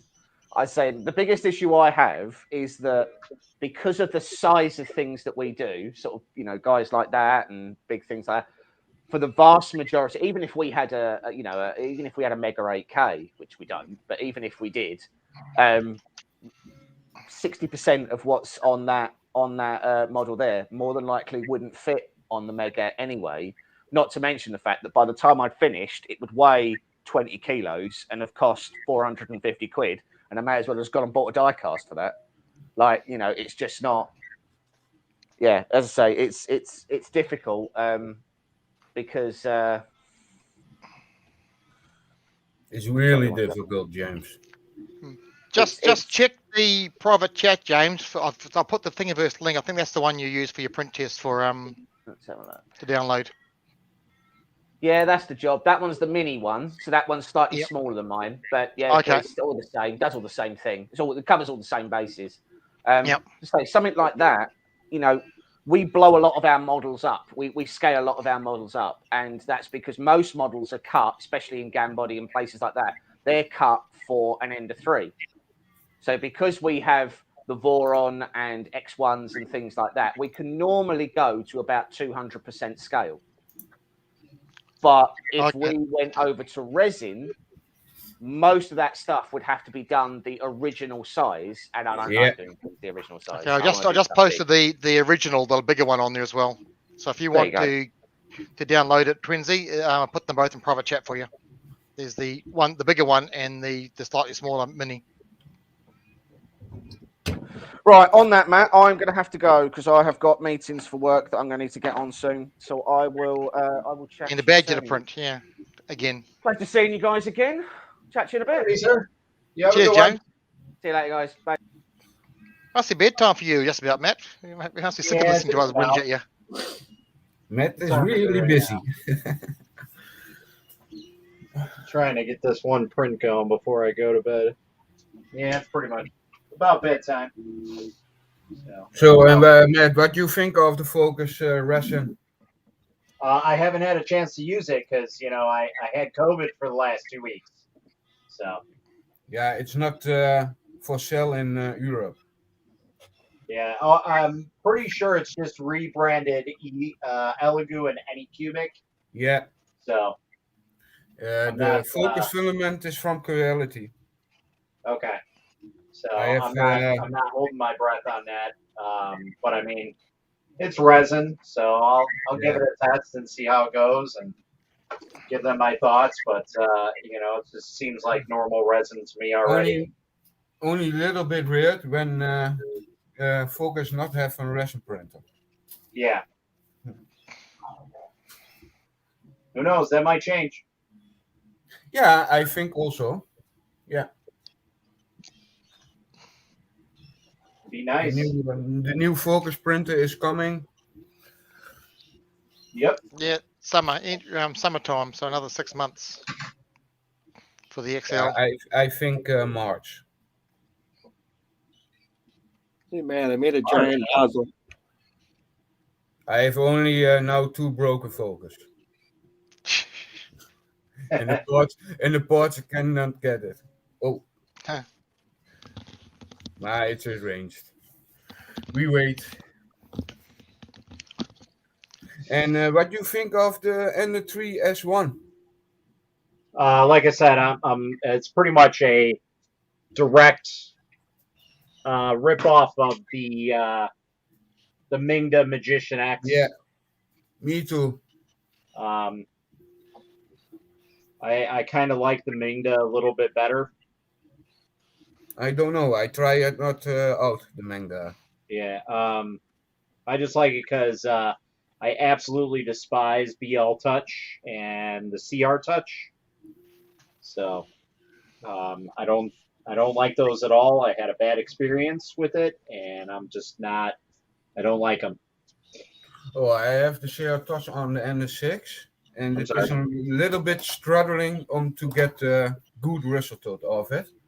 Yeah. I have now done it with the H2 extruder on the NS6 coupled, and it's print really nice now. Nice. Now I'm waiting for the Pico main board from Big 3. Yep. Then I put that on the NS6. Then is the 6 a great upgrade. So what would those two combined cost for the upgrade then with the board? The board's what, $60 for the Yeah, Big 3 board? it's compatible with the Pi. You can Yep, click the Pi on it, yep. or And a then you've Pi got to pay Zero. the hot end. The hot end's what, 120? No, the H2 extruder with hot end is Yeah. 80 bucks. Yeah. Then you got to add freight on that. Yeah. Yeah. I think it's so They have $100. sent me $100. that Yeah. one Yeah. Yeah. to review What it. resin are you testing, Matt? What resin am I not testing? Yeah, all the companies. Okay, I'm not even joking. 1, 2, 3, 3, 4, 4. 5, 6, 7, 8, 9, 10, 11, 12, 13, 14, Marco, 15, Polo. 16. Then all Matt, the focus 17, you, 18, 19, 20, 21, iPhone 22, 23. you're gonna begin in Amazon. MattAmazon.com. No, I think he I think runs a that's side it. business flogging off the bottles of resin there. Oh no, 24. I'm sorry. There's another bottle of 24. Monicure resin I gotta test out. So yeah, 24 bottles of resin I gotta test out. Nothing major. You got any more of that translucent resin you did your gems with? That's the clear one that I did, Yep. which Yep. is this. Wow. Okay. Nice. What's on the Man. inside though? What's on the inside? It's a little snowman, or I guess Santa. So You that's must polish the it, Shitu box Santa. Okay. and you're gonna try polish it. Well, I tried polishing it, and I didn't like the way that it was coming out. Like I don't have polisher on me, so I tried sanding it, and I wanted something a little bit faster. So somebody suggested dipping it in resin and then curing it again, and it kind of Yeah. worked. So that's Not what that is. too. Yeah. So, I do it like, with the suits. yeah. I clear it with the resin to fill all the holes in it. What resin are you testing, TK? Because I probably have that resin too. Most likely, if somebody's testing it, I'm probably testing it too. I'm not. Or have tested it or about to test Yeah, it. or have tested it and already used it. I mean, some of the resins that's been here, I mean, they've been sitting on the shelf for about 3 months now. Have you had them expire on you? Like actually Oh go yeah, bad I in the bottles? guarantee there's a couple out there that expire, but if that's the case, I'm just going to use it for prints. What you call it, for like my personal prints. Boogie boogie dice. Yeah, stuff like that. You know, things that I could care less about. Yeah, yeah. And Matt, Not that you do you? Oh, TK, you mean these resins that I'll be testing out? Oh, I don't know what that company is. Man, here's my metal hot end. It's a really big one. Ah, nice. What's Yeah, the that's hot really end? nice. What hot end does that go in? Show us your hot end. If that's your nozzle, show us your hot end. That's Oh, all nice. the hot ends. Really nice. Only resin that expired on me was the Piopoli resin I had not used the Moai in 2 years. How was it? Was it off in the bottle, like lumpy in the bottle? Does it go funny in the bottle, or it just doesn't cure properly, or? So for me, I used to buy expired cubic resin for like super cheap, like 500 grams for $5. And oddly enough, it was a specific color, like a maroon. I guess Okay, fair nobody enough. liked that color. I don't know why, because I bought it several times, and basically it becomes chalky. So Okay. you can use it, but you like normally I let stuff sit in the vat and I can mix it up and it'll be okay. With expired resin, you can't really mix it in the vat. You have to pour it back out and use the resin and mix it up very, very good. Otherwise it's just not going to work very well. So you gotta just keep reusing it, or you can use it for like an additive into a resin, like buy Like the the same top type to of resin. bulk it out to give you some extra volume. Yeah. Yeah, exactly. So like buy a So brand new bottle of resin and then just slowly add in the expired stuff here and there. That's what you can do as well. I mean, it's not going to be the end of the world, but just know that there's a possibility that something may fail because of the chemicals just not bonding properly. So what But sort of that's shelf life does it normally have then? It's like 2 years or usually about a year on a year? good shelf Right. life. Okay. And that's usually an open bottle of resin. You can go about a year and a half on an unopened bottle of resin. Again, that requires good Depending shelf on life. depending on if it kept it cool or in a nice Yeah. dry spot, not in the sun or in a Right. Okay.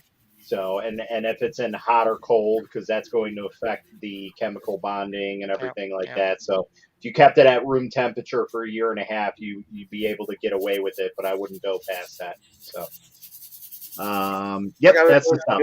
Yeah. Oh, nice. That's the guy from Squid Games. For Shrek there. games. That's Yeah, really nice, Pokemon. Haven't watched that yet. I watched it. I watched it all. I was like, layer wow. splits, etc. It was unusable, but it's the old laser Moai. It was usable, but it rolled. Yeah. So laser resin might act a little differently than UV stuff. So that I don't really know too much. I don't know. I just work here. What do I know? I know what that is, Denny. I know exactly what that is. Matt, you know what that is?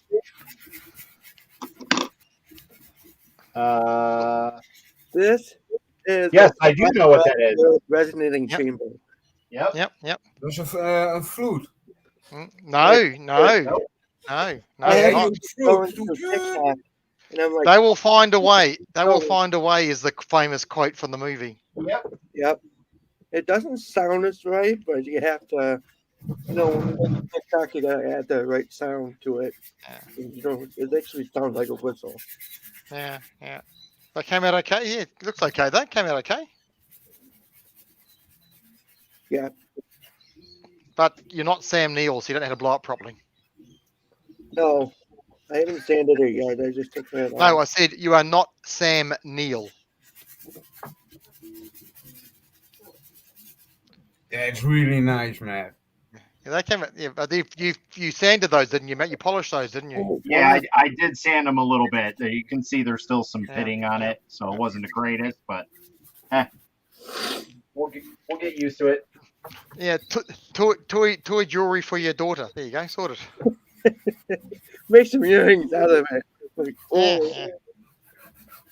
I find always, Matt, a good way to hold a little bit resident in the bottle to use. Yep.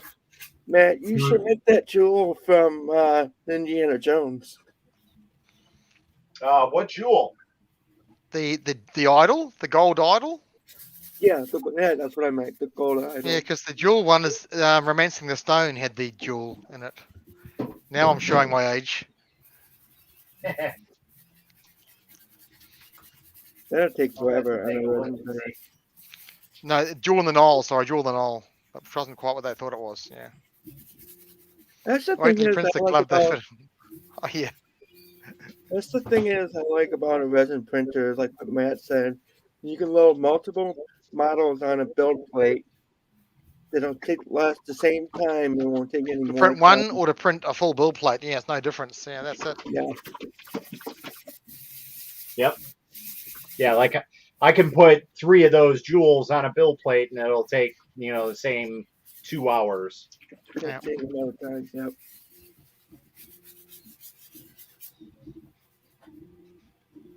Yeah, I never had a problem with the UV resin, even if it was old. Wait till he prints the glove they fit in. The jewels for Thanos' glove. Oh yeah. I could Yeah. print that on that thing. Matt, you should print one of these in resin. A clear resin. What is that? Frankenstein? Yeah, No, Frank and Buddha. Yeah, Frank and Frank Buddha. and Buddha. Tony Stark, Buddha. I thought it even had to put Rock's head and everything. Shouldn't it be Rock's head and everything? Rocktopus and baby Rock Yoda, and seems to be the trendy thing at the moment. Yeah, I usually don't go with the trends. No. Nah. Yep. Matt, I'm searching in a good print for the rainbow filament. Yep, I got a rainbow silk filament. I got to test out. You're searching for what? For the rainbow filament. I must try it out. Little things is not good. I'll show you. Hang on, I'll show you a rainbow one. I'll just show you a nice one. Hang on. Let me see. This is what I do, Matt. For the little bit resident what I leave over. No, chatting away. On the mask and on the things for nice finish touch. Yeah. It's really, there you really nice. Yes, yeah. Is that from Creality? I don't have the Creality one. I have the stuff from Yusu. This is different brand. There we go. There's a nice color change rainbow. That's really nice. Yeah, but that is silk rainbow. Correct. Yep. I use the silk rainbow. Now I must find a nice model for the rainbow filament. Oh, there's my light thing. I have like the suggestion of that. Yeah, go find a nice one. I liked Zolon's bi-colored filament. That was nice. The who's that? The quantum filament. Yeah, there's 2 colors. Quantum PLA. Yeah, the quantum PLA. That's awesome. I'd like to get some of that through my. That kind of rattles my cage a little bit. That quantum PLA stuff, because there was a company back in 2019 that I found at Murph, and they're based out of Indiana, which is right next to me, and they had filament like that. And unfortunately, they kind of went under because everybody just kind of went and did their own thing, and nobody really kept the company going, and the owner he couldn't keep it going because he had his full-time job and a family and everything. So they ended up, I think, selling the company to who is it? Matter Hackers that makes that now? Matter Hackers makes it. Yeah, Matter Hackers. Selling the company to Matter Hackers, and now it's like a huge, big promotion thing, but yet nobody knows about it beforehand. Like, I've known about it for a long time. Like, it was really cool because there was the fractal pyramid that was a print that I always liked. And they did that in that multicolor, and like you turn it, and it literally would change colors on every surface. Turned it. It was the coolest thing ever. And here it is. Everybody's jumping all about it, like it's brand new and this and that. And I'm like, it's not new. It's been around for a long time. Okay, I find a nice model. Oh God. I find a really nice model to print, Matt. And I hope got a handful of geckos, looks like. Yep, a handful of geckos. I mean, they all came out really nice. I no longer print on glass anymore. I have a flex sheet bed. It There came you out. go. And that looks like the Mackay Bear gecko, which is the same guy who did the dragon that Matt printed off. Yep. I want to buy the articulated dragon. Yep. That's the same author. It should be. MacGyver did that gecko as well as the dragon. Yeah, So I I printed had a a couple off problem for a with that friend one. for Chinese New Year, for the table centerpiece for Chinese New Year in red. I had a problem last night with my white filament. Oh, Matt, I have a problem, a little bit problem. See, I don't know because of moisture in the filament. What's that? Stringing What's that? and It's a hand for an urn, but actually, is that 20% infill? I don't know why that pattern came out like that. Ah, Shifting. it's also under extruding. It's very patchy. Yeah, Yeah, I under need extruding, to clean partial the under nozzle extrusion. out again. You can look on the tube on the end. It's maybe too cleffy, or how you say it. On I the have end of not the seen tube. the Hydra Dragon yet. I saw the crystal one that everybody's printing, and I want to print that next. You should, Matt. You should make the shrug, The what? the shrug, Swan. the rock frog, the rock. Everybody's like on TikTok, and if you go on there, everybody's printing everything based off the rock. You know, like Yep. Okay. What's the crystal dragon one then? no, that's Shrek. Oh, that's Shrek and Rock. The Crystal Dragon, I think, is by Mike something, and that's the new one I that's see. going all I see. all Yeah, on he's TikTok. I got it here. I got it here. So it's the Yeah. articulated one, but instead of being spikes, it's it's crystals along the dragon. Yep. Yeah, it looks really cool. Yeah. Done by who's the author for that one? What's his name? Why won't you? Yeah, Leon Castro. Castro. Yeah. Yeah, Castro. Yeah. Matt, the next thing I'm gonna print is not called the Shrek. It's called the Shug. It's like it's mixed between a shark and a frog, and it's got the shark head on it. It looks really nice. Gotcha. In the chat. Yeah, I usually don't follow the TikTok trends. The only reason why I followed the dragon one is because I had an employee who loves Dragon Ball, and he's like, "Hey, I want a Shinron print," and I'm like, "All right, cool. I'll try and find one." And then, of course, Perfect that one timing. Yeah. popping up on my feed left and right. I'm like, "Oh, that's the perfect print. It looks just like them." It's a good test. It's a good test for your first layer adhesion. That's for sure. Oh yeah. I need to get my shop well known out there. I don't know how, but I have to figure it out. Like, look, right now my shop's like really slow. Your what? My shop, Where do you have it on? Etsy. Okay. Etsy's got a usually pretty good platform for that. Yeah.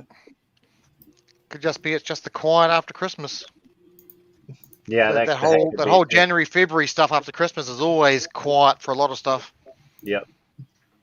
I mean, I haven't had any sales in the last 2 years. Okay. Let's see if I can find. Is that also articulated, the 5-headed one, or is it just a single piece dragon, Hydra Dragon? Where is that Hydra Dragon at? Yeah. Is that another Cult 3D one? Let's take a look. I spent like $120 at Cult the other day. Did you? Yeah. I've got a few things on cults. One thing I did get was the Alfonso's steampunk letter collection, which is quite good for doing things for decorations and nameplates. But they were like half price before Christmas. I got the whole lot. Still $50, but 26 letters and 10 numbers. It's not bad. Damn. Alrighty, man. I'm about to hop off. I gotta go get my coffee. No Alrighty, worries, sir. Denny. Yeah. I should Take bugger it off easy, myself man. soon. Denny. Shit, how long have you been streaming for? Nearly 5 hours. Oh, I've been on here for 5 hours. So. Yeah, pretty much. Yeah. Yeah. When I I'm gonna gonna pop off here in a couple minutes anyway. Think of So body. Okay. always when I wake up on the Monday is always met online. Always. That is my morning's day. Always Monday. Yeah, well, I was up at 5 o'clock, or actually about 3. I was doing some work this morning when I got up for work. So I'm And gonna then- try this one model, Matt. I have shared the screen of that. Show us. Oh, that's the one Jerry did, the big one. That's the big castle Jerry did. But he did it. I'm gonna do He that. did it as a rainbow, but he did it over 5 or 6 kilos of filament. So he had 5 or 6 different five different spools, and then one was a rainbow filament spool as well. His castle, I'm gonna huge. try this. That'll work fine on the rainbow. Depends how tall it is. How tall is that? Oh, 23 hours, 46 minutes. Yeah. 400 grams, 140 meters. Yeah. That's 238. That'll change color quite. That'll definitely change. Yeah. I'm gonna a little bit higher. You're getting, it'll go through what, maybe 10 color cycles if it's 140 meters. Yeah. Because most rainbows are between 12 and 15. So if you're lucky, it's around 12. The rainbow silk I use is about 12 meters.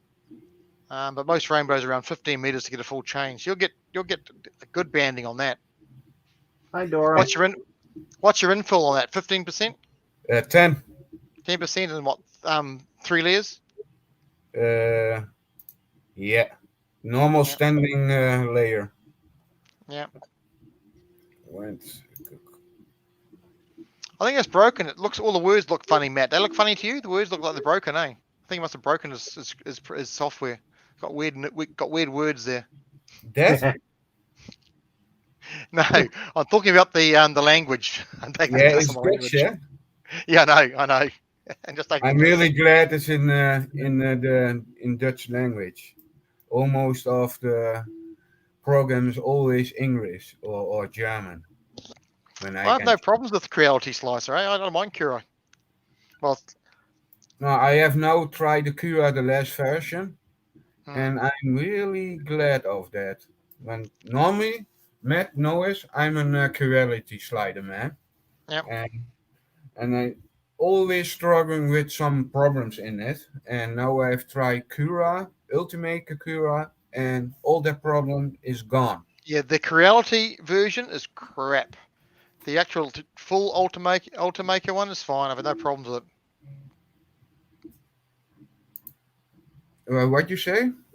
Yeah, I use the Ultimaker version. I don't use the Creality version at all. It's crap. Yeah, which it's almost out of date. It's the 10 of second first update from Ultimate. Plus buggy airs and crashes because we'll bolt all the Creality crap into it. So it's just crap. I have the first I do now 2.5 year printing, and the first year I have try the Creality slider every time, and to say, Matt, you must Ultimate make is really better than the Creality sliders or anything of the company sliders. Because I tried that, and now I always with the sliding in Cura. Yeah, I've got to give the Super Slicer a go. Everyone seems to say that's pretty good, but just haven't got around to that yet. I've downloaded it. This is as far as I've gone. Yep, I hear some great things about it. I tried last week the Prusa slider, but it's Well, the Super Slicer is based on Prusa. Yeah. A lot of function is not working on the printers from other companies. Yeah, I've had no issues with the Ultimaker. You see the fuzzy skin. Yeah, you can make a black skin. Yep, yeah, the wireframe, all the extra features. And now you can also see on the screen where you get the support. It's a little bit red on it. Then Yeah, you can see. I don't mind. I mean, Prusa has the painted supports, but I don't mind the custom support plugin for Crowdy. That's what I use all the time. The custom supports, they work well. Yeah, I make Got no my problem with shoots them. with the normal support what it Cura gives me. Yep. I change only. I've last week I have changed only the to look of the try the extruder filament. Maar it's 0,4 millimeter. This is good. Dus I'm gonna Yeah. change anything on the printer. It's printing good out of the box. That's why I changed that. Yeah. Only the extruder I'm gonna change. It's a little bit crappy extruder. It's Yeah, well, a clone. I'm sure I'm going to have to change my extruder at some stage. It's been on there for over a year. It's gone through 10 kilos of filament. It's still the original OEM plastic I'm extruder now that it on. came with. But I've got the CNC and the red dual Crowley extruder as well. They're both sitting in a box. I haven't touched them. They're still sitting there. When it dies, I'll replace it. I've still got even got a spare for the crappy one. But What I most like on the Delta printer from the VL Sun, the Resin, is you can see how many hours you have print in totally. yeah, Prusa does the same. Prusa totals up the I missed that total on filament. reality. Yeah. I have put on the Ender6 clipper. It worked really fine with the H2 extruder from BQ. Yeah. And now you can also see on how many parts you have Clipper, print, how many Clipper hours. tracks it. Clipper tracks it. Tracks the hours, the filament usage, it's and everything really else nice. too. Yeah. But in my opinion is when I see it's 500 hours printing, then I know I must gonna clean the bowl up. You must tighten everything. When you that not knows and you go to 1,000 hours and you think, oh, we're gonna now try, then you have a lot of more problems than only one problem. That is my opinion. No, Like I check do my belts and everything. I go around every month and just check them, but I don't tweak them much. I said loose is better than tight, too tight. Mm-hmm. Yeah. Check the nuts, check the bolts. That is important from printing. Always check the things out. Yeah. When you see in the print it's not normal, then you're going to look for it, the problem. Yeah. The only problem there is there's so many different reasons to cause the same error in FDM. Yeah, when you the most people waiting, they think, it's a Cura problem or it's a software problem, and don't not mention that the wheel can, it's changed. It's everything. It's a normal. It's mechanical. When you put the Mechanical. car You service your car. You service your car. It's and you go mechanical. not You service right. your printer. It's mechanical. Yeah. I say always think people it's about a car. When you go right, then go smoothly. Do you have a lot of problems? When you put the car on the package for a year, do you have problems? Yeah, you have problems.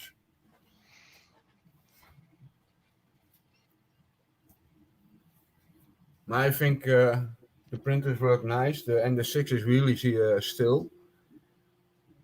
You don't hurt it. You don't not hurt the extruder. Nothing of it. So you got the side panel kit and the lid kit for it, the whole lot. Yeah. You like the design of it. I have the first batch I had it. It was a crap printer. The first batch of the N6 was really crap. It was with not the great steppers on it and that. Then I get the batch 3 of it, the last batch from Corelli, what is produced. And that's really great. They changed the main board. There's a main board in it. It's from the C10 Smart is also in the same main board. It's not the older main board in it anymore. Yeah, well, that's why they annoyed with the CR6 CSC Kickstarter. Good concept. They picked all the R&D was done by the owners, and they fixed all the problems, and now it's a real good printer to buy. I mean, that's why Anycubic cloned it. So that's a good printer. The CR6 is a really great printer. I like it. That was my second printer for making suits on it. It was really. That was also the first printer when I go out of house to not to fair to damage the print or anything. It's really great printer of that. Yeah, as long as you haven't got as long as you sorted out the bed trace issues, you're okay. Yeah. But also the Delta printer is really nice printer. Yeah, I can watch the Delta printers print. The way watching those arms go up and down all day, it's just a great printer to watch. Yeah. It reminds me of the medical droid, the medical robot from Logan's Run. The way the arms go up and down. That's what it reminds me of. It looks like that. Yeah. And the other thing it looks like is the Da Vinci surgical robot they use for doing the microsurgery. With all the arms going in and out, and all the blades going in and out. Yeah, you can see. Really, I like it. It's some things must be changed on it in the new future of the Razer, but I think it's really a nice print. It comes out of the box, prints 150 milliseconds with no issues on it. Yeah, it's really nice. I can only print with the Ender 6, 220, then it goes flopping out. And I've printed with the Razer almost 280, 290 millipen seconds. It print really fast. I haven't kicked mine out past the standard settings, but then I don't care how long it takes to print. It takes what it takes. Yeah. Yep. TK Logan's Run. Yeah, the original. I got the original movie. Yep. The TV series was so, but the original movie was still great. Yeah. I've got it. In fact, I've got it sitting here on my. I've ripped the. I got the original DVD, and it's ripped. It's in my collection. Old classic movies. I got a whole pile of classic sci-fis. Logan's Run's a great one. We have no on the television and TV program that sent now the last 3-4 months. Old movies are about the 90s, Die Hard, and that's old stuff. I like it. Yeah. I hope only this week that all the lockdown in the Netherlands gone, but it's crap now. Silent Space was okay. Not Silent Running. What was it called? With Huey, Dewey, and Louie. Which one was that with Huey, Dewey, and Louie? What's the movie called? Damn. What is it?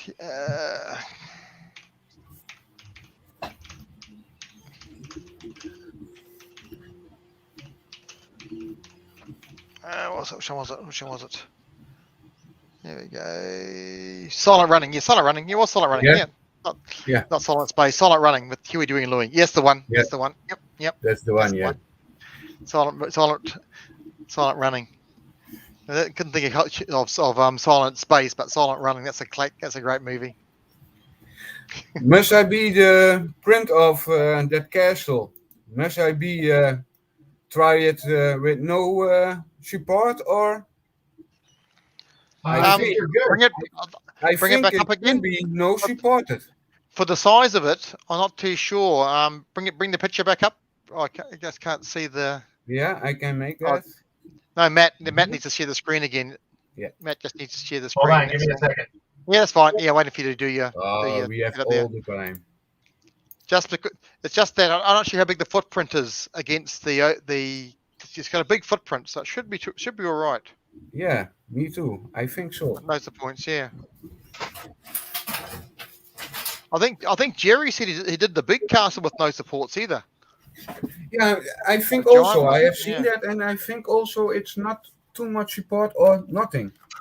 Yeah, because you got the mass, you got the whole mass there. The cantilever portion, the bulk of it is still over the support base. So I think no support should work.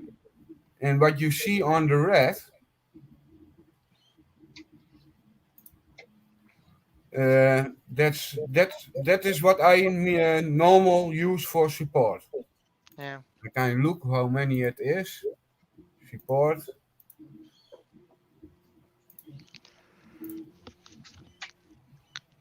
Yep. Normally I use 60% of support. Oh, for overhang. Yeah. Yep.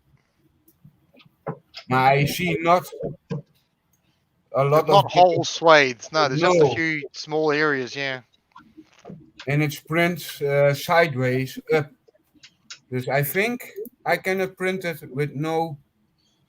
Yeah, we're gonna try it with no support. Go for it. Yeah. But how many was that 400 grams that you're using? Was it 400 grams? I put a little bit higher now to the top Okay. on. Little bit. You're going for room. broken, going for the whole build area. We try the whole build area. And that's I have happy because that's quite wide where the base of the castle sits. That will fit happily on the circumference for the delta. Okay. Kind of a little bit. Oh. Yeah, because as it gets higher, the area shrinks, doesn't it, with the delta? Not at all. Yeah, but it's a cylinder, isn't it, all the way up? So yeah. That cylinder is the end of the area. Yeah. I make always put the nut tot on the area. I put always a little bit about under. Then I know. Then can he never not quite knock sure. off? Yeah. Always. Doesn't stop or jam or stick. Yeah, you got clearance. I have tried it yesterday with one piece on the Ender 6. And I don't think that'll work too well in a single shell TK, because there's no way that'll hold its own weight into a single shell. Yeah. It'll mostly collapse itself in, even with the 10% infill.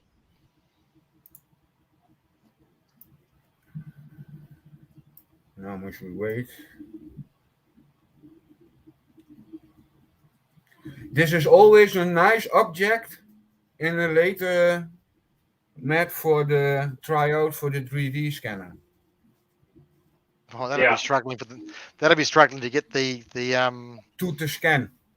Yeah, it wouldn't be able to get those pillars up top in the towers for the windows. No way would handle those windows on the top of the towers, in the pepper pot tower windows. I must now wait for the new firmware for the scanner. I broke the USB stick. Damn. Uh-oh. Yeah. They have put a program on the USB stick for the camera, and you have not installed it on a PC. You can put the it's USB. standalone. It's a standalone program. Yeah, it doesn't work on the stick, right? Yeah. And now it's broke my self-run, stick. Dus I can't try it out anymore. Dus I wait for Clarity, send me the files again. And the program, what I find, is also restricted with the number of the camera, the SN number. It's decoupled.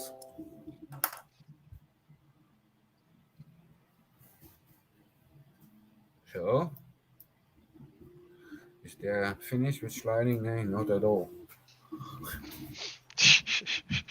serious crunching going on for that slicing. That's going to be a big G file. Yeah, I know.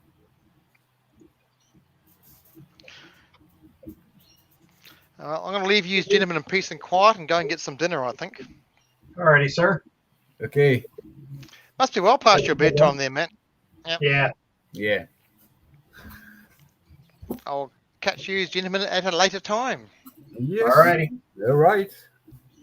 Get good. Bye all. Bye. Yep.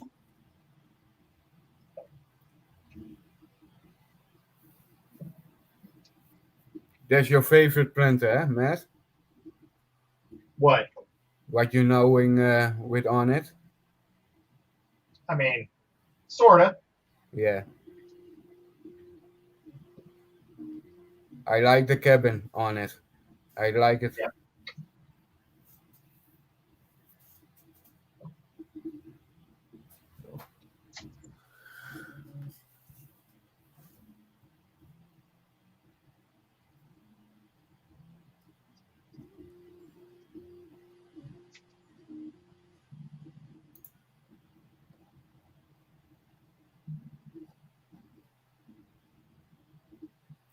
Yeah.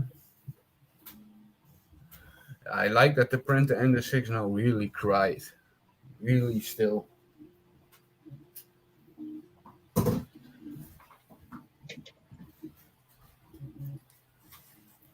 Yeah, that's really nice. The newspaper.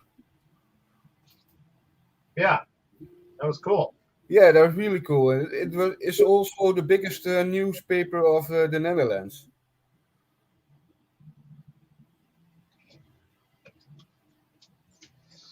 All right, let's see who popped in here. Who's basically going to be leaving here. Welcome back, sir. Yeah. How are Yeah. you? Hey, Oh, Matt. Good morning. 8:20. So, Yeah, I had a nap, almost so done with the sliding. feel better now. Yeah. Yeah, I had a nap. I was early on Matt's show, and then after a couple of hours, I went out and laid down, and now I just woken up. Yeah, you must good sleeping, eh? It's really important. Mm, yeah, I know, but wasn't really good sleep. Was like on and off, Mm-hmm. but was good enough for me. Yeah, normally I cannot also do with a little bit sleep. But when I'm 1 week doing that, then I'm broke. I'm really broke. So the slide is now. Okay, 2 days and 3 hours and 911 gram filament. We're gonna do that.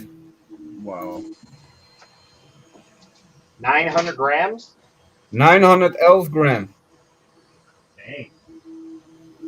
305,5 meter.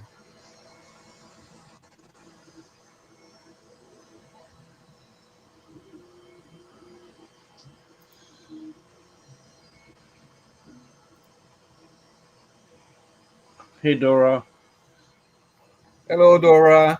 Good morning, Dora.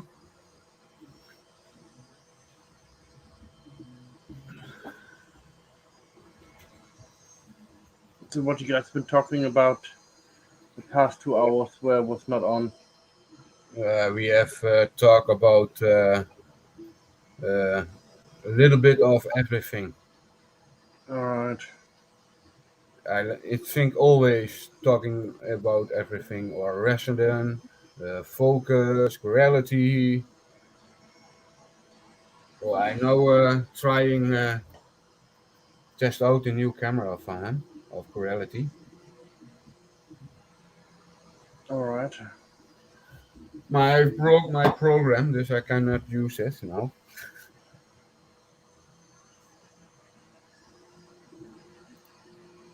So, on it.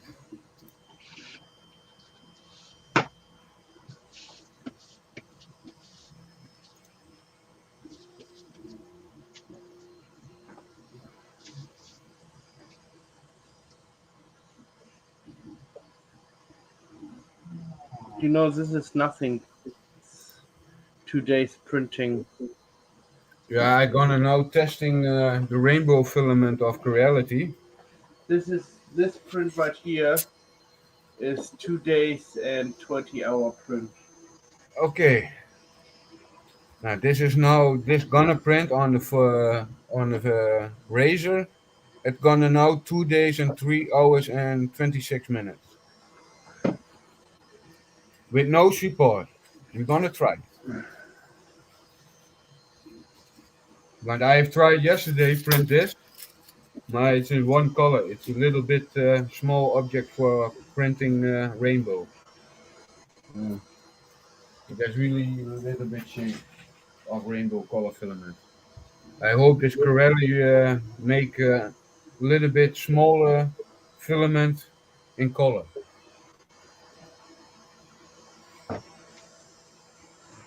So now we have put that on the SD. Yeah.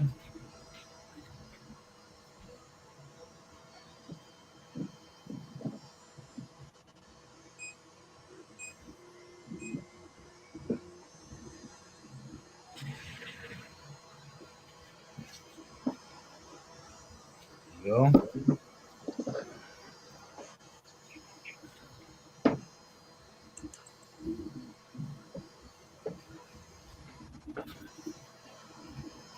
But you have printing this weekend.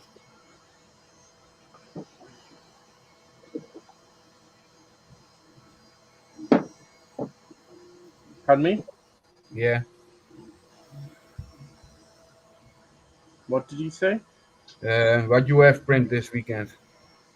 Oh, I have a lithophane and I just finished printing this. Another one. But this one looks Oh, better. that is the Elvis of the ECDC guitar. Yes, but I made two of them. See the difference? The top? I like that. I like it. I've seen it with the light. It's really nice.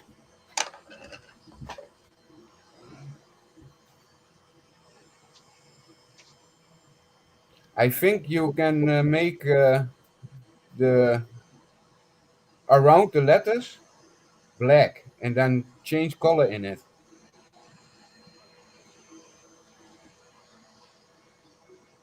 Yeah, it's really Well, nice. I like it. yeah, it's alright. Not my best work, but yeah, but you can see the top is way different than on this one. But both are ACDCs. Yeah. So, and this one is with heavy border. And this one is without border. You can see how big it is. Yeah. Yeah, it's really nice. So,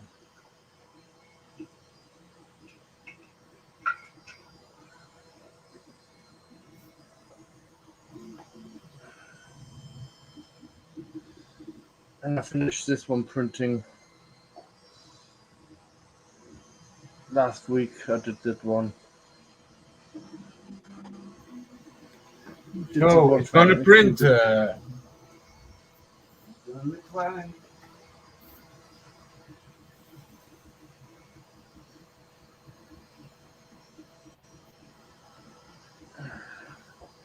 Matt Farmer is in his element. He's totally immersed into his work. That's correct. Yeah.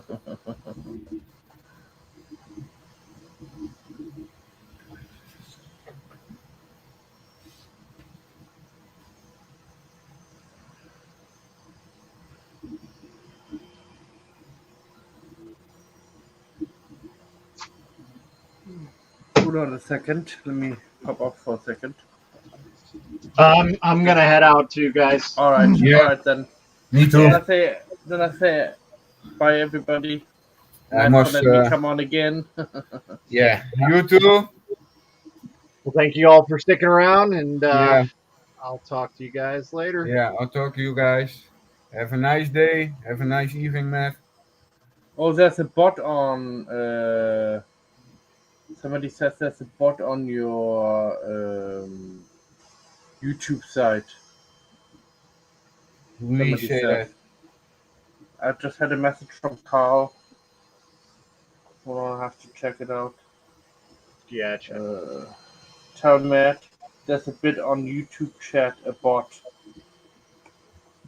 So There's a bot on the YouTube chat?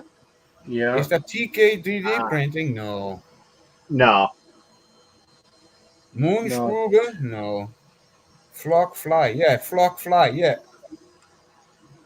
No, I see no bot. Yeah.